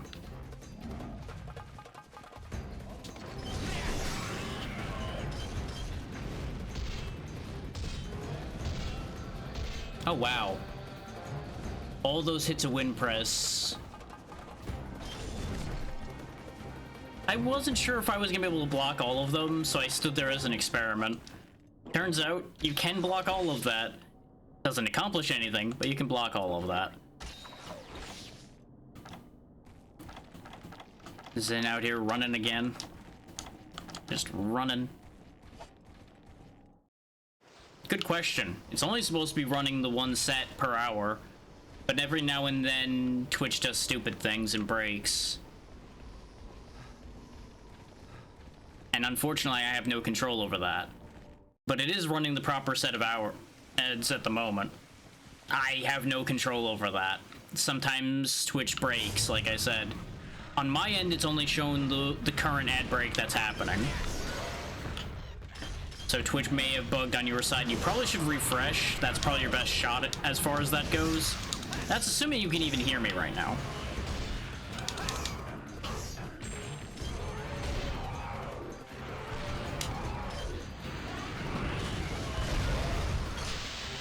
There we go, another Wyvern Fire. Would have rather that hit the head, but at least it hit anywhere.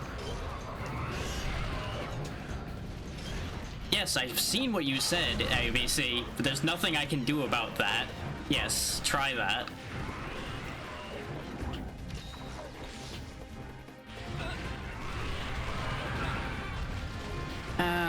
God damn it. Stupid Velociprey running me over when I'm trying to maneuver.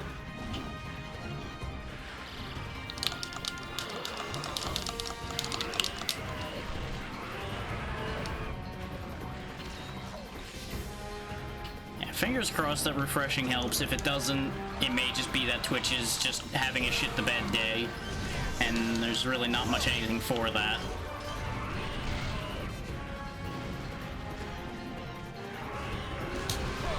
I've definitely been on the stuck with piles of ads side of that before. And I can guarantee that it's not on the streamer side.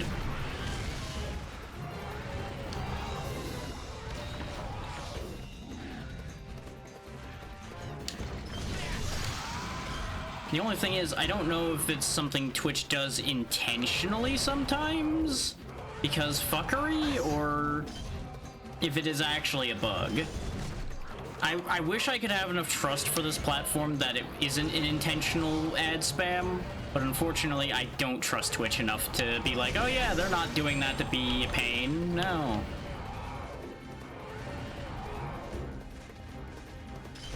That's what I'm assuming. But both are potential realities.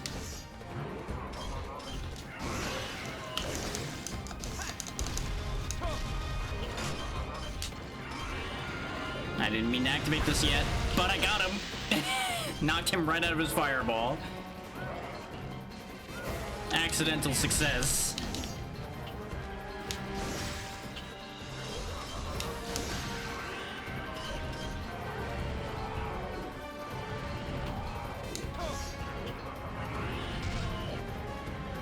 What an interesting reversal this is here, huh? Where I'm bullying him into the corner. Ooh, if I hadn't gotten my shield up quick enough, we would have died there. We gotta go.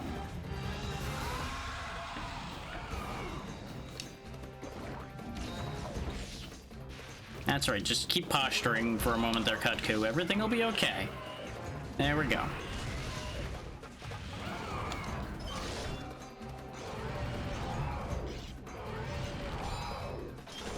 Okay, round 3. Oh, he's mad as hell now that I did that, though. See all those small hits I blocked there, too? That's because contact with his feet when he's jumping around like that will hurt you. Just scoot in there so I can poke him while he's doing that.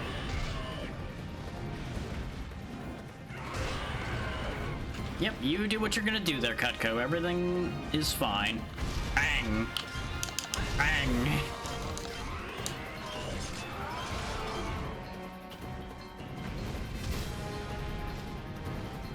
Very true.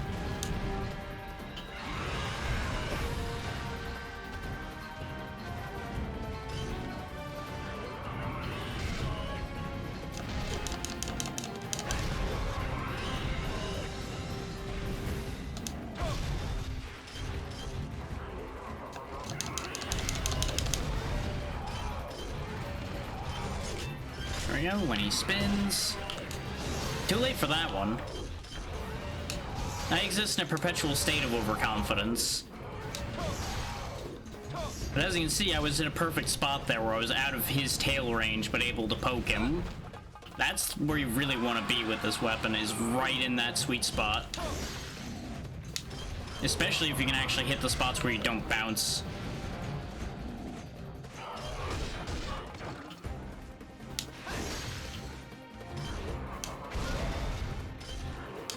Oh yeah, he's almost dead now. He's got his frills down. Can I hit him with this before he gets out of range? Sure can.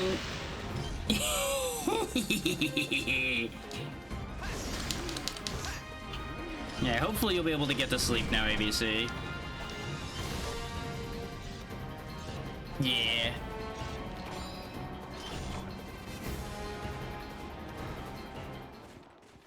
Oh.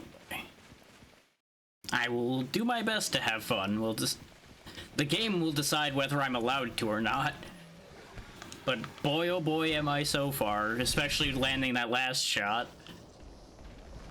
We might even be able to just capture this Kutku.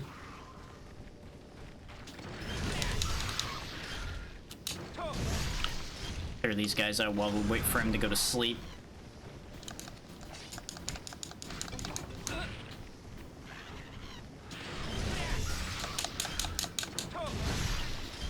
There we go, knock out that Velociprey as well. Because we should be able to run in there, set a trap, and be in business here. Because a Wyvern Fire after he's limping should mean he's definitely low enough on health.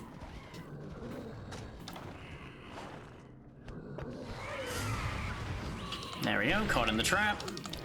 And straight to sleep. Perfect.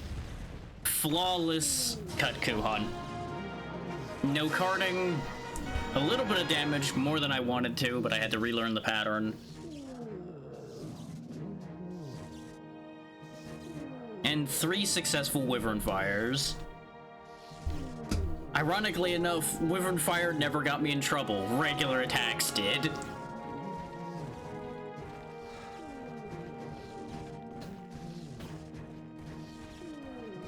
And that's what happens when you bring an undersharpened weapon to a fight.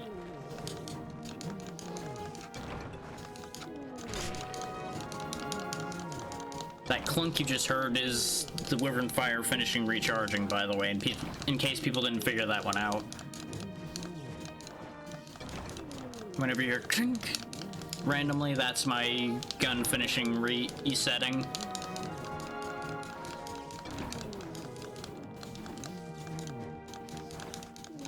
Unfortunately, I don't think we'll be able to make a fire gun lance to have the correct element for Conga Longa, but we'll probably just use the regular Wyvern Bone Gun Lance for that, and it'll be absolutely fine. This is more what I'm used to with hunting Kut-Kus, though, is it just being a complete cakewalk. And this is what, again, this is further proof of my suspicion that health values are different at this point. But again, we're also using a weapon I'm more familiar with.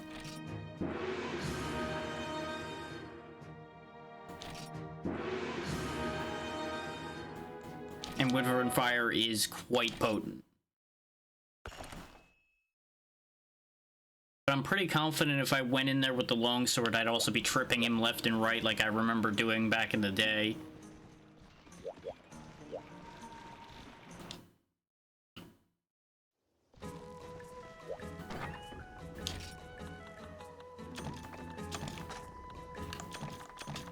And when I say tripping him left and right, I don't mean just tripping him a lot. I mean quite literally, there were times where it would stand up after being tripped and falling to the left, where he'd immediately get tripped the other way. Because his legs are close enough together that you'd trigger it on the other leg right after the first leg.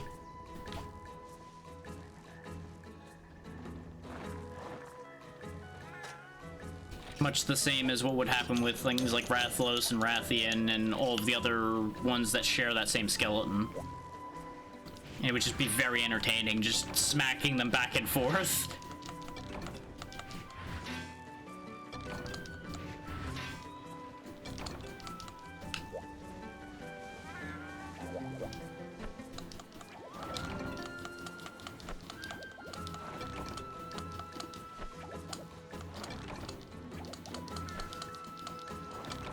Just keep collecting more things.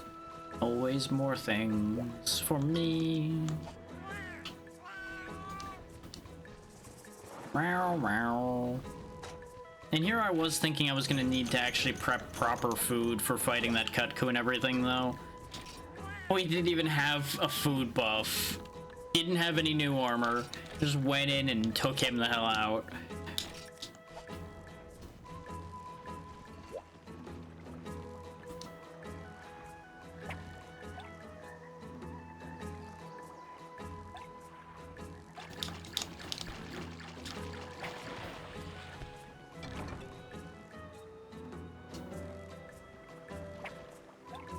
Pay no mind to the fishing rod clipping through the shield, by the way. I'm sure it's absolutely fine. There's just a hidden slot in the shield for the fishing rod. Sushi fish are useful. I believe those are the normal ones to eat and gain stamina with. We could probably also put them into the barbecue to get cooked fish from, since we don't really have a ton of stuff to use for well-done steaks. That may not be the worst idea to do soon, just to ensure that we have plenty of resources there. Knife mackerel, by the way, is the whetstone fish, I do believe. Yeah. Just some of the localization in this game is a little different than the ones we saw before, and that's why some of the names will be a little weird. I think there was a different localizing team that was put on this one.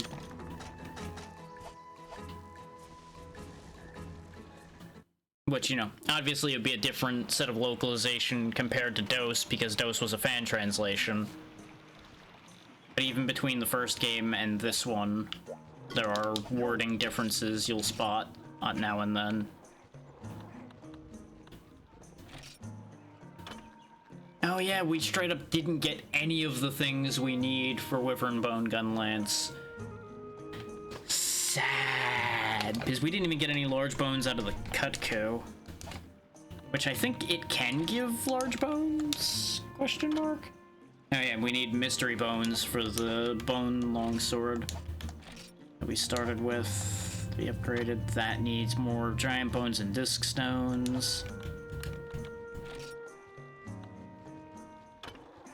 We need conga pelts for the war drum. Take note of, well, the notes that are available for these hunting horns. For those that don't know, based on what notes you're playing and in what order you play them, that's what buffs you give to yourself and everybody around you with a hunting horn. And those are all assigned to different attacks on the hunting horn. Which is what makes hunting horn kind of complicated to use, unless you accept the fact that you're just gonna start swinging at the air in order to give the buffs to people. Because sometimes you just can't get those attacks in a good way.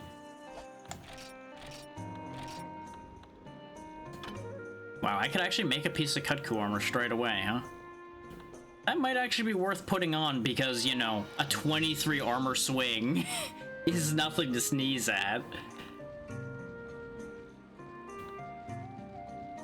And we don't lose our cold res by just switching one part. I don't know if I want to change the torso like that, though. Just from a visual standpoint. But I can't make the Kutku legs, which would be the easy one to trade out, nor can I make the helmet. I could make the protection piercing, though. Instead of going the Kutku route and then try out auto guard. I have a bad feeling about using this, but I'm also curious because I've never tried it. We'll go ahead and give it a shot. And it's quite literally a piercing in that it's like an earring or something, so you're not really going to be able to see it. So basically, we're more protected without a helmet than we were with one. But I feel like auto guard's gonna bite me in the ass, so we'll find out how that plays out. Ooh, she's selling god bugs. It's a shame that we're not rich right now. If we were rich right now, I'd buy a bunch of god bugs. Because I went through a lot of annoyance trying to get enough of those for certain things later on.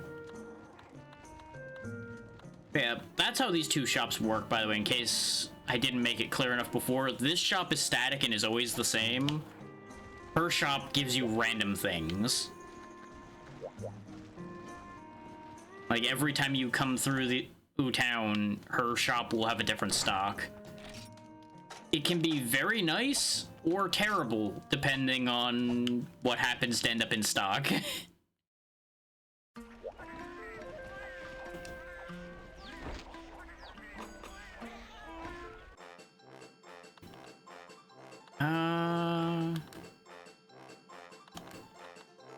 Hardtack and steak sounds safe, but I feel like steak and potatoes would be the even safer option. But every time I've picked something that sounds sensible, it doesn't work. So let's see if this hurts me again.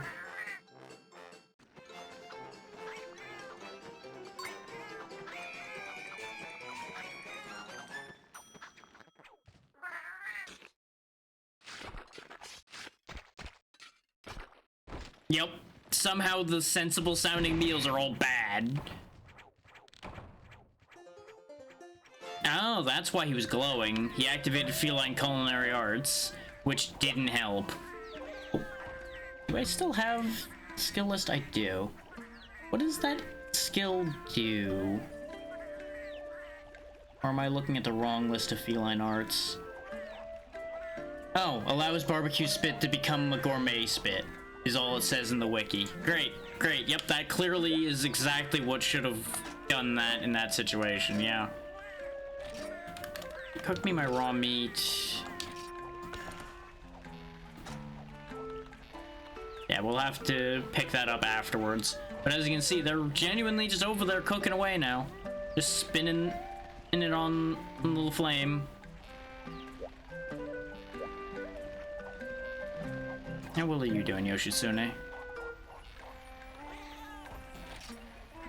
You've gone 4 attack and 4 defense, I think, now? Because I think he was 13-12 before, and now he's 17-16.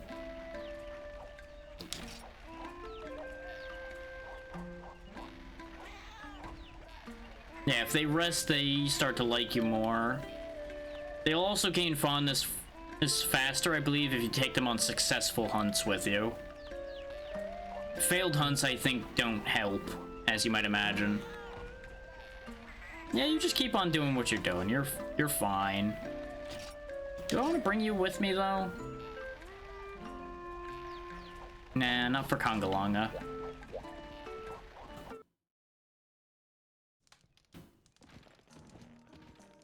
The main things I'm gonna want to bring my feline for are things that I'm, one, genuinely worried about fighting, and two, things that I don't think it'll be a problem if he's distracting the monster and changing its movement patterns. Because that's the downside to having something like a feline companion with you, is the monster will occasionally get distracted by them and throw off their pattern. And as you might imagine, something more defensive like a gun lance, I kind of rely on their pattern more,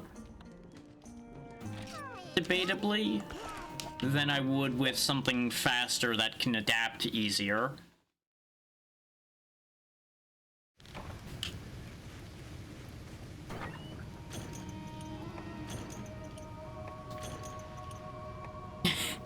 Hello, Xeno.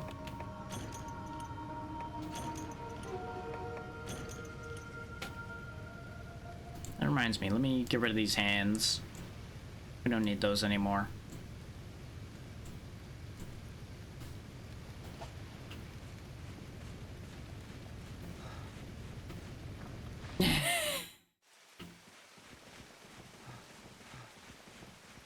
They were ordinarily attached to a redeem where it was more as a joke just to have a pile of hands appearing.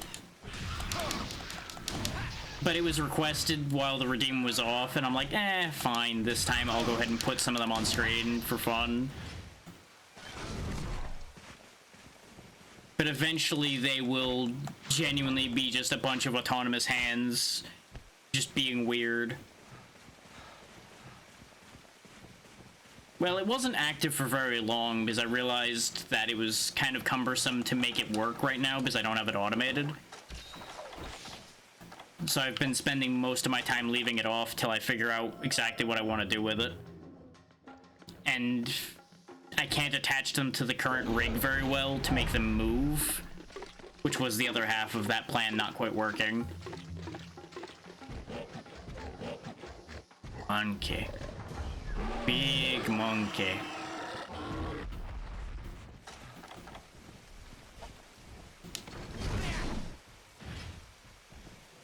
He doesn't know I'm here yet. Load the gun, now he knows I'm here. I was hoping to sneak up and get a wyvern fire off. Oh, hi. I mean, if you're just gonna conveniently deliver yourself here... Oh, coward.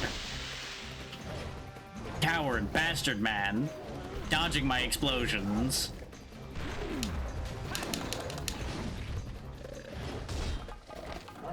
That's auto guard coming into play most of the time there, by the way. I was not actually guarding any of that. Some of that I didn't actually want to guard.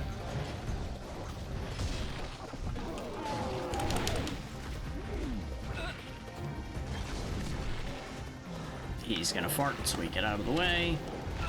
Yep, that's what I was afraid of. I thought about it for a second when I went to pull that potion out. I'm like, you know... all good. You take care of yourself, and I'm glad you popped in.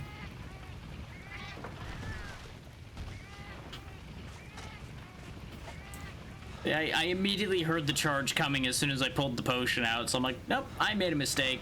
Dead. Because remember, everybody, Congalonga hits really hard. You have to make mistakes for Congalonga to hit you, but boy does he hit hard. Hey look, the guy you killed just came back. Exactly.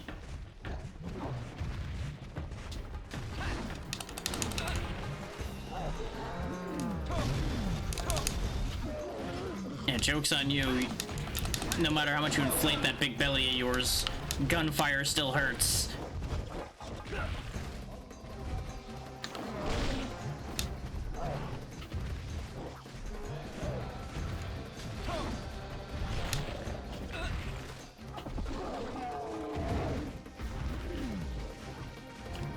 God Damn, he's hitting way harder than I accounted for, though. But then again, we do only have, like, 20 defense total. Oh, no. Doesn't help that we have a lot of interference in this room, too. Case in point. Almost as if on cue.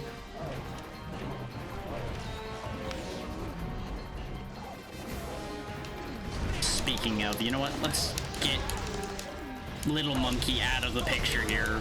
Perish, Diddy Kong. Oh. Gotta go.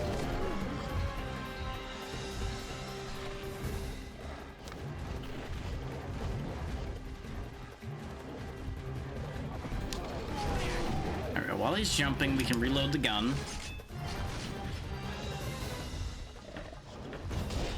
We can block the charge. We're fine.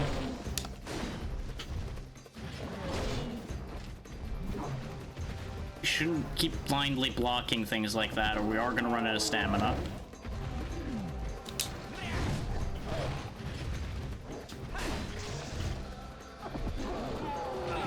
I turned just slightly wrong, so it counted it as going around my block. And that's the dangerous thing about trying to block large monsters as well, is the actual hit area can be weird on some of these bigger attacks. Do they actually technically hit multiple spots simultaneously, or they'll hit multiple times? Which can make guarding unreliable. Which is why things like auto guard aren't necessarily the perfect solution that you might think they might be.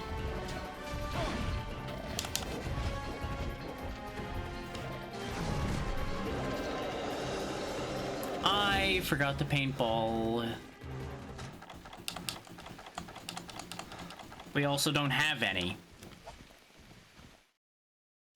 Kind of surprised I don't have any. Hey, you know what? You're not hard to find, at least. Oh, you... Why did you randomly jump? Why did you just hop forward for no apparent reason? Why are you like this?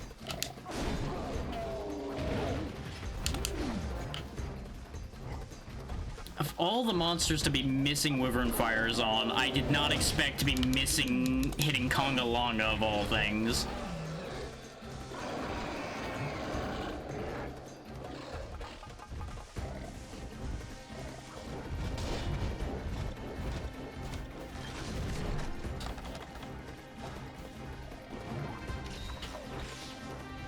Is he leaving again? Where's he going? Or is he going for the mushrooms? Nope, he's leaving. I didn't think I'd hit him hard enough for him to really want to be away from the fight yet, so I don't know what he's doing. But we'll keep chasing him.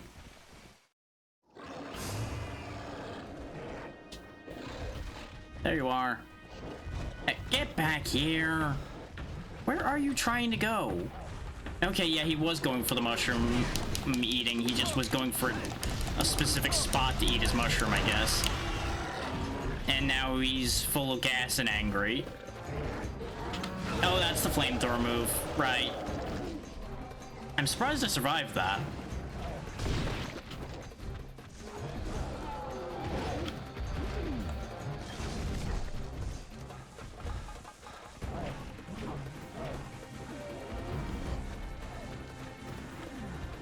But I misread the signals because I'm not used to, like I said, being so stationary and blocking. So ordinarily I would have already been long out of the range of the flames. And once again, interference leads to our death. It's kind of funny how much more trouble we're having with Conga Longa compared to the Kut-Ku.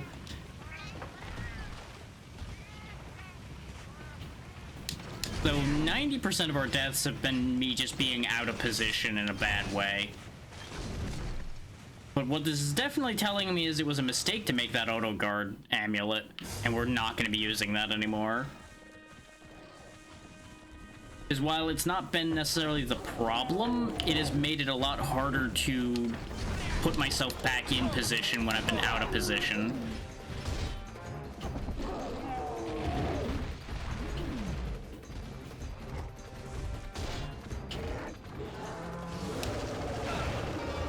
Especially when you forget that all you can do is back jump because you are so used to being able to roll. So I jumped back into the fire. I knew today was going too well. I knew something was going to go horribly wrong somewhere along the way. It's embarrassing that it's the fucking Congalonga, but, well... all good streaks must come to an end at some point.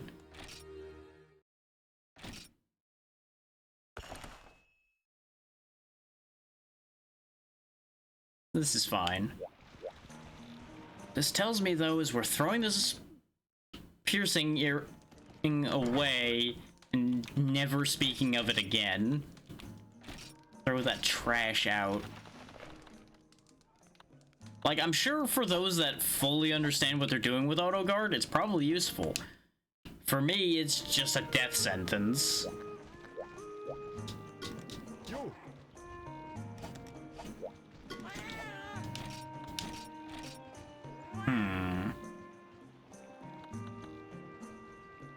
Currently debating the value of just buying a couple pieces of armor.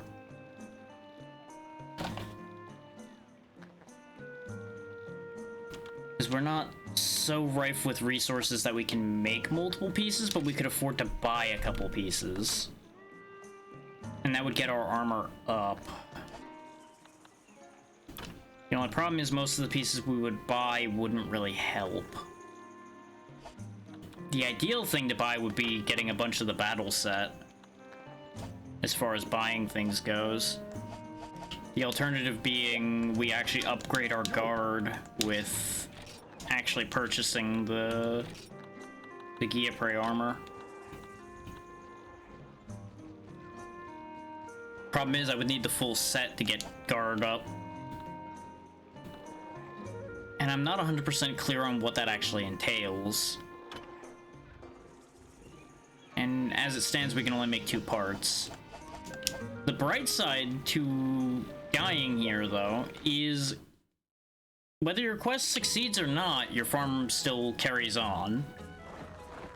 So we can actually still benefit, even if of a failed hunt. Because whether you succeeded or not, time still passed.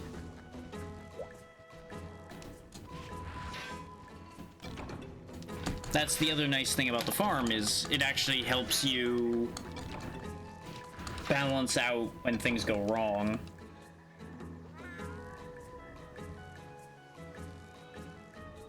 And it can kind of help put you on an even keel again if you are on a string of bad hunts.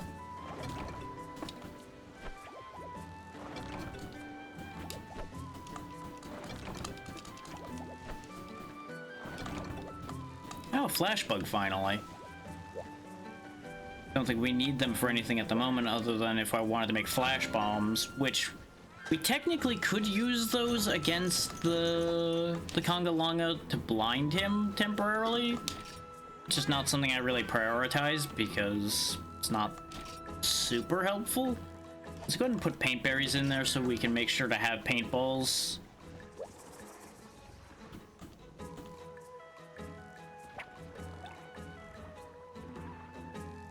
Now, don't get me wrong, if I hadn't missed those wyvern fires, we might have won that hunt. But obviously, that would have also involved me not back jumping into a flamethrower that killed me instantly. Me too, so you know. There's multiple layers of if I did something differently, it would have changed.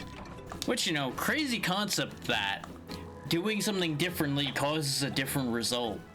Who would have ever thought about that idea?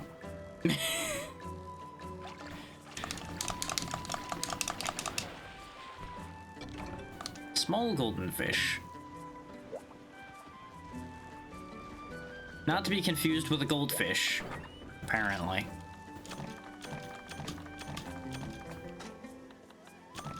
Deodorants away.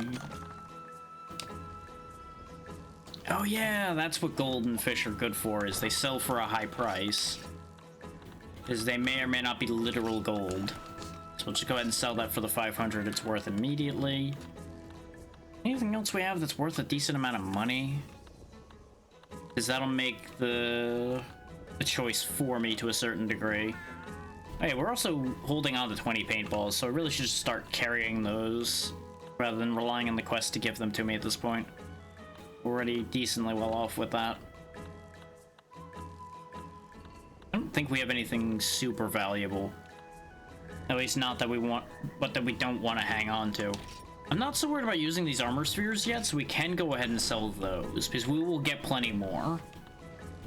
This game's not that stingy with armor spheres.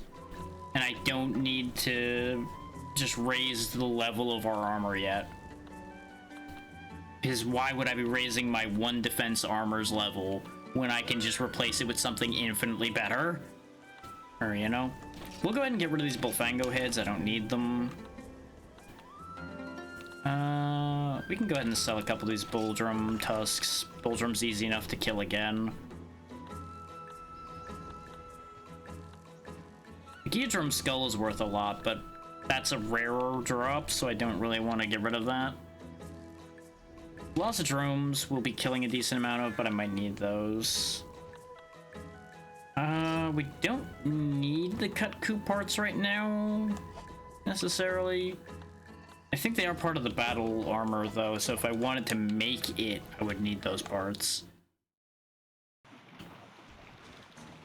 But the idea is now we have more money to spend to purchase more armor improvement. Because I think I will go ahead and just buy some of this armor for the moment.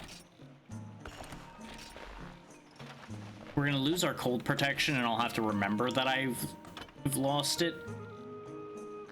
Oh, this gives me cold elimination low still.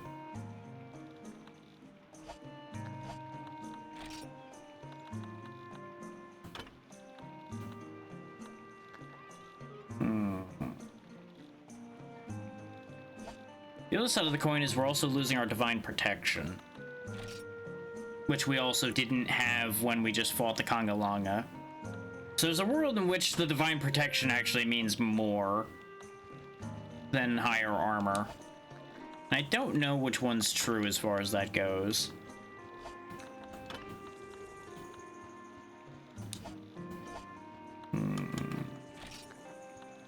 Trying to decide what will be the most valuable to me. The answer is none of these give me a skill set that benefits me immediately. Like, I still need to add up more to get it. So it doesn't much matter which part I change. The other option is we don't change anything other than the torso for right now. This way we keep the cold protection, but we at least gain some armor. Because at the end of the day, we now have more defense than we had with the piercing on. But we also don't have auto guard messing with my mojo. This way we also keep our high cold elimination. And all of that good stuff. Option B would be if I went in here. What does it take? Yeah, I need Kelby parts to make them, and that would cut the price down.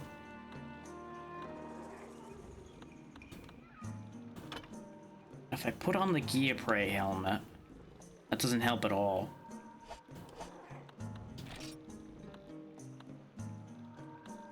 I'm doing math here, so this is gonna take me a second. Is it only one part of the Giapre set that gives guard? Well, that's unfortunate. Had I known that, I would have not made the... I wouldn't have bought the torso of the battle set. God, this is why you check these things. Read before you buy, you dum-dum. Yeah, because the rest of the set doesn't give guard. Piss. Ooh, this has torso increase, though. Okay, torso increase is good. is that makes every skill your torso has better. So with that on, you'll notice it puts us up to 6 sword sharpener, 4 attack, 4 health. Is it doubles whatever your torso has, which can be a great way to actually get some skills on the cheap, depending on what your torso is doing.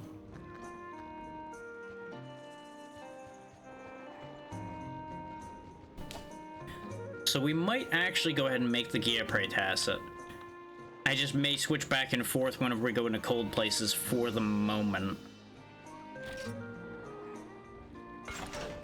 Because it's still much better defense than we had. And it brings us closer to getting some skills going than where we were before. Unfortunately, the math is not going to math out very well right now. But it does leave us with 36 defense, as opposed to the, like, 6 we had before we made these changes. Otherwise known as Congalonga probably won't one-shot us anymore. Mostly. So what's our fire resistance look like? 2. Okay, we're not at negative for fire resistance, so that's fine. If we were negative for that, it might not have made a difference. Because we might have just gotten cooked. Oh yeah, we have guild cards at this point. So you can actually see what somebody's done.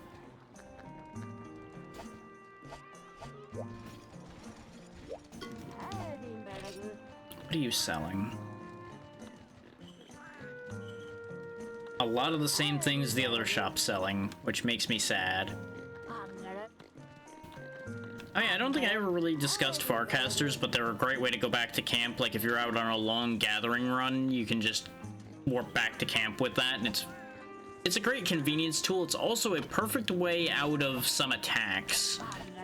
If you time it right, you can Farcaster out of an attack that would be guaranteed to hit you otherwise. You just then have to run back. So, you know, trade-offs. But running back alive is better than dying and running back after dying.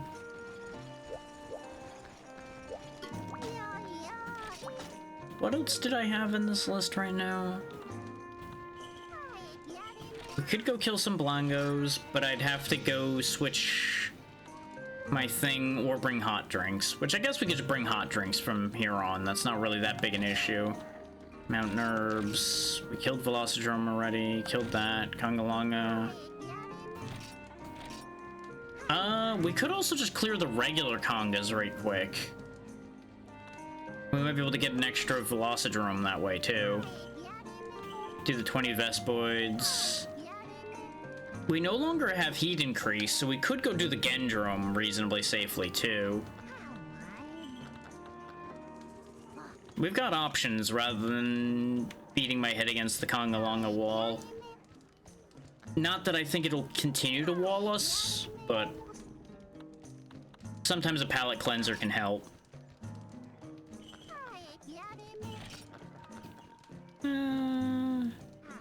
We haven't been to the desert in this game yet, but I also typically avoid the desert, and I don't have any way to make cool drinks right now, I don't think, because I think I gave up the only ice crystal I picked up. So we'll go clear out the Congas. See if we can get that bonus Velocidrome along the way.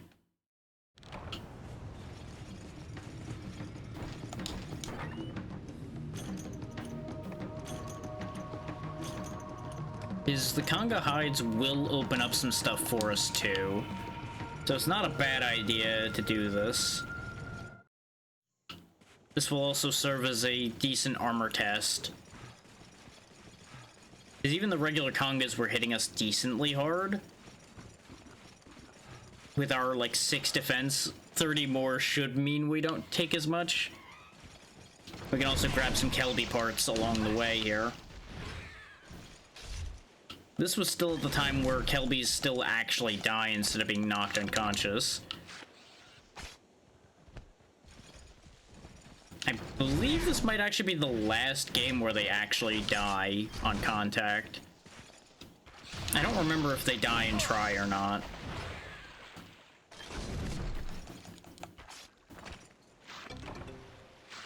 Because at some point they decided, you know, maybe it's a bad look if the happy little creatures die a miserable death.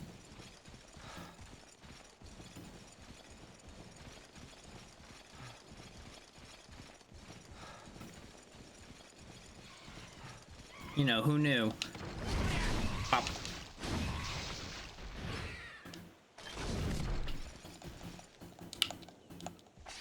Give me your horn.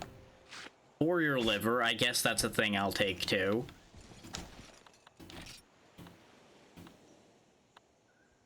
You know, it just hit me.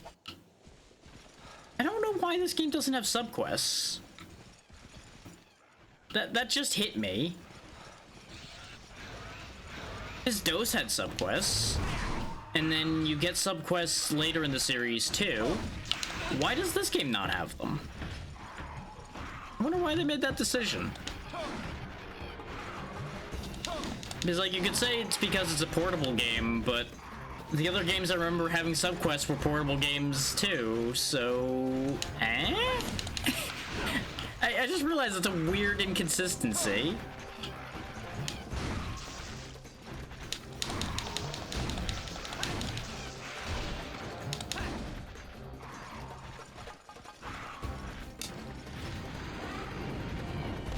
Oh, he jumped back that time. Have I just lost it? Like, can I just not land a Wyvern Fire anymore?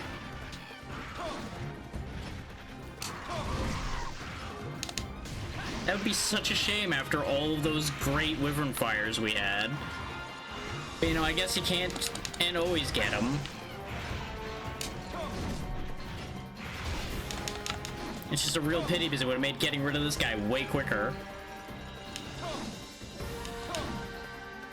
I literally poked on either side of his head.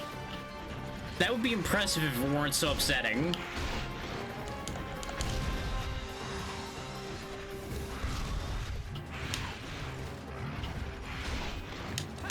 Yeah, notice how much he's hit us and our health really hasn't gone down that badly. Like, it's down to half now, but he hit us like 8 times to get us there. That's the difference just a little bit of defense makes.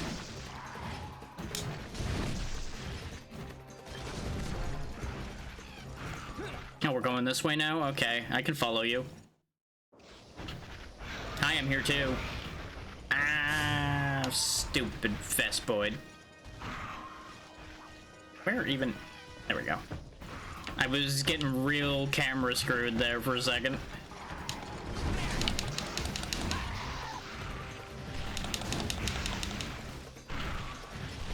Now, a smarter man would have healed. He died to the Horntar. Killed by a giant cricket. Oh, that's a shame. That's such a shame for him.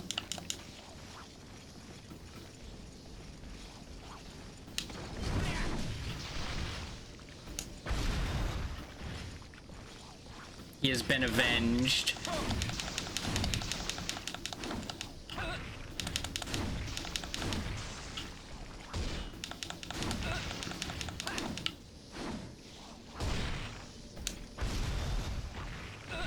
Oh god, I'm gonna get comboed if I ain't careful here. I might die to these things too.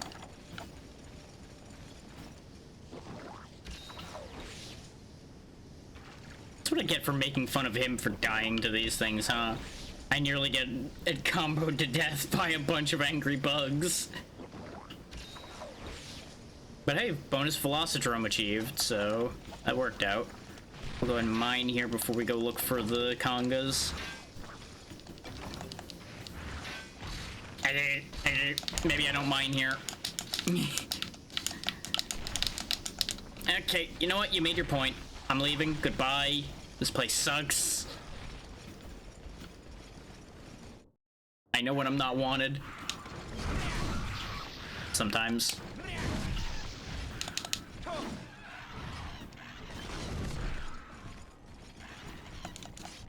I suppose that's the difference between knowing when I'm not wanted and acknowledging when I'm not supposed to be somewhere.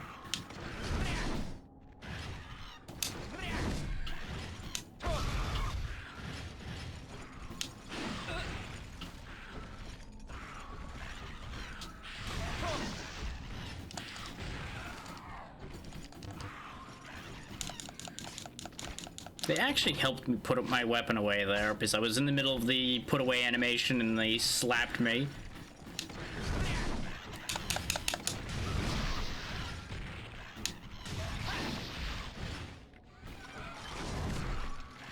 May as well farm some Velociprey parts while we're in here.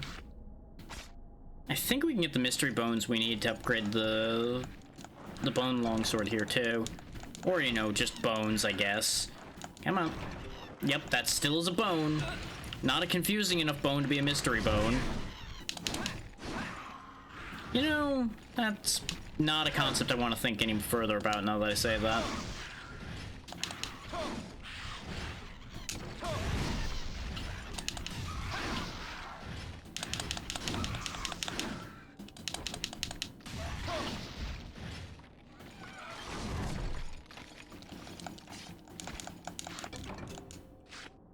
That should be enough parts to help us out for a little bit.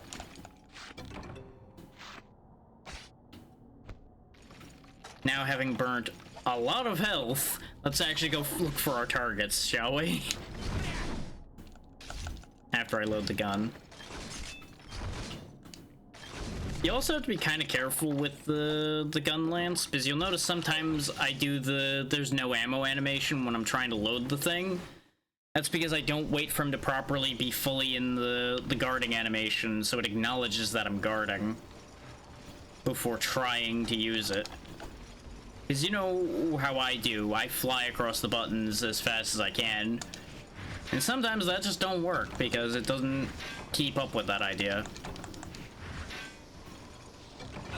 Ow, fine. I've got what I wanted anyway.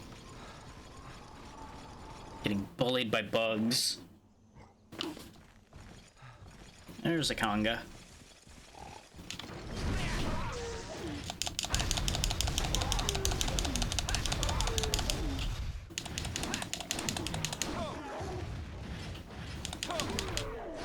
One down. Here he comes. Bonk.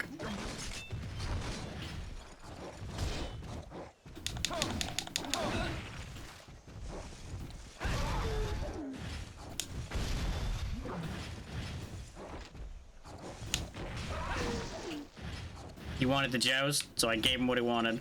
He's about to fart on me. Fuck you. Imagine if shooting him at that moment just ignited the fart and just caught him in a fireball. That'd be great.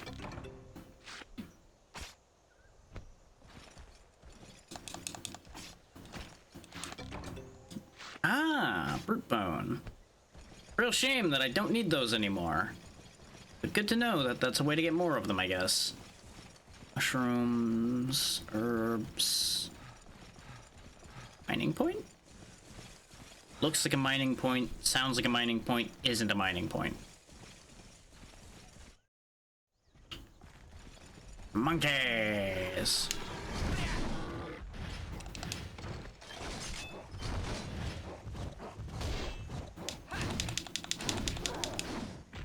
Ow. I swung one too many times, trying to kill you quickly. Rude. I see what you're setting up to do. No. Bad. Pay for your sins. Because if anybody didn't figure that out, he was spinning around to fart on me, and I didn't appreciate that. So I fired the cannon.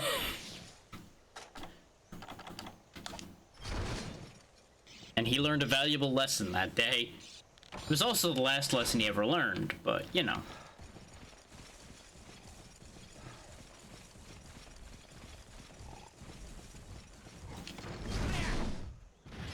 You know what? Because I can. Boom!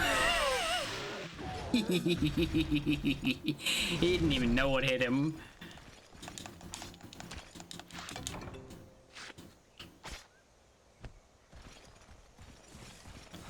That was so completely unnecessary, but you know what? It made me feel better.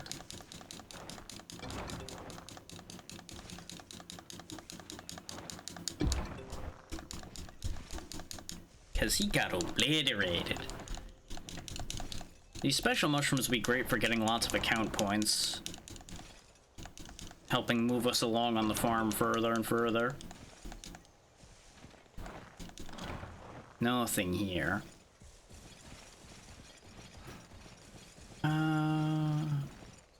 I didn't bring a bug net still, so there's nothing I can do there.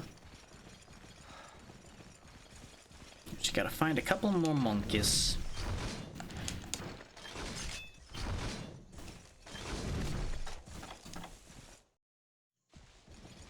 Monkey? Monkey, monkey, monkey, monkey, monkey. They might be out on the island. They do spawn over there sometimes. There'll either be monkeys or crabs out here. But either way, there'll be a couple things we can grab. There we go. Oh, there's where the balloon is for this area, too. Okay. Up.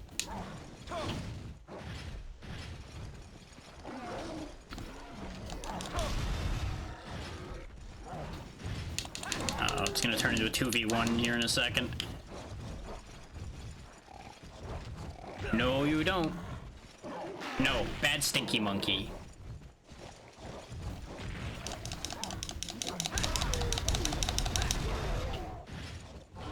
There we go, we're halfway to our quota.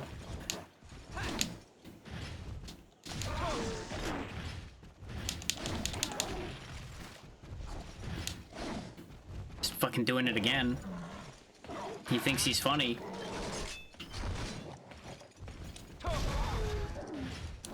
Thinks he's a funny man farting on people.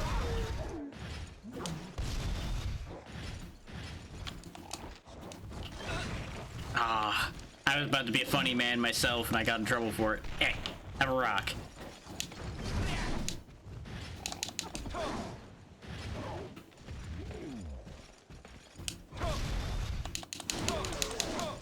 There we go.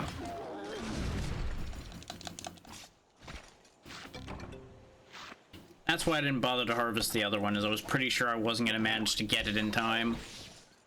And using up all of our regular potions really doesn't matter here. We can just buy more. I'm still in the habit of conserving them as hard as I can, but really we don't have to anymore. The things we really should be conserving is like mega potions, and even then we picked up a bunch of honey already.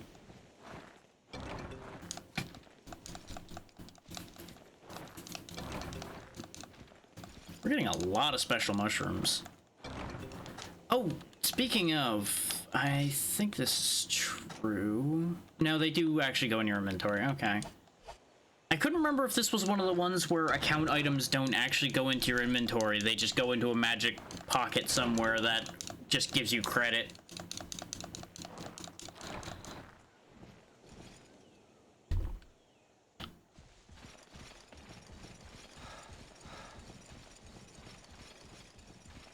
Isn't there like a spider web or something around here?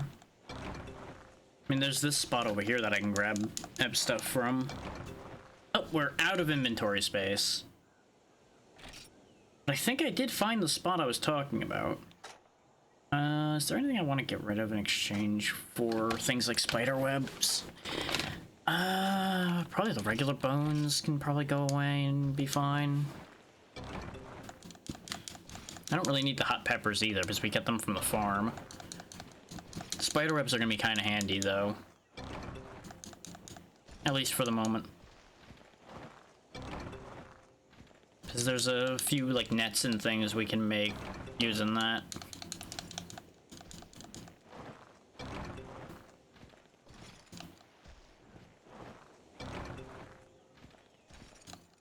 Notice how many more things are in most of these gathering spots, though. Like, you get so much out of just a single gathering spot.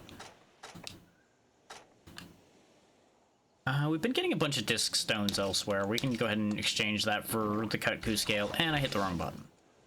Well, that's a shame. Okay, the Kut-Ku scale was the last thing here.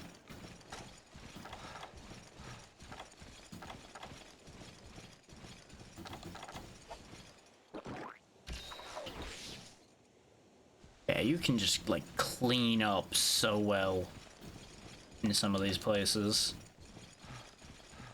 It is ridiculously useful.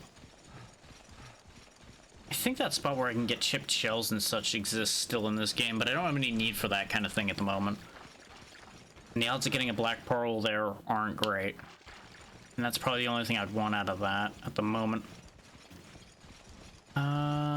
So back to killing.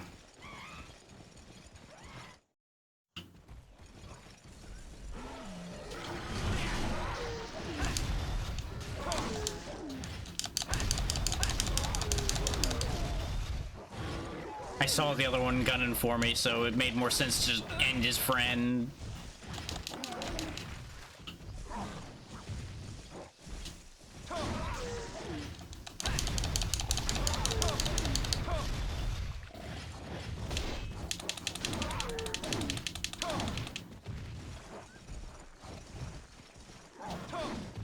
That's right, you better back off.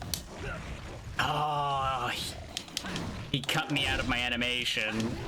There we go. Oh, he didn't die. Uh-oh. Gonna cut up your friend. Neener, neener. I stole his bones.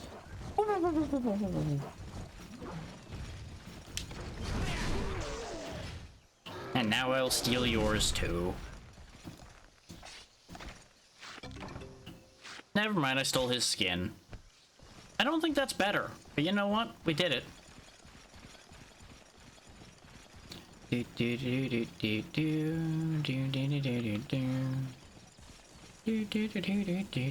I need more honey. What do I give up for that? Probably the Excite Shroom, because we can just get those off the mushroom tree.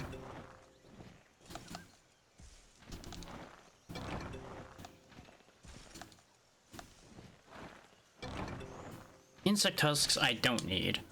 I would consider grabbing it just so that if I'd gotten a bunch of them back to back, I could have discarded them all at once, but then I would end up with having lost something. And I don't really feel like losing something right now. Do I have enough mineable things in my inventory that it's worth trying to mine here? I think the only things we'd be able to mine up that would match with things we have is just whetstones and goldstone pieces, and I don't think it's worth it. Because there'd just be too much inventory management involved. I think I'm gonna have to hope that the congas have respawned. Because I think we've been to every zone for the most part now. So our best play is probably just looping. In fact, I think the first place we killed congas was up in 5, so let's go back there.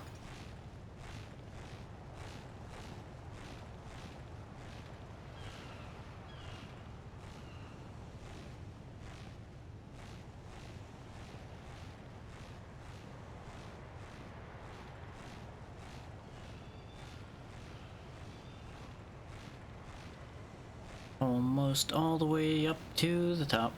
Just gotta keep on climbing. We can also grab some honey on our way through. Here's the other reason for climbing up here. Okay, there's a balloon visible from this spot too. Making note of those for future hunts.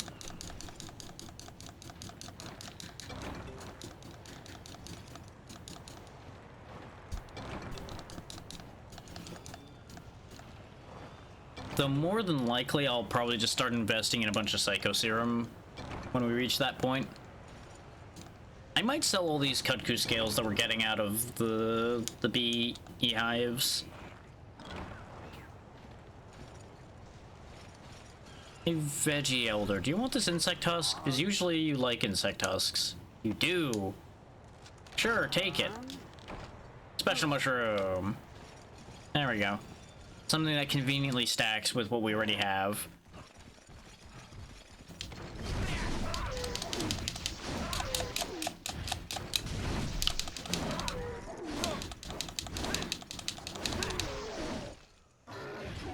Kind of surprised that that worked. I just started brute forcing my way forward there and it just somehow worked out instead of me getting punished for it.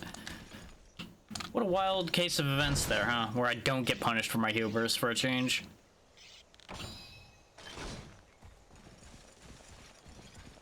Then again, you know, it's fighting small monsters. How many more congas do I need? One more. One more? One more. Where is one more? Probably in two. Two would probably be the best chance. Though if only one of them reappeared here, then it might not be any there yet. Monkey!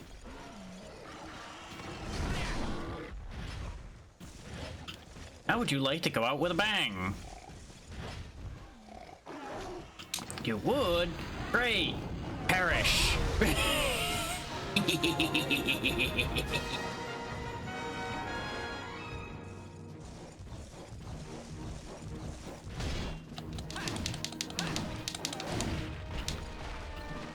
Oh no, I've been struck. Joke's on you, I'm now immortal. Behold as I do irresponsible things with my immortality immediately.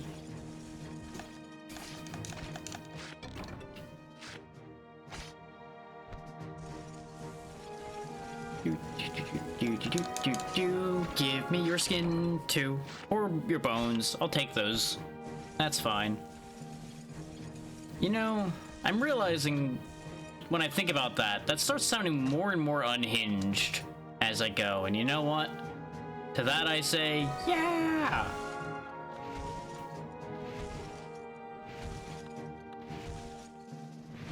We need to do more of that. Yes. Yes. I was gonna bow right before the quest ending thing, but I was too slow.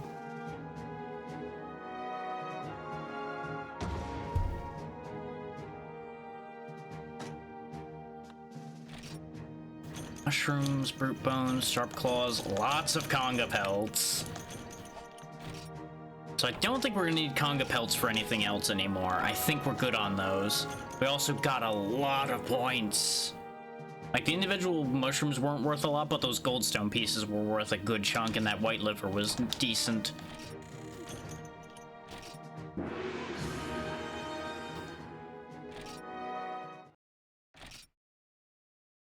Stronger and stronger.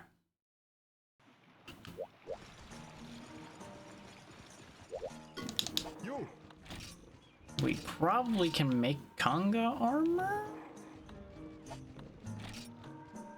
We cannot make conga armor yet. That's fine. I probably wasn't going to anyway. Oh yeah, we also can finally make some decorations after the one Suika jewel we got. So if I put something into my chest armor, we can actually take advantage of the torso increase on the value of the gem, I believe. Which would be a clever way to take advantage of that situation. This gives 2 sword sharpener, so I think that would be enough to give me sword sharpener just on my torso alone. That might be a good idea. It does take a few things that I wouldn't really necessarily want to give right now, but I think it'd be worth it because sword sharpener will make us sharpen faster, which will remove one danger that we have fairly consistently. Oh, but the torso doesn't have slots. No. The plan is ruined. I should have checked first.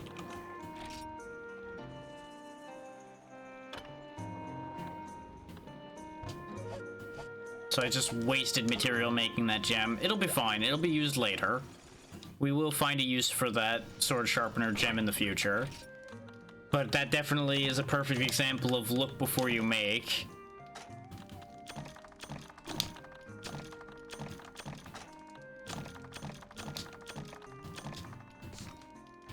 There we go.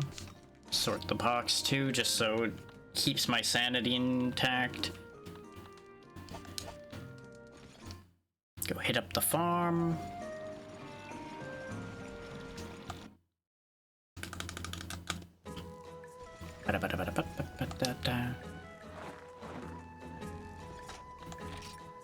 I was about to say, because those were purple, it's like, oh hey, you know that Excite Shroom I threw away? Turns out I got 2 of them back, but no.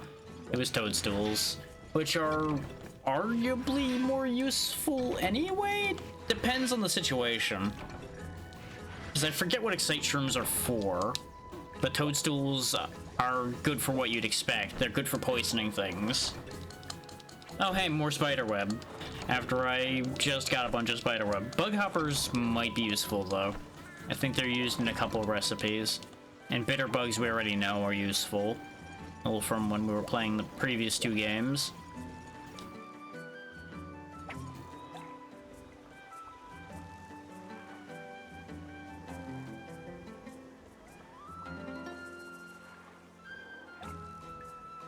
Come here, you. I don't think mashing has anything to do with this, but I find myself always mashing the button when I'm catching fish in this game. Just like mashing along with the splashes. But I'm like 90% sure once you have them on the hook and you're fighting them like that, I'm pretty confident you can't lose them at that point. So I think what I'm doing completely doesn't matter. But it's one of those things that just feels right.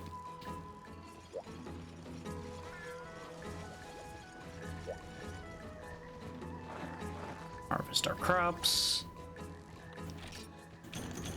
Paint berries, herbs, and fire herbs. We do need more fire herbs, so I think I might have him plant... Oh no, you can't plant fire herbs.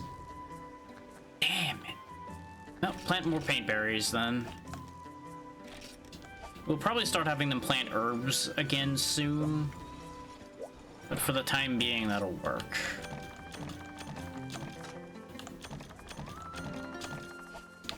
We should also see about spending our points to get more things in our farm again.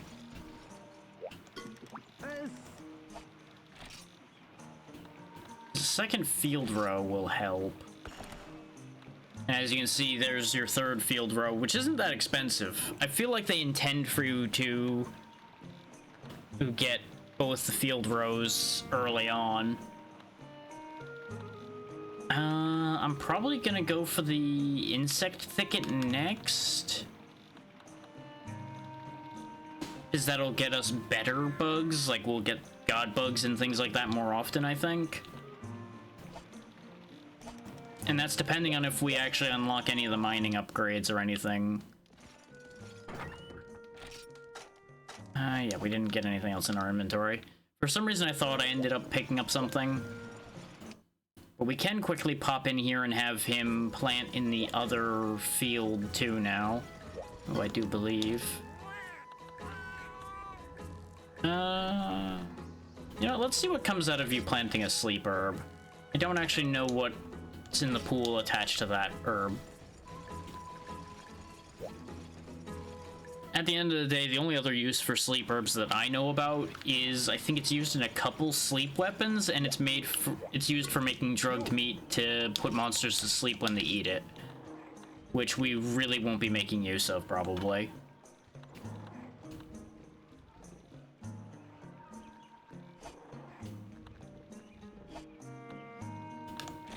Actually, the Geoprey helm wasn't useful to us, right? Yeah, no, not particularly.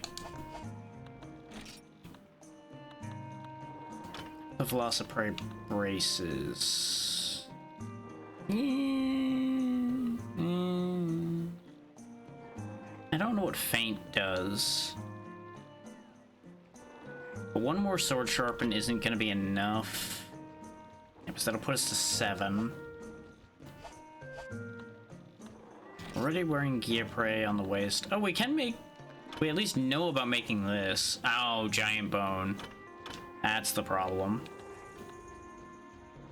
But as you can see, at this point, Conga armor's not as good as it was for us before, where it actually gave attack and such. Now it's antiseptic, bomb strength up, negative hunger, and gluttony up. Which isn't bad, especially if you like to play with bombs. Bomb strength up could actually be useful. And of course, the gunner version's different. Normal shot up's not actually bad. So there's a use there for it. What do the bone greaves do again? Nah.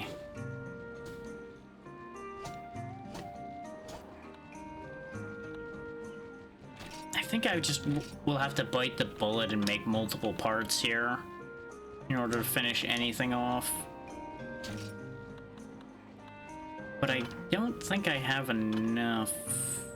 No, I can't make more than one Velociprey part right now.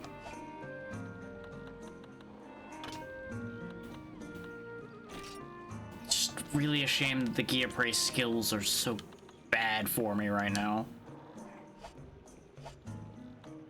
And I can't make any different weapons right now, right?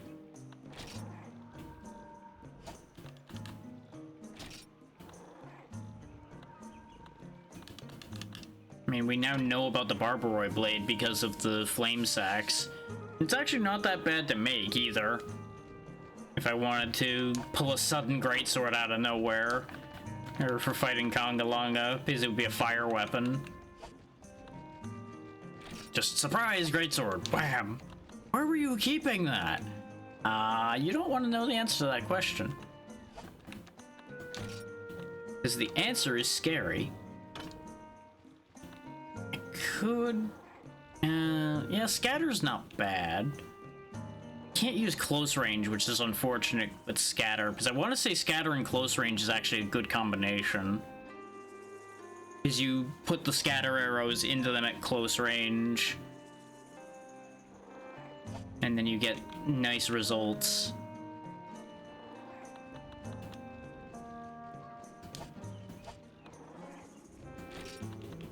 And I think we're still dead-ended here. Yeah, we still have 0 of the parts we need for any of that. Maybe I should just go upgrade the snow gun lance. Though why can't I make the iron one? Am I just short of metal? Oh yeah, I'm still just wildly short of metal. Okay. You know what? Fair enough. And I can't buy the iron gun lance, right? No, I can only buy the bone one. Sad days. We need to go a little bit further before we can start buying better things like that. I could just buy battle armor still, because that gives more sword sharpen, and it'll start giving me more of the guard that I'm looking for.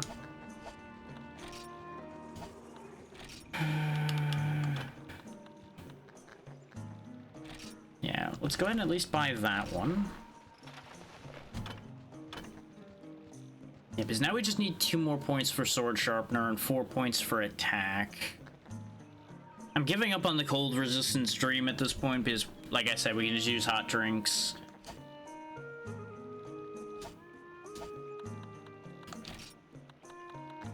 Is that there was just a certain aspect of my mind that's like, you know, we could just be a cool guy and not worry about defense for a while. And well, I'm giving up on being a cool guy. Because you know what's cooler than the cool guy who doesn't worry about defense? The cool guy who lives.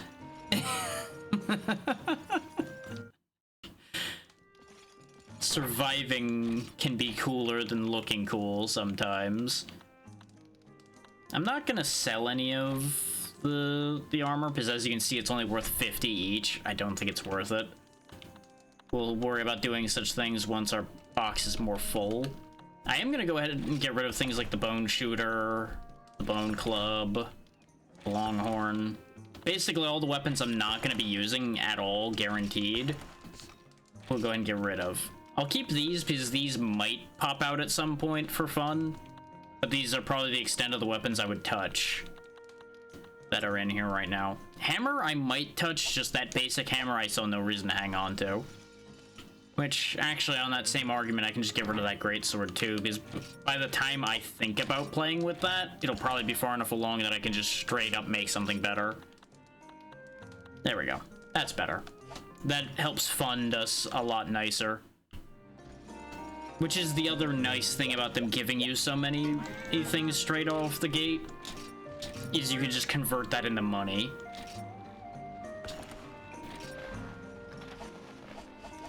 And now we're wearing full not 1 defense armor. With a nice 81 defense already. Sadly, our only skill is sharpen. Oh no, we have attack up now. I thought we only had sword sharpener, but no. We have attack up. Oh, that's one thing to note about the torso increase. Notice the -4 hunger. Is it doubles the negatives as well. It doubles every value on your torso. So if you got a torso with a really bad negative skill to it, be careful using torso increase. It could end poorly for you. Shock, horror, surprise. You've shot yourself in the foot. Oh no. I really should be checking this shop over here more often too. Fire herbs, which could be nice to have. Psycho serum. Nothing too incredible here right now. I should buy some seeds to make sure I have them for the farm. Because they're super cheap. Grab a few more fire herbs as well. Oh yeah, it's fire herb and nitro shroom that makes gunpowder, so we can start working towards getting the iron gun lance sorted out. The thing is, I feel like we're not too far away from just being able to buy that soon. Because I want to say when we go up 1 more rank, that's when we'll be able to just buy things like the iron gun lance. What does fire herb and rumblefish do? Oh, thawing agent. Okay. And there's gunpowder. So now we have a little bit of gunpowder. I forget what a lot of things combine with. Like, you'll notice things like pin tuna and such all combine with husk berries. That's because they make ammo. Parashroom. Parashroom is sleep herb? What does this do? Oh, yeah, that makes sense. Tranquilizer.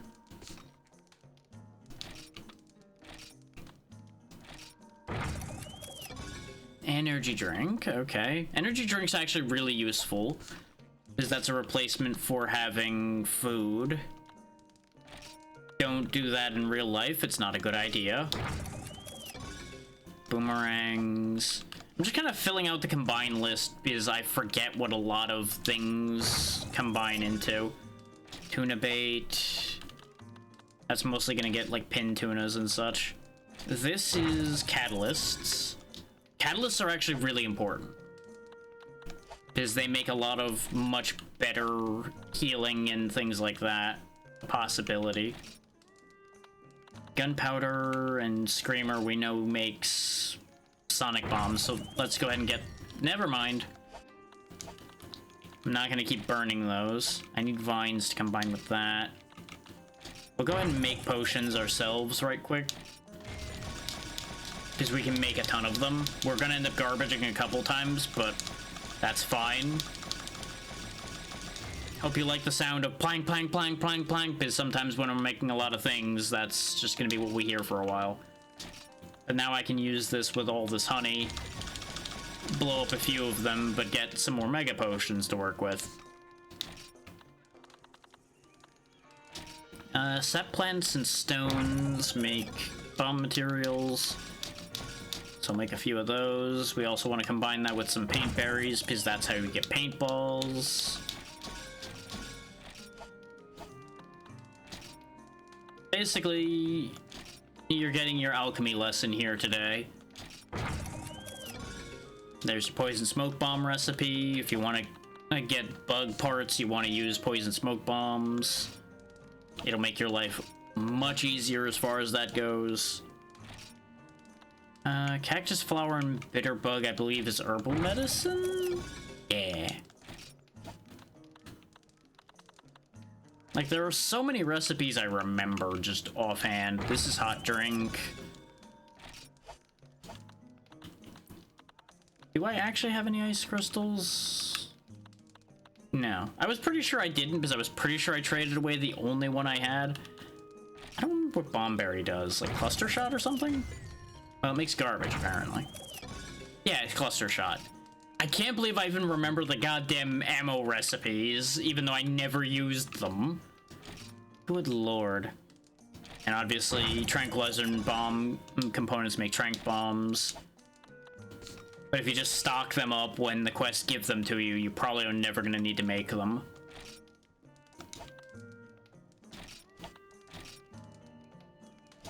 Did that, did that.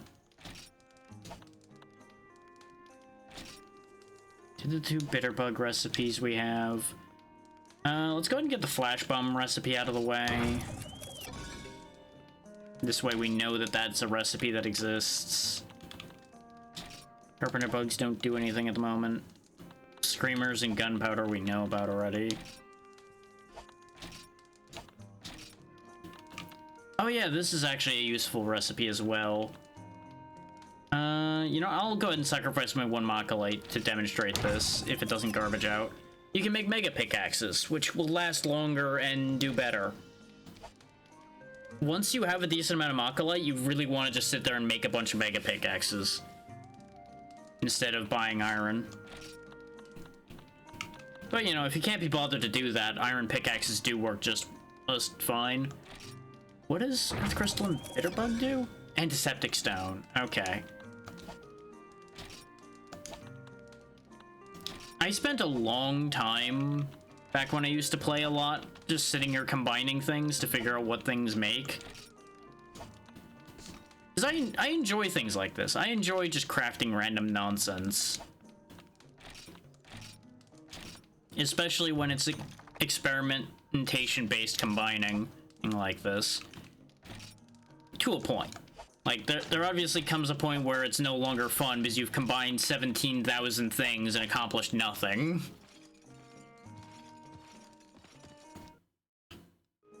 But when almost every combination yields something beneficial, it's fun.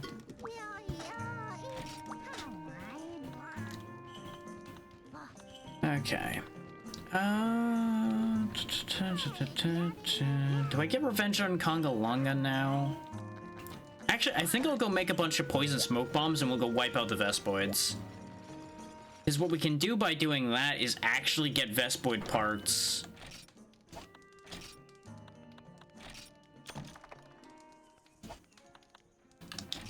Let's see, that was the toadstool and the bomb parts? Yeah.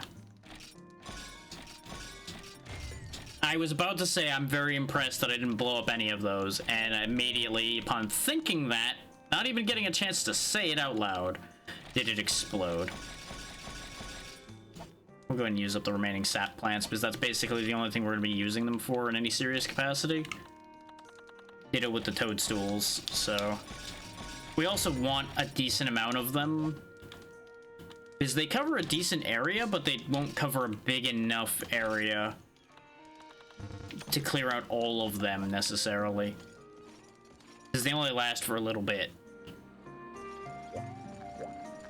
But this will still be very profitable for us material-wise.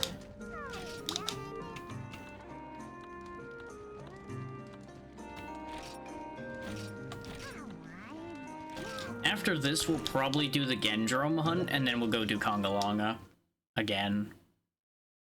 And that'll probably be wrap-up time by then, because we're already at 4.5 hours. Oh yeah, they also give me some more poison smoke bombs. Excellent. Take note of the fact that they give you poison coating and poison shots here as well. They're really trying to tell you, hey, poison the bugs. It'll be better than stabbing them.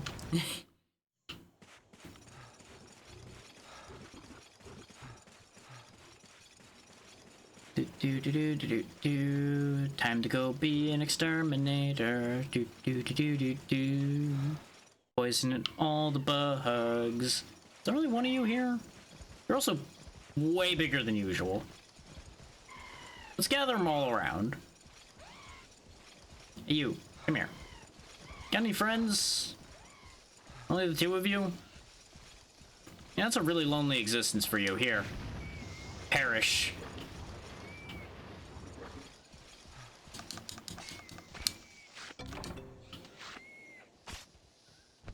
As you can see, it takes them out very quickly. Even if they don't go down to the initial blast of the gas, the poison will finish the job rather quickly. It's kind of rude, but you know, that's the job. Let's go into the cave because there's definitely going to be a lot more of them in there. There's 1, 2, 3. There's also Horntars in here, so we can get extra benefits from poisoning them out too. Oof. Okay, he's not dead yet.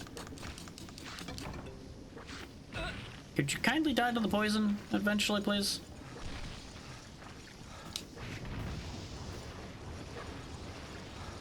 Some of them are being smart and not going into the poison. And that upsets me.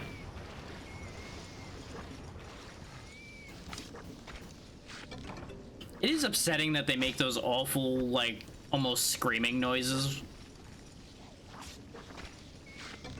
There we go, the Horntar finally went down. I didn't realize how durable those were. Like, I knew they were tankier, but that's just silly. Anybody else in here? No, just you? Okay, I'm not gonna poison just you. No, hang on.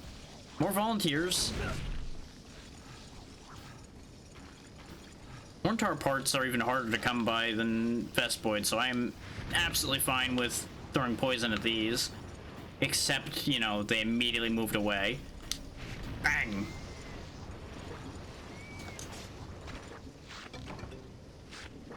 This is gonna be the most Vespoid parts I think I've gotten out of one quest ever. Yeah, I had a feeling. But I figured I'd try.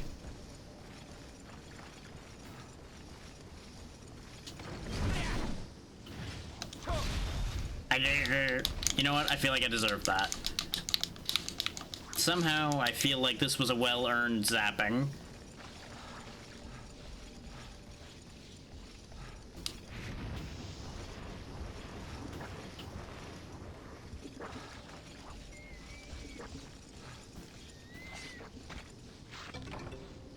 Monster fluid. Yeah, this is why you bring a ton of poison smoke bombs when you're trying to do something like this. Both to account for missing any attacks and for just pure volume of damage without destroying your targets completely. We're gonna let him poison out. There we go. We're gonna have to destroy the rest of them, unfortunately. Ooh, a Horntar head, though. Yeah, as you can see, that wasn't the fastest way, necessarily, to get our goal. Nor was it particularly item efficient, but it was the only way to guarantee we were gonna get some parts out of this job.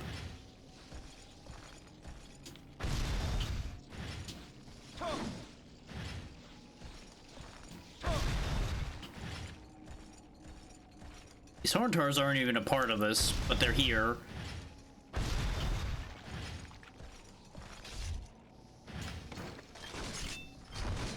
Good to know, though, that this cave spawns tons of Horntars. I should have saved some poison smoke bombs for this room. But we will remember that for the future.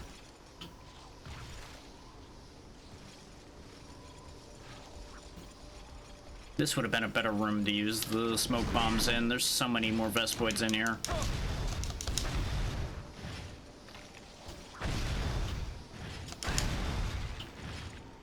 There we go, that's 10.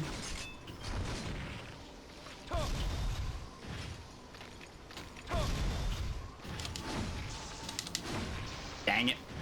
He was close to working out.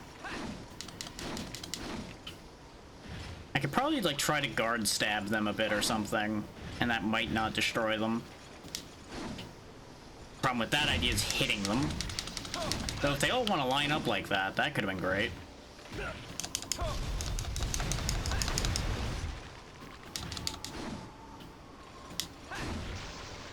Well, none of those worked out, but you know what? We got quantity there. Bug. Ow. Rude. Double rude. I get my spine. I would like functioning limbs back, please. Thank you.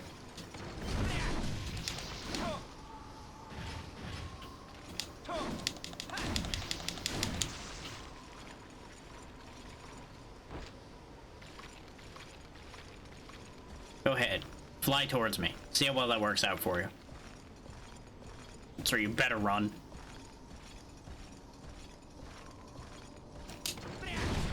Gotcha. I don't think he was ready for that. I don't think he expected me to be able to swing upward like that.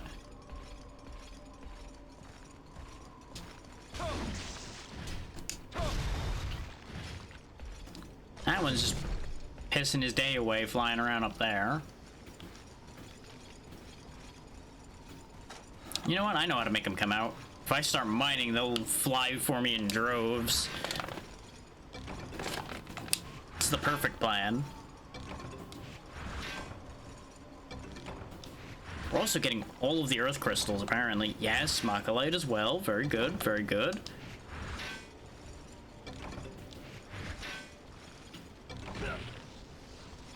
That was incredibly good for earth crystals. Like, obviously, it's a very crystal-filled wall, so you'd expect earth crystals, but frequently all I get out of these is stones. So I'm very happy to see a good turnout here. Hey, what do you know? Speak it into existence, and there's the stones. Didn't get bombarded with bugs like I expected to. I'm kind of disappointed. I think I've killed too many here. I need to go somewhere else. Monkeys. Not interested in monkeys. Only bugs.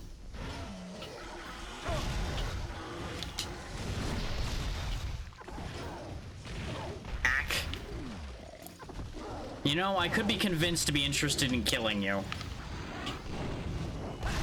There. How's that for a lesson?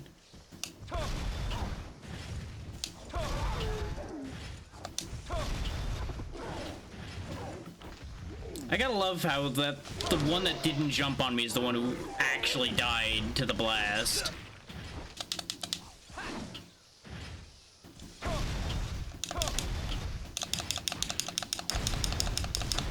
Like, I basically just ended up making an example of his friend first and then blasting the other one. There we go, job's done.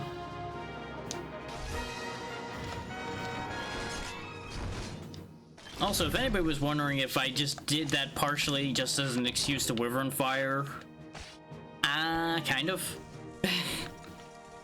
It was definitely the most efficient way to get rid of my problems there. Because if it had lined up completely on both of them, they both would have just died in one go, and I wouldn't have had to think about it any further.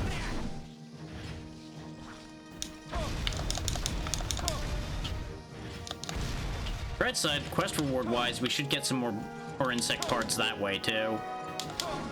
Yeah, you might be wondering, why do you want insect parts so badly anyway? Well, aside from spite towards these things because of situations like this, the insect armor is actually pretty good. Good for some things. I don't know if it'll be as good for Gunlance, because I know I believe it's the Horntar armor that gives you better evade window. So that's not really going to be that important if we stick to the Gunlance, because we won't be evading much of anything.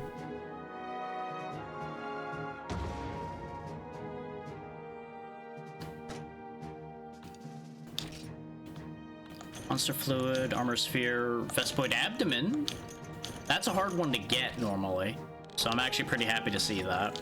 This is also another quest off the list.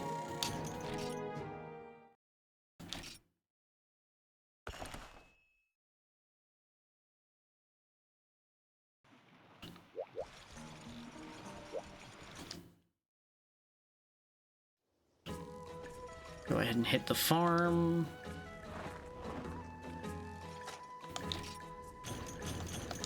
Oh good, more toadstools to replace all the ones I burned doing that quest. But yeah, we'll go look through our potential gear now that we got all of those things.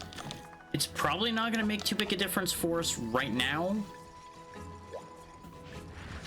simply because of the fact that we're gonna be missing components of that. Oh hey, I wanted an ice crystal and we got one. And I think we have all of the earth crystals we need to make the snow gun lance upgrade now. Plus some, obviously. Replace the flash bug. Carpenter bugs. Carpenter bugs, I think, were the one I had trouble getting for one of my longsword upgrades. Is for a long time when I was playing this originally, I didn't really make use of the farm, even though I was very heavily told to do so. I just was like, I'm doing fine. I don't need anything else. I'm gathering everything I need on the go. It's great. And then eventually I had a longsword upgrade I just couldn't fucking do. And that's what turned my attitude toward the farm around. Because it provided so many useful things to me.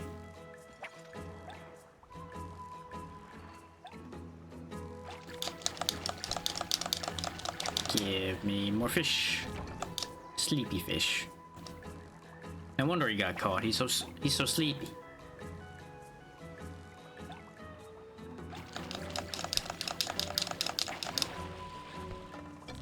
But yeah, ideally we'll either be in rank 3 or have the urgent for rank 3 when we're finished here today. Depends on how quick the other two fights we're intending to do end up going. Because if everything goes fast and smooth, I may very well just do the urgent as well, depending on what it is. So I don't remember what the 2 to 3 transition urgent is. I don't think it's Tigrex yet. I think Tigrex is 3 to 4. But I could easily be wrong. And if it's Tigrex, I might wait on that one until I'm fresh. Yo.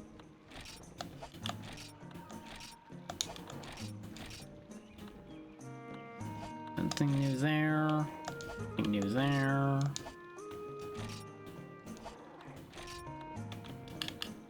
And that got us injector cannon knowledge, which doesn't much matter. Yeah, there's the Vespoid helmet. Doesn't hurt that the Vespoid stuff actually looks pretty cool, too. Everlasting, I want to say, just makes buffs you apply to yourself last longer. Poison down's unfortunate. Paralysis up is good, though. Potentially. There's the Hornet gear, which looks kind of like a mix of the Vespoid stuff and, like, Rathian. As you can see, solid defense on it. And this gives hearing protection, which is nice, because that means when the beasts roar and such, you don't get staggered by that. Dragon resist is interesting. Negative protection is a bit spooky. Because I believe that'll then do the opposite of divine protection, as in you have a chance of taking higher damage instead of a chance of taking lower damage. As you might imagine, not necessarily something you want. People may want it for you because it'd be funny. Gunnery skill, I believe, is something Gunlance does want. I want to say gunnery is artillery in other games.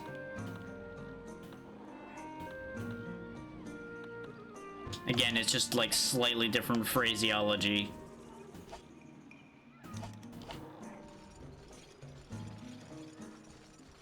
How's our inventory look? Our inventory is currently good. What do you got in your shop?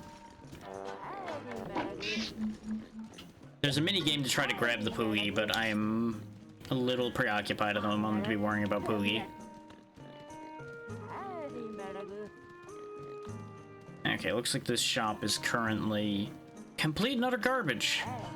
Oh, I forgot to grab the plants. I looked at the seeds and that reminded me. Because we did the whole lap around where the plants were, but didn't actually do them. That was almost a really big waste. More fire herbs.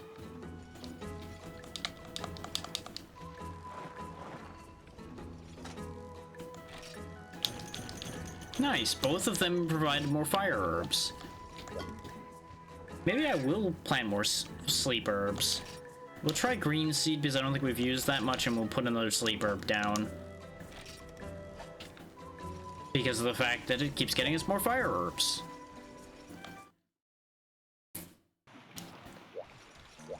Now, mind you, that's pure RNG, I think, so it probably isn't gonna actually give us another 4 fire herbs, but I can dream.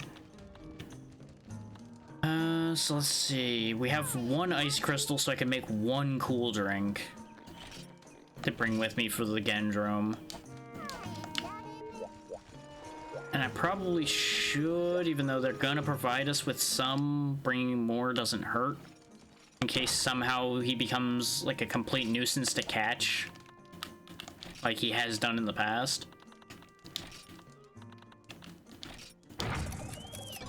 And you know, knowing the recipe helps. And remember what I said before, preparation makes everything much easier. You remember to prepare, you won't need to remember later.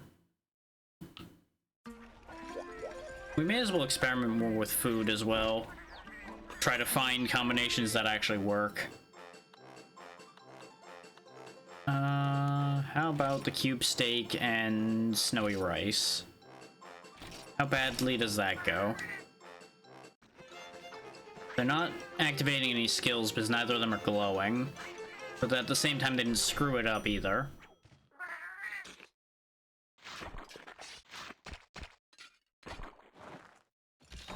Aha!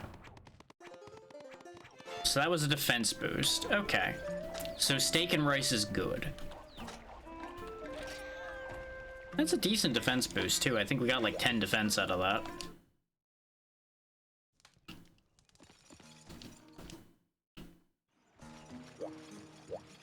I still question why steak and potatoes was bad. But I think it might be because it was like young potato. I wonder if there's a problem there.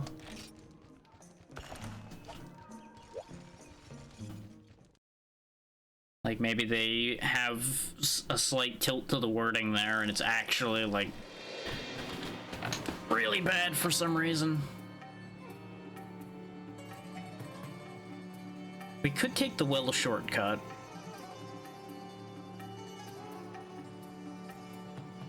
If the balloon is in sight when we're done grabbing our starting gear, I may very well jump down the hole. It depends on if it actually shows it being in a convenient location relative to that. We may as well take the supplied flash bombs. Because what we can do is flash bomb him and then, you know, blast him. Do what we do best.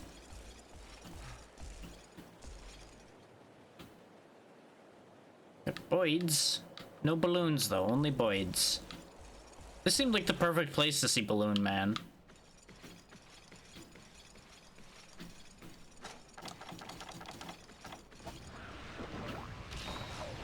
There's Cephalos hanging around here, as per usual. Oh, hey, convenient. Hey, buddy.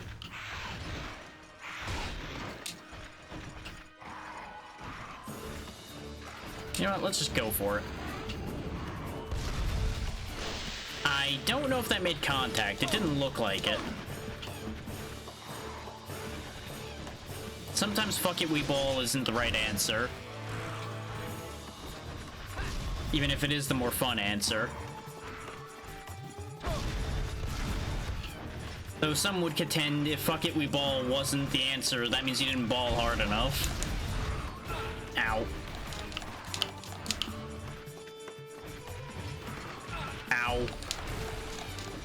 That's what I get for trying to reload, but we did manage to reload because of that, so really at the end of the day, who is the real winner here? Okay, fine, you get to be the winner.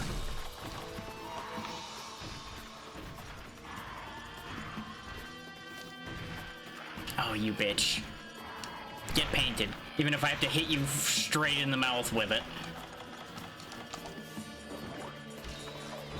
Thank you for pausing long enough for me to heal. Time in.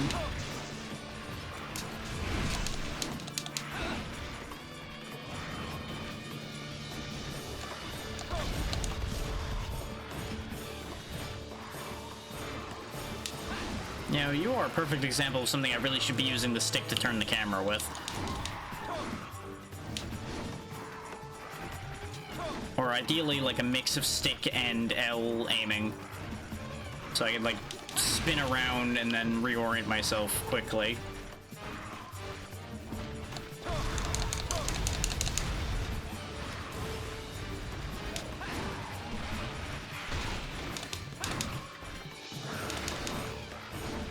Somebody get this fish out of our fight.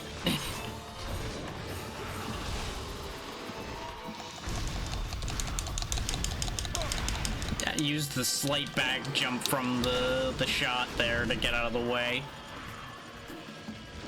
Don't you do it. You know what? That's fine. That hurts less than you blasting me with sand.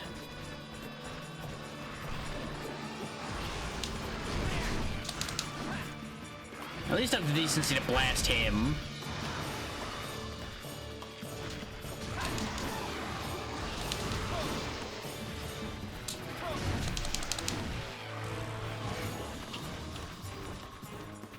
And this is why we put paint on him. Let's reload before we chase him, though.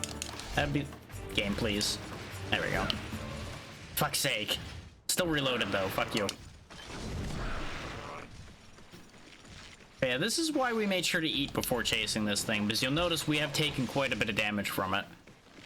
As it is the strongest of the prey variants we have available to us right now. Let's go ahead and head him off with the pass, otherwise we're gonna do the same stupid thing I do every time we're chasing this thing, and I chase him in a goddamn circle for an hour. How about we actually apply our brain? What a wild concept. Actually, we could probably just stay here waiting for him. Just clear these guys out while we wait.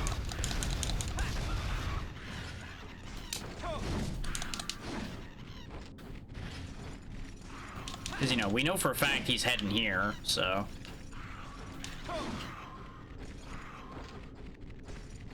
And then we can have the advantage for a change.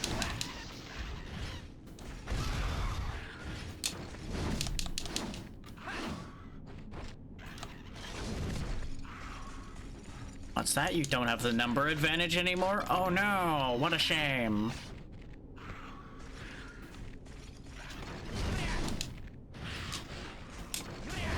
So it sounds like they're respawning. Yep, they sure are. So never mind, he's not going to be at a number disadvantage. At least not for long.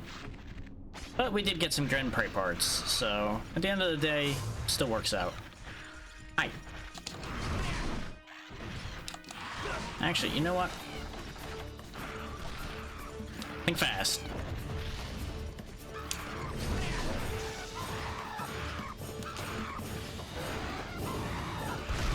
Got him. And that's why the flash bombs were important. Make sure he stands still for his punishment.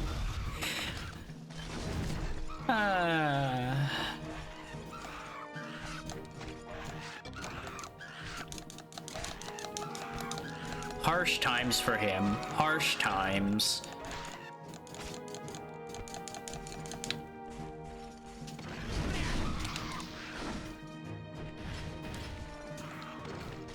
This poor guy's probably so confused. He couldn't see anything, then suddenly his boss is dead.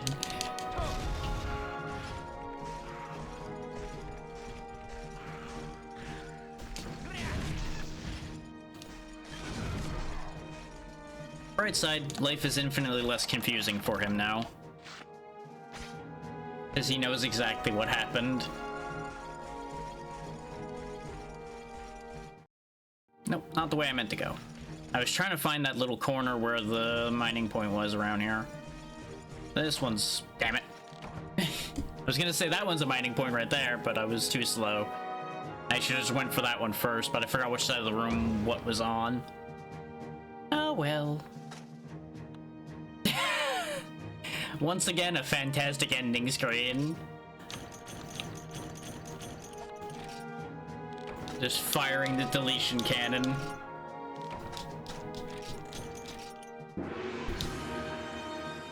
And that's another monster in the books. Deleted from this plane of existence in a giant blast of fire.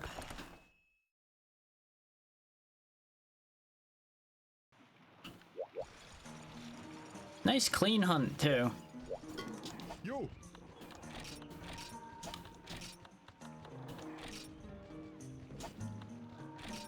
Yeah, I didn't figure killing that was going to gain us anything immediate. Because I believe you have to go on an upgrade path to make something of that other than, like, the shotgun here. What does the Genprei armor do? If we even have... Yeah, we have access to it. Slightly higher defense. Still has sword sharpener. Gives health instead of guard and attack. And gives paralysis. If I was aiming for paralysis, that would be useful. Unfortunately, I currently am not. Oh yeah, we did get what we need for opening this as an option, but it's not something we want either. Kind of funny that we didn't get actual Genprei armor for the chest. We only got the body. Huh. Go ahead and do our farm stuff, and then we'll see if that opened up the urgent. I think Congalonga is required, but I'm not sure. If he isn't required, we'll probably just go ahead and do the urgent. We'll probably go back and kill him later. But making progress is kind of the goal right now, as you might imagine. And honestly, now that we're wearing any armor, we can probably take Congalonga just fine anyway. Because our biggest problem was we had the defense of a sheet of paper.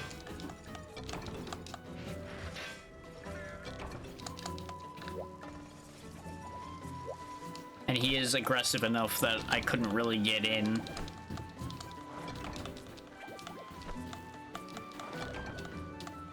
Though I still primarily blame AutoGuard for the fact that that went as horribly wrong as it did. Howdy again, Snork.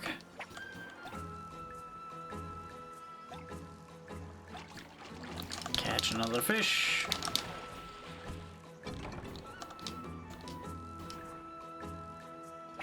Nice.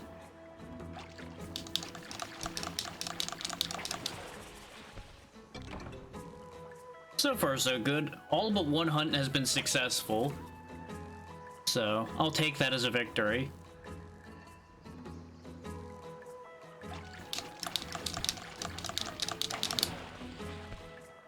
Just doing the bookkeeping before going out on another one.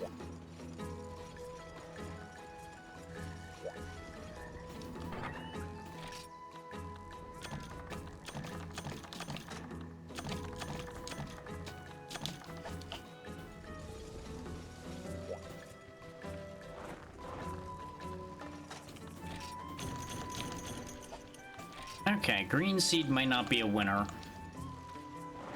But we do need ivy if I want to make pitfall traps, but I typically go for shock traps for the most part, not pitfalls. Yeah. The farm that powers our entire hunting experience here, pretty much. This all is ours. Part of being this village's hunter is you get provided with a nice little farm you can use. All part of being a productive member of society.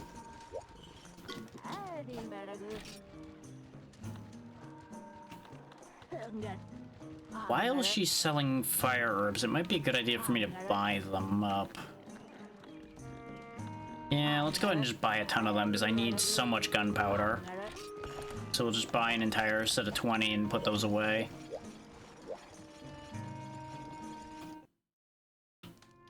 It's interesting when you think about it, the turnaround between this and Dose, where we were paying rent on a tiny little shit shack in Dose. We don't even pay rent here, but we've got a full-size house with a kitchen, and we have our own farm here. They really gave us a sweet deal. And all just as a result of us getting knocked off a mountain. So really, getting knocked off that mountain was the best thing that could have happened to us.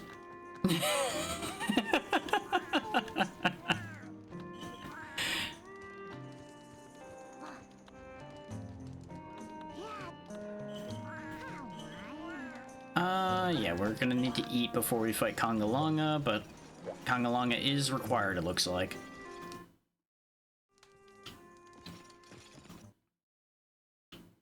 If we have the same options we just did, I'm gonna use those again, otherwise I guess I'll gamble again. We don't have any of the options I used before now. None of this sounds like it would go well together either. I feel like I used the salmon and the orange before and it didn't go well. Sure. No. Sausage and onions. That's probably fine.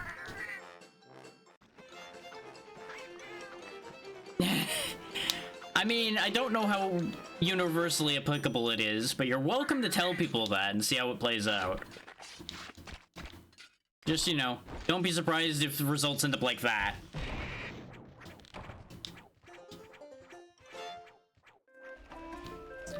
Okay, so every time I see something that makes sense combined together, it's bad. That's what I'm learning from this. 'Cause I've completely forgotten all the meal combinations for this game at this point. Well, you know what? There's an easy way for me to counterbalance the fact that that happened, actually. We can just take this one energy drink I made with me. That'll get the stamina loss back up, and we'll be absolutely fine. We'll go ahead and bring this flash bomb with me as well.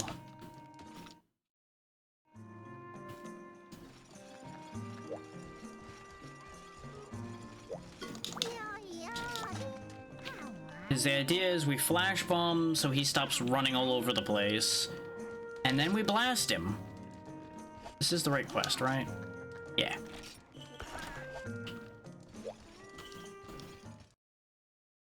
It'll only be good enough for one blast, but it should be good enough. If you can manage to convince your body to sleep to take a nap is very frequently a good thing. It can just be hard for many people, myself included, to actually sleep on command to do such a thing. And it sucks. There we go.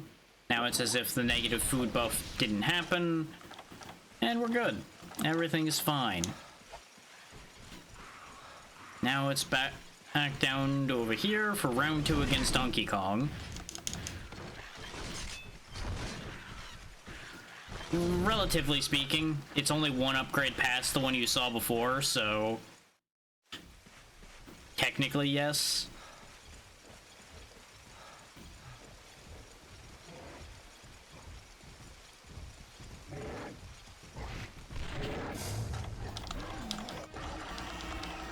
There we go. This way he's painted.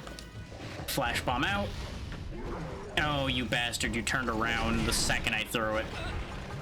Yeah, that's one way to look at it.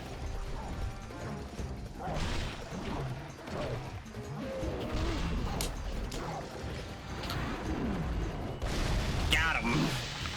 We didn't get the flash bomb off, but he set himself up just fine. The flash bomb will help keep the interference down, though, so it's not a bad thing. Oh, wow, he way overjumped. Oh, you insectoid son of a bitch. Why? The one thing you can't consistently flash bomb. They can be flash bombed, it just doesn't tend to work out. I don't disagree that it's funny, but god damn it, I'm trying to work here.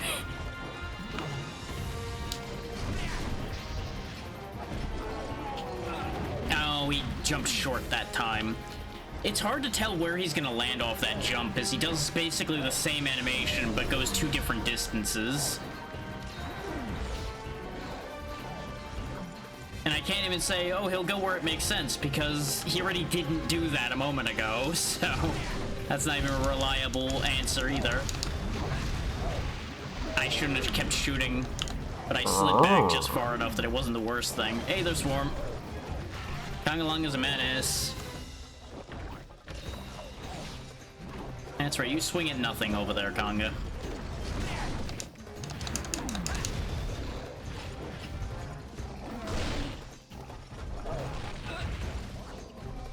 Yeah, pretty much. I would like to put this lance away so I can do things. There we go.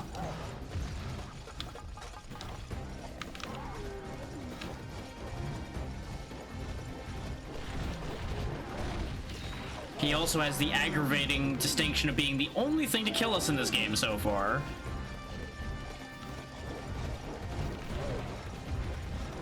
Not that we've cleared out anything major, the only other large target we've taken was a Kutku. Though that Kutku died a miserable death. So I'm pretty happy with that. It's just really annoying to fight him with a gun lance because he's so aggressive, so you kind of have to guard a lot or reposition, and I don't have the freedom to reposition the way I want to. Because he's just always doing something. I just need to get my head back in how to use this weapon properly, as far as an aggressive target goes. I never said he was outsmarting me. He's not exactly doing anything intelligent. He's just constantly charging, swinging, and being annoying. You don't have to be smart to kill someone. Otherwise, half the people who die would still be alive today.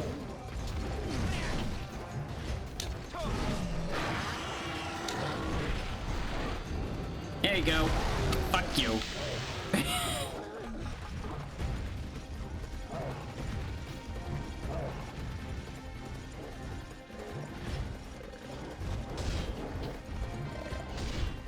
Yeah, you don't have any friends to help you beat me now, huh?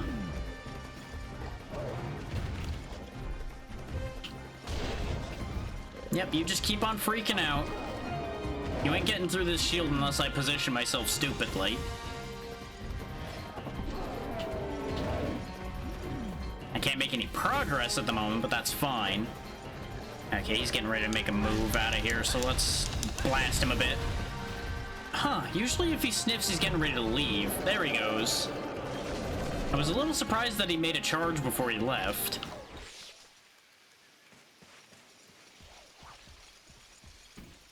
But on the bright side, we got an extra shot into him, so it's not the worst thing. Game, please, follow my instructions.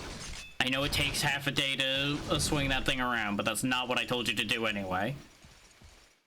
I just wanted to reload the gun. I am annoying. Okay, you know what? Maybe you're more annoying.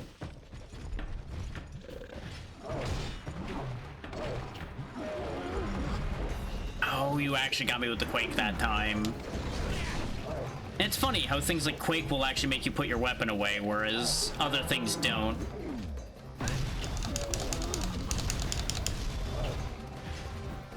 Really shouldn't be challenging him when I'm so easily trapped in that corner, though.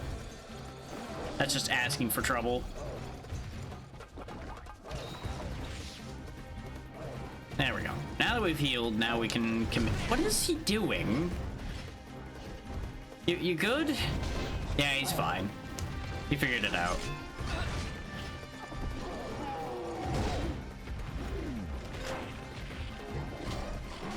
Oh, I'm about to walk right into a gas attack. Okay, good. He's doing the rage one, though, not the stink. I was about to be real annoyed because I was gonna have to use the deodorant. And we only have 2 of those, so I'd really rather not waste them on doing something stupid. And there he goes again, but that's fine. By the time we catch up to him, I think we'll have Wyvern Fire back. In fact, we already do. Maybe a 3rd Wyvern Fire will kill the bastard. Because we hit him cleanly with 2 of them so far.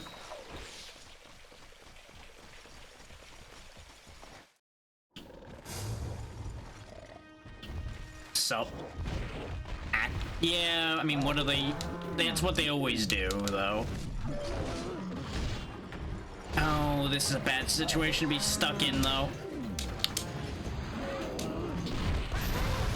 Got him! Sometimes you just gotta commit when you're stuck in a position like that.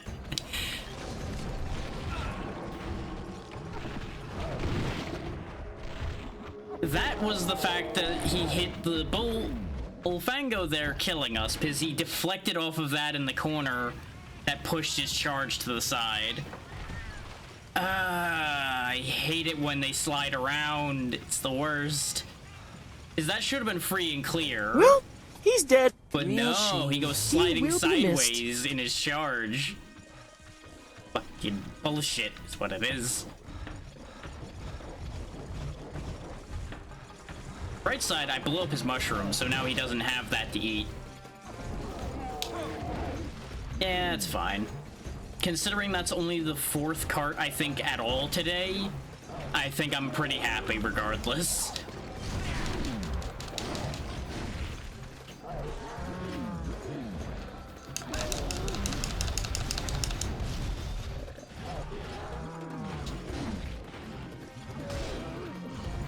I really don't like this position that we're in right now, though.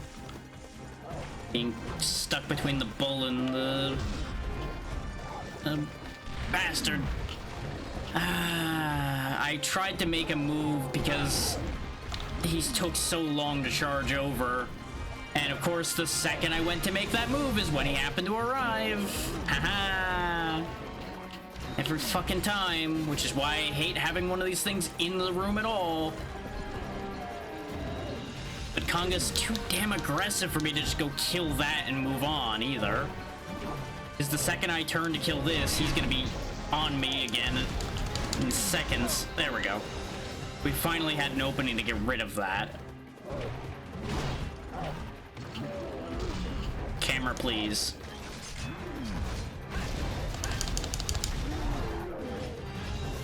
He didn't like that. I would like to not be here anymore. Fucking Quake. That's exactly what I wanted, but not at the time I wanted it. Okay, that's fine. We used the Quake to our advantage because it put my weapon away faster than I could.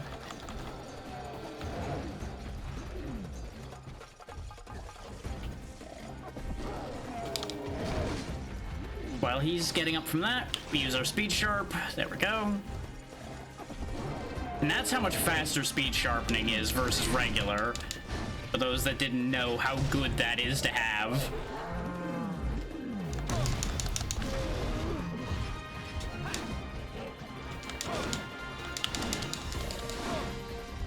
Especially when you still have weapons with garbage sharpness like we do. Where are you going? He's probably gonna go take a nap, because we've hit him with a couple Wyvern Fires now, so he is gotta be hurting. He's not hurting enough yet, though. And I was gonna try to capture him, but I'm feeling a bit spiteful right now. So I think we all know exactly what I'm gonna do if he's sleeping. Run away! Oh, no. He may try to run away. But I'm going to attack the monster. The best way I know how.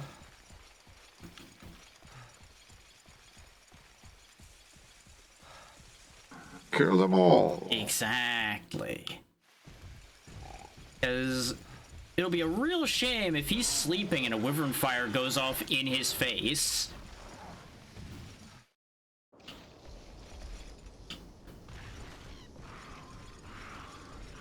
Do do do do do do do do do do do do die. Do do do do do do do do do do do do do. Oh, why aren't you sleeping? Why must you suck? Oh, okay. Just ignore me, I guess. This is fine. Huh. Well then. Anyway. Do do do do do do do do do do do do do.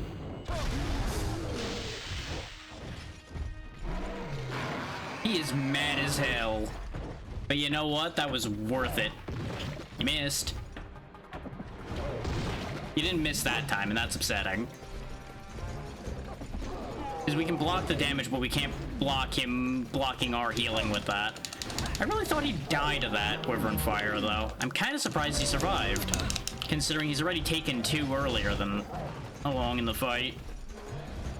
Then again, Konga's a pretty tanky boy, which is part of what makes him so fucking annoying.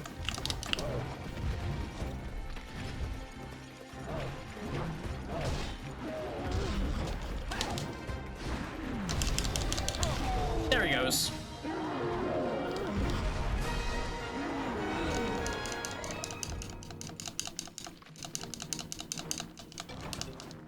Don't gather, carve, you dumb bastard. I know he wasn't quite dead when I started trying to do it, but still, do the thing I'm telling you to do.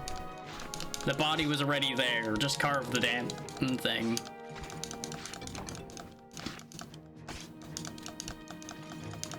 I'll be honest, I fully expected to have carded more than that, so I'll take how this played out.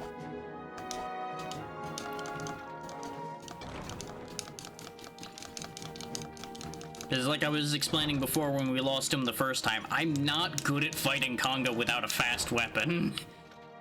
Because he just has such a decent wide reach attack set, which makes it hard to maneuver around him unless you really want to take your time. Which, we all know, I'm bad at taking my time.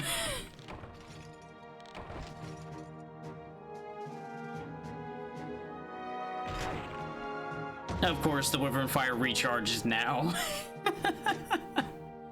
There's a good end screen. Just another screen of a monster getting blasted. Got a lot of good Kongalonga parts out of that, at least.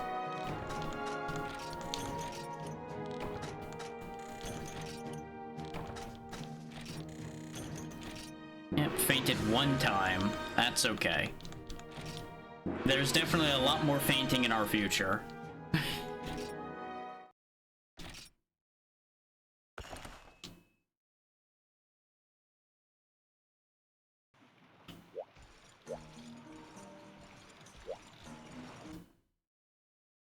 Yeah, 5.5 hours, give or take, so far of hunting, and only like 4 or 5 carts total so far.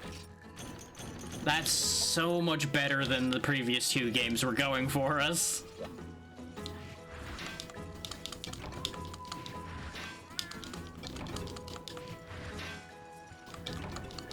Like, I know all it takes is 1 cart for y'all to be like, nope, he sucks at this, he's terrible, look at him fail. And everybody point and laugh. But you know what? I'm gonna take solace in what I can take solace in.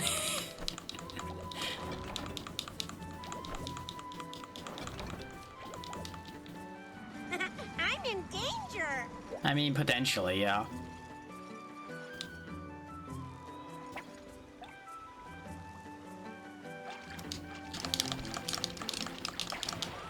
Up you go.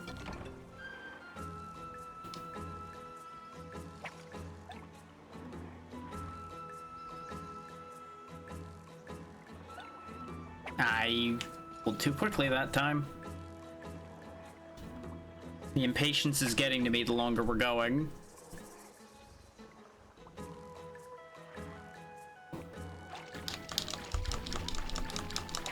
There we go. Another fish.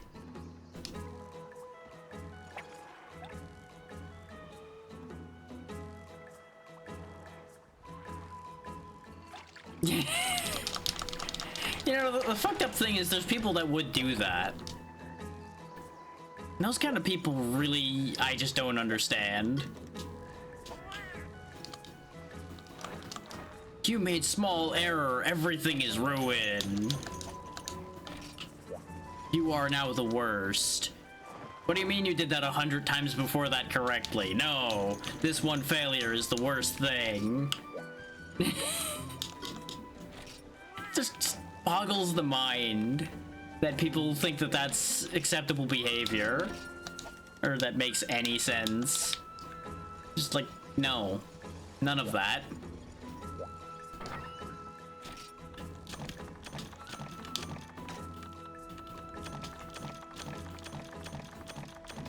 Like, the way that would even be close to being acceptable is, like, in a speedrunning community, I could see why small failures would be more of an issue, but it's like, but dude, just pick yourself up and do it again then. That's all it takes. Just try again. You'll be fine.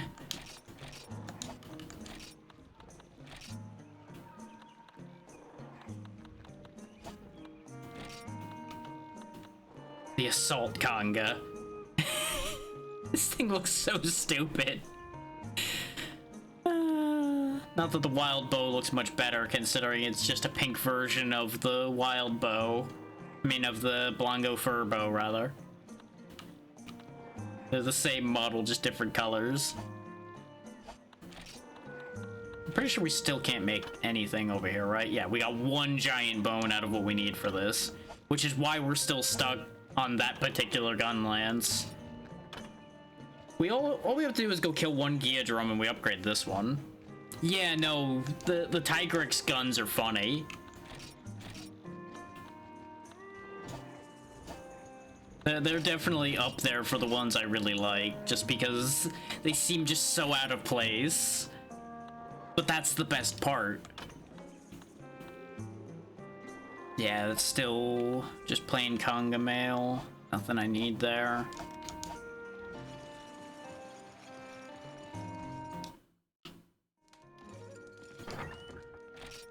Put away everything? Yeah. Let's see if we have the urgent. And what the urgent is. We may still have to go, like, wipe out the Blongos. Yep. Because that's the only slaying quest left. And I want to say... Oh, no, there is still the Cephadrome hunt. But I feel like I skipped that back in the day. I might have done it and I just forget. Because I just blocked dealing with that thing out of my mind. Let me go grab my hot drinks and we'll go take care of the Blongos at least.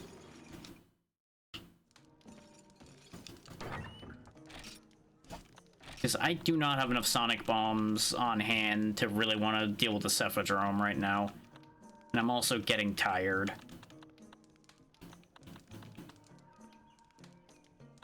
You can tell because I had trouble finding the damn hot drinks in this inventory. Bloody hell. Before I go, though, do you have anything different in your random shop of random crap? You have nitro shrooms, which I do need. More nitro shrooms to make more gunpowder without having to go farm it. Actually, yeah, give me a power seed and an armor seed, because I'm pretty sure I can plant those in the farm, just like any other seed, and then we'll get more of them. And trust me when I say later on I'm going to want a lot of those. Yep, we've gone on to page 2. Oh no. We have so much stuff. Ah, the joys of having an actual inventory size instead of tiny box for sad people.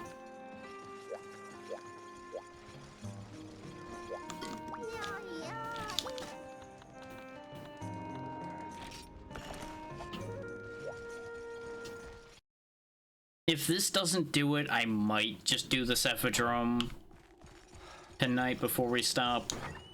We'll see how I feel after we chase these Blongos all over the map.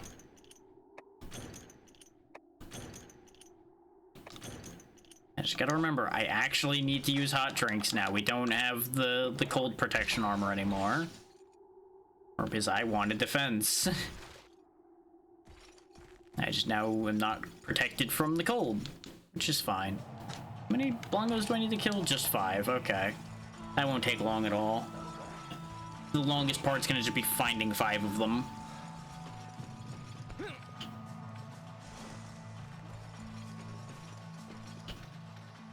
Hopefully they don't have any rocks in the way.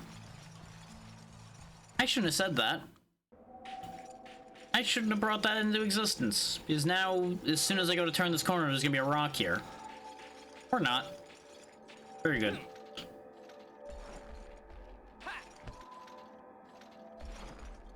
But what if there's a rock around this corner?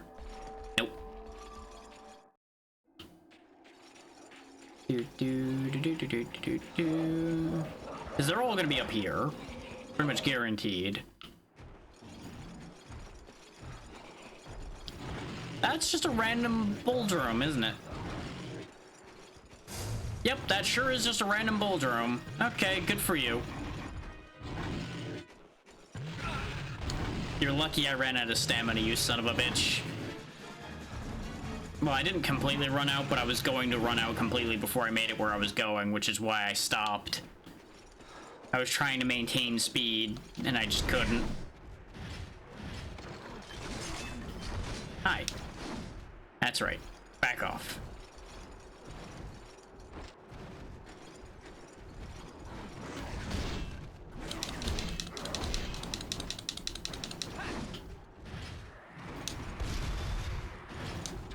God damn you.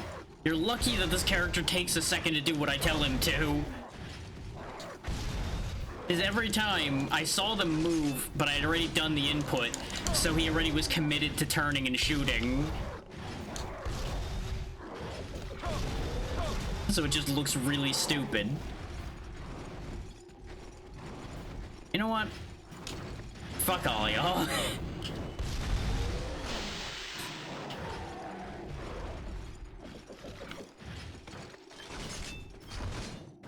That's right, your friends are dead. I'm gonna carve them too.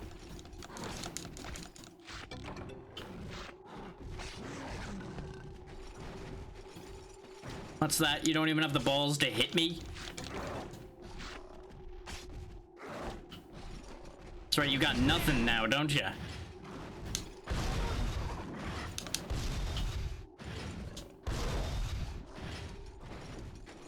You picked a fight 3v1 and you lost.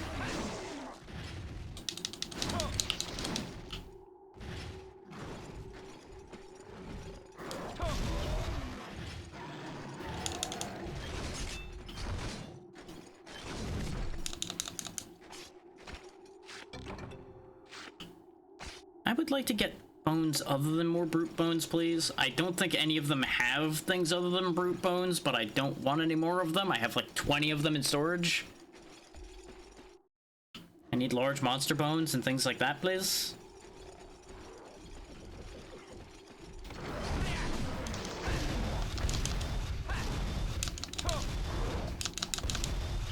Ah, that one missed. The rest of them landed, but that last one missed.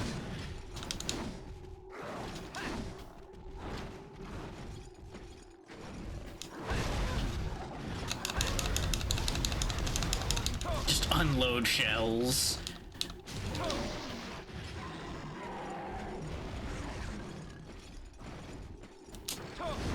Come on, then.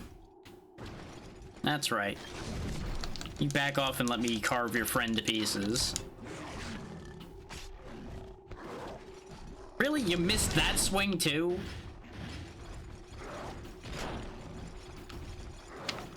Uh-oh. Anyway, just gonna kill that before bad things happen to good people.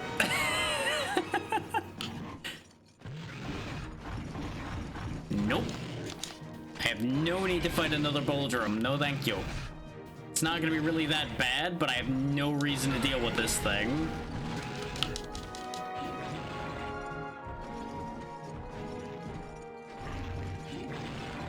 Tell you what, though. While you're hanging out, here you go. Fuck you in particular. Wanted to make sure he knew how I really felt. Ow.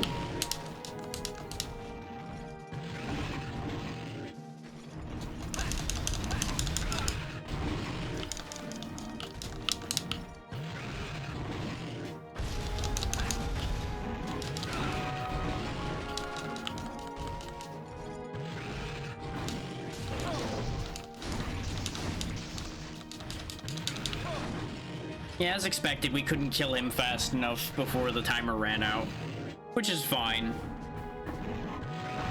It would have been really funny if I managed it, though.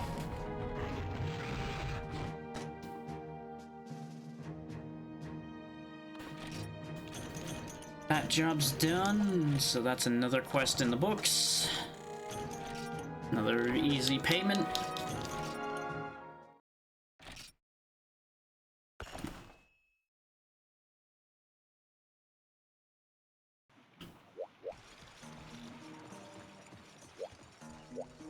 I don't see a dialogue box. Yep.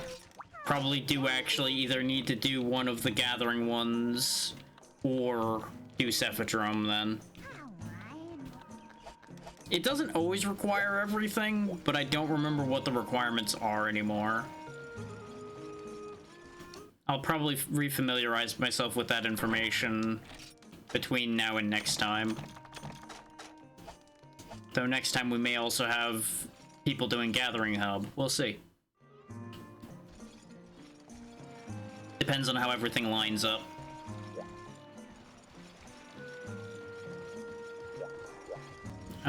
I'll go ahead and quickly do my farming things, and then we'll wrap up. Actually, no, there's no point in doing my farming things right now unless I then go to the bed immediately afterwards, because it won't save. So, we'll just let the chill farm music be what we end out on, and that's absolutely fine.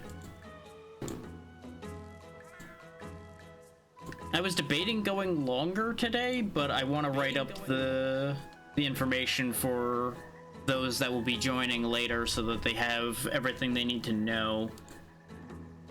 And I would like to still have more energy behind me to answer questions about that and everything.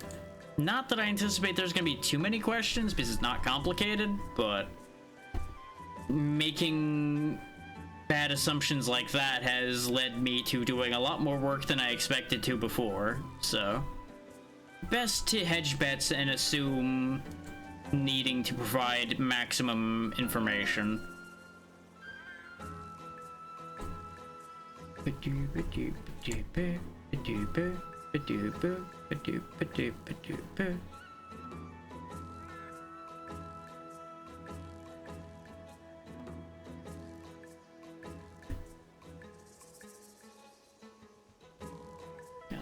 Couple people doing Monster Hunter things. As you might expect, they're both playing World. Might go to those. Let's see what else we got going on here. Because they're both people that I have not yet vetted. Like, I added them to the list from Blue Sky, and I know on Blue Sky they were behaved quite well. I just don't know how their streams are.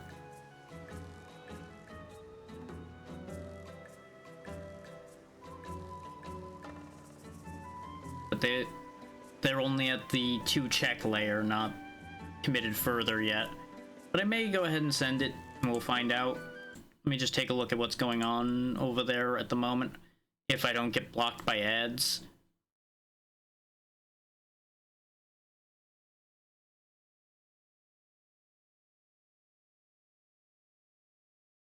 Okay, you just started though. You've got a bunch of kind of annoying things all over the screen here. Nah. Nah, we'll come back to that idea in the future, but no. How about you? What's your setup looking like?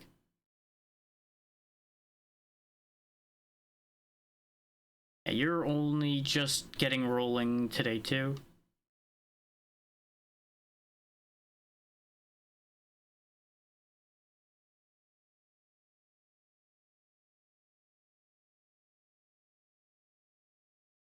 Well, that's not making sense, so no. I am picky, always picky. Neither of those gave glowing first impressions at the moment, so I'll circle back to them later and check them more thoroughly, and then we may go there in the future. But based on first glance, I'm just like, maybe not.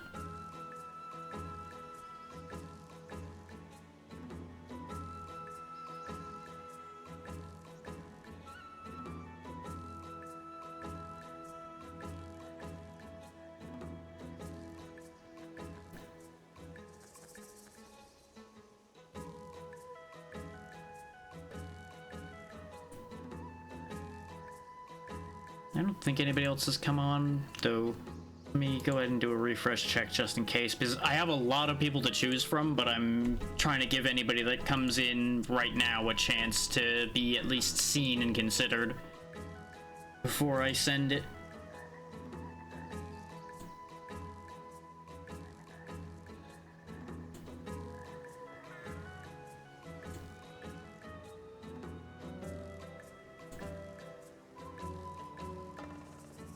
Let's see, we've been over there not too long ago. We went over there not too awful long ago. We've been there this month. Not this month specifically, but within the last 30 days.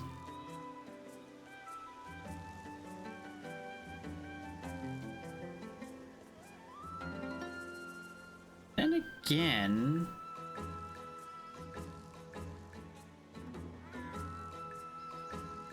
How long have you been going for? Oh, you've been going for a bit already, so you're I don't know how long you're gonna be going for. What do we got going on over here? Oh, that looks neat. They got a lot of people in, so Brain may have a bad moment immediately here, but maybe. Just maybe. Let's do a vibe check.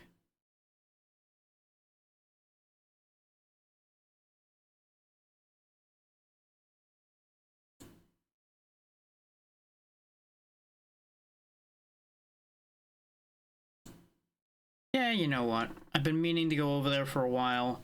We'll go ahead and go over there.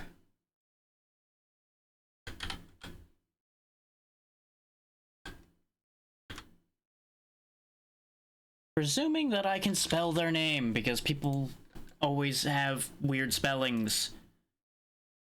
I know I'm one to talk, but god damn it.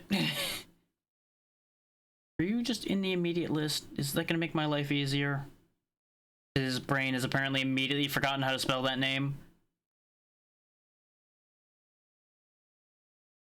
Twitch, please. There we go.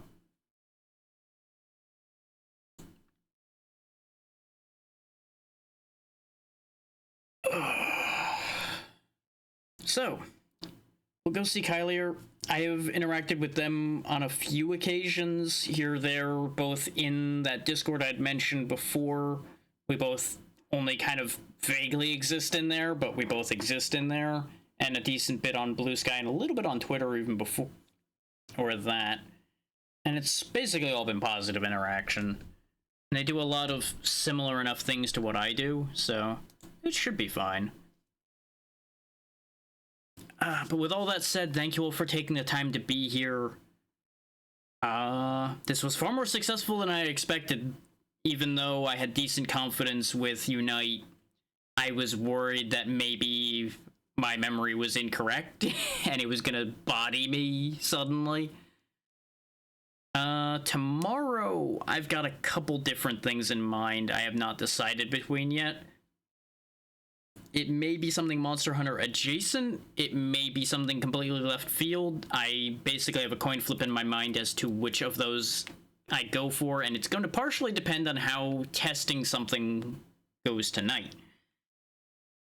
So I'm going to keep that under my hat until it proves to work, basically.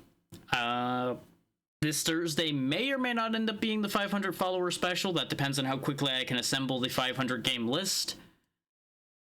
And then Friday, in theory, will be something with Xeno, because she asked if I was available this Friday. And then Saturday should be with the crew again. And we'll see what happens next week. With all that said, once again, thank you for your time. Be good to Kylier. She is good people as far as I've seen. And I will see you all tomorrow, one way or the other. Good night.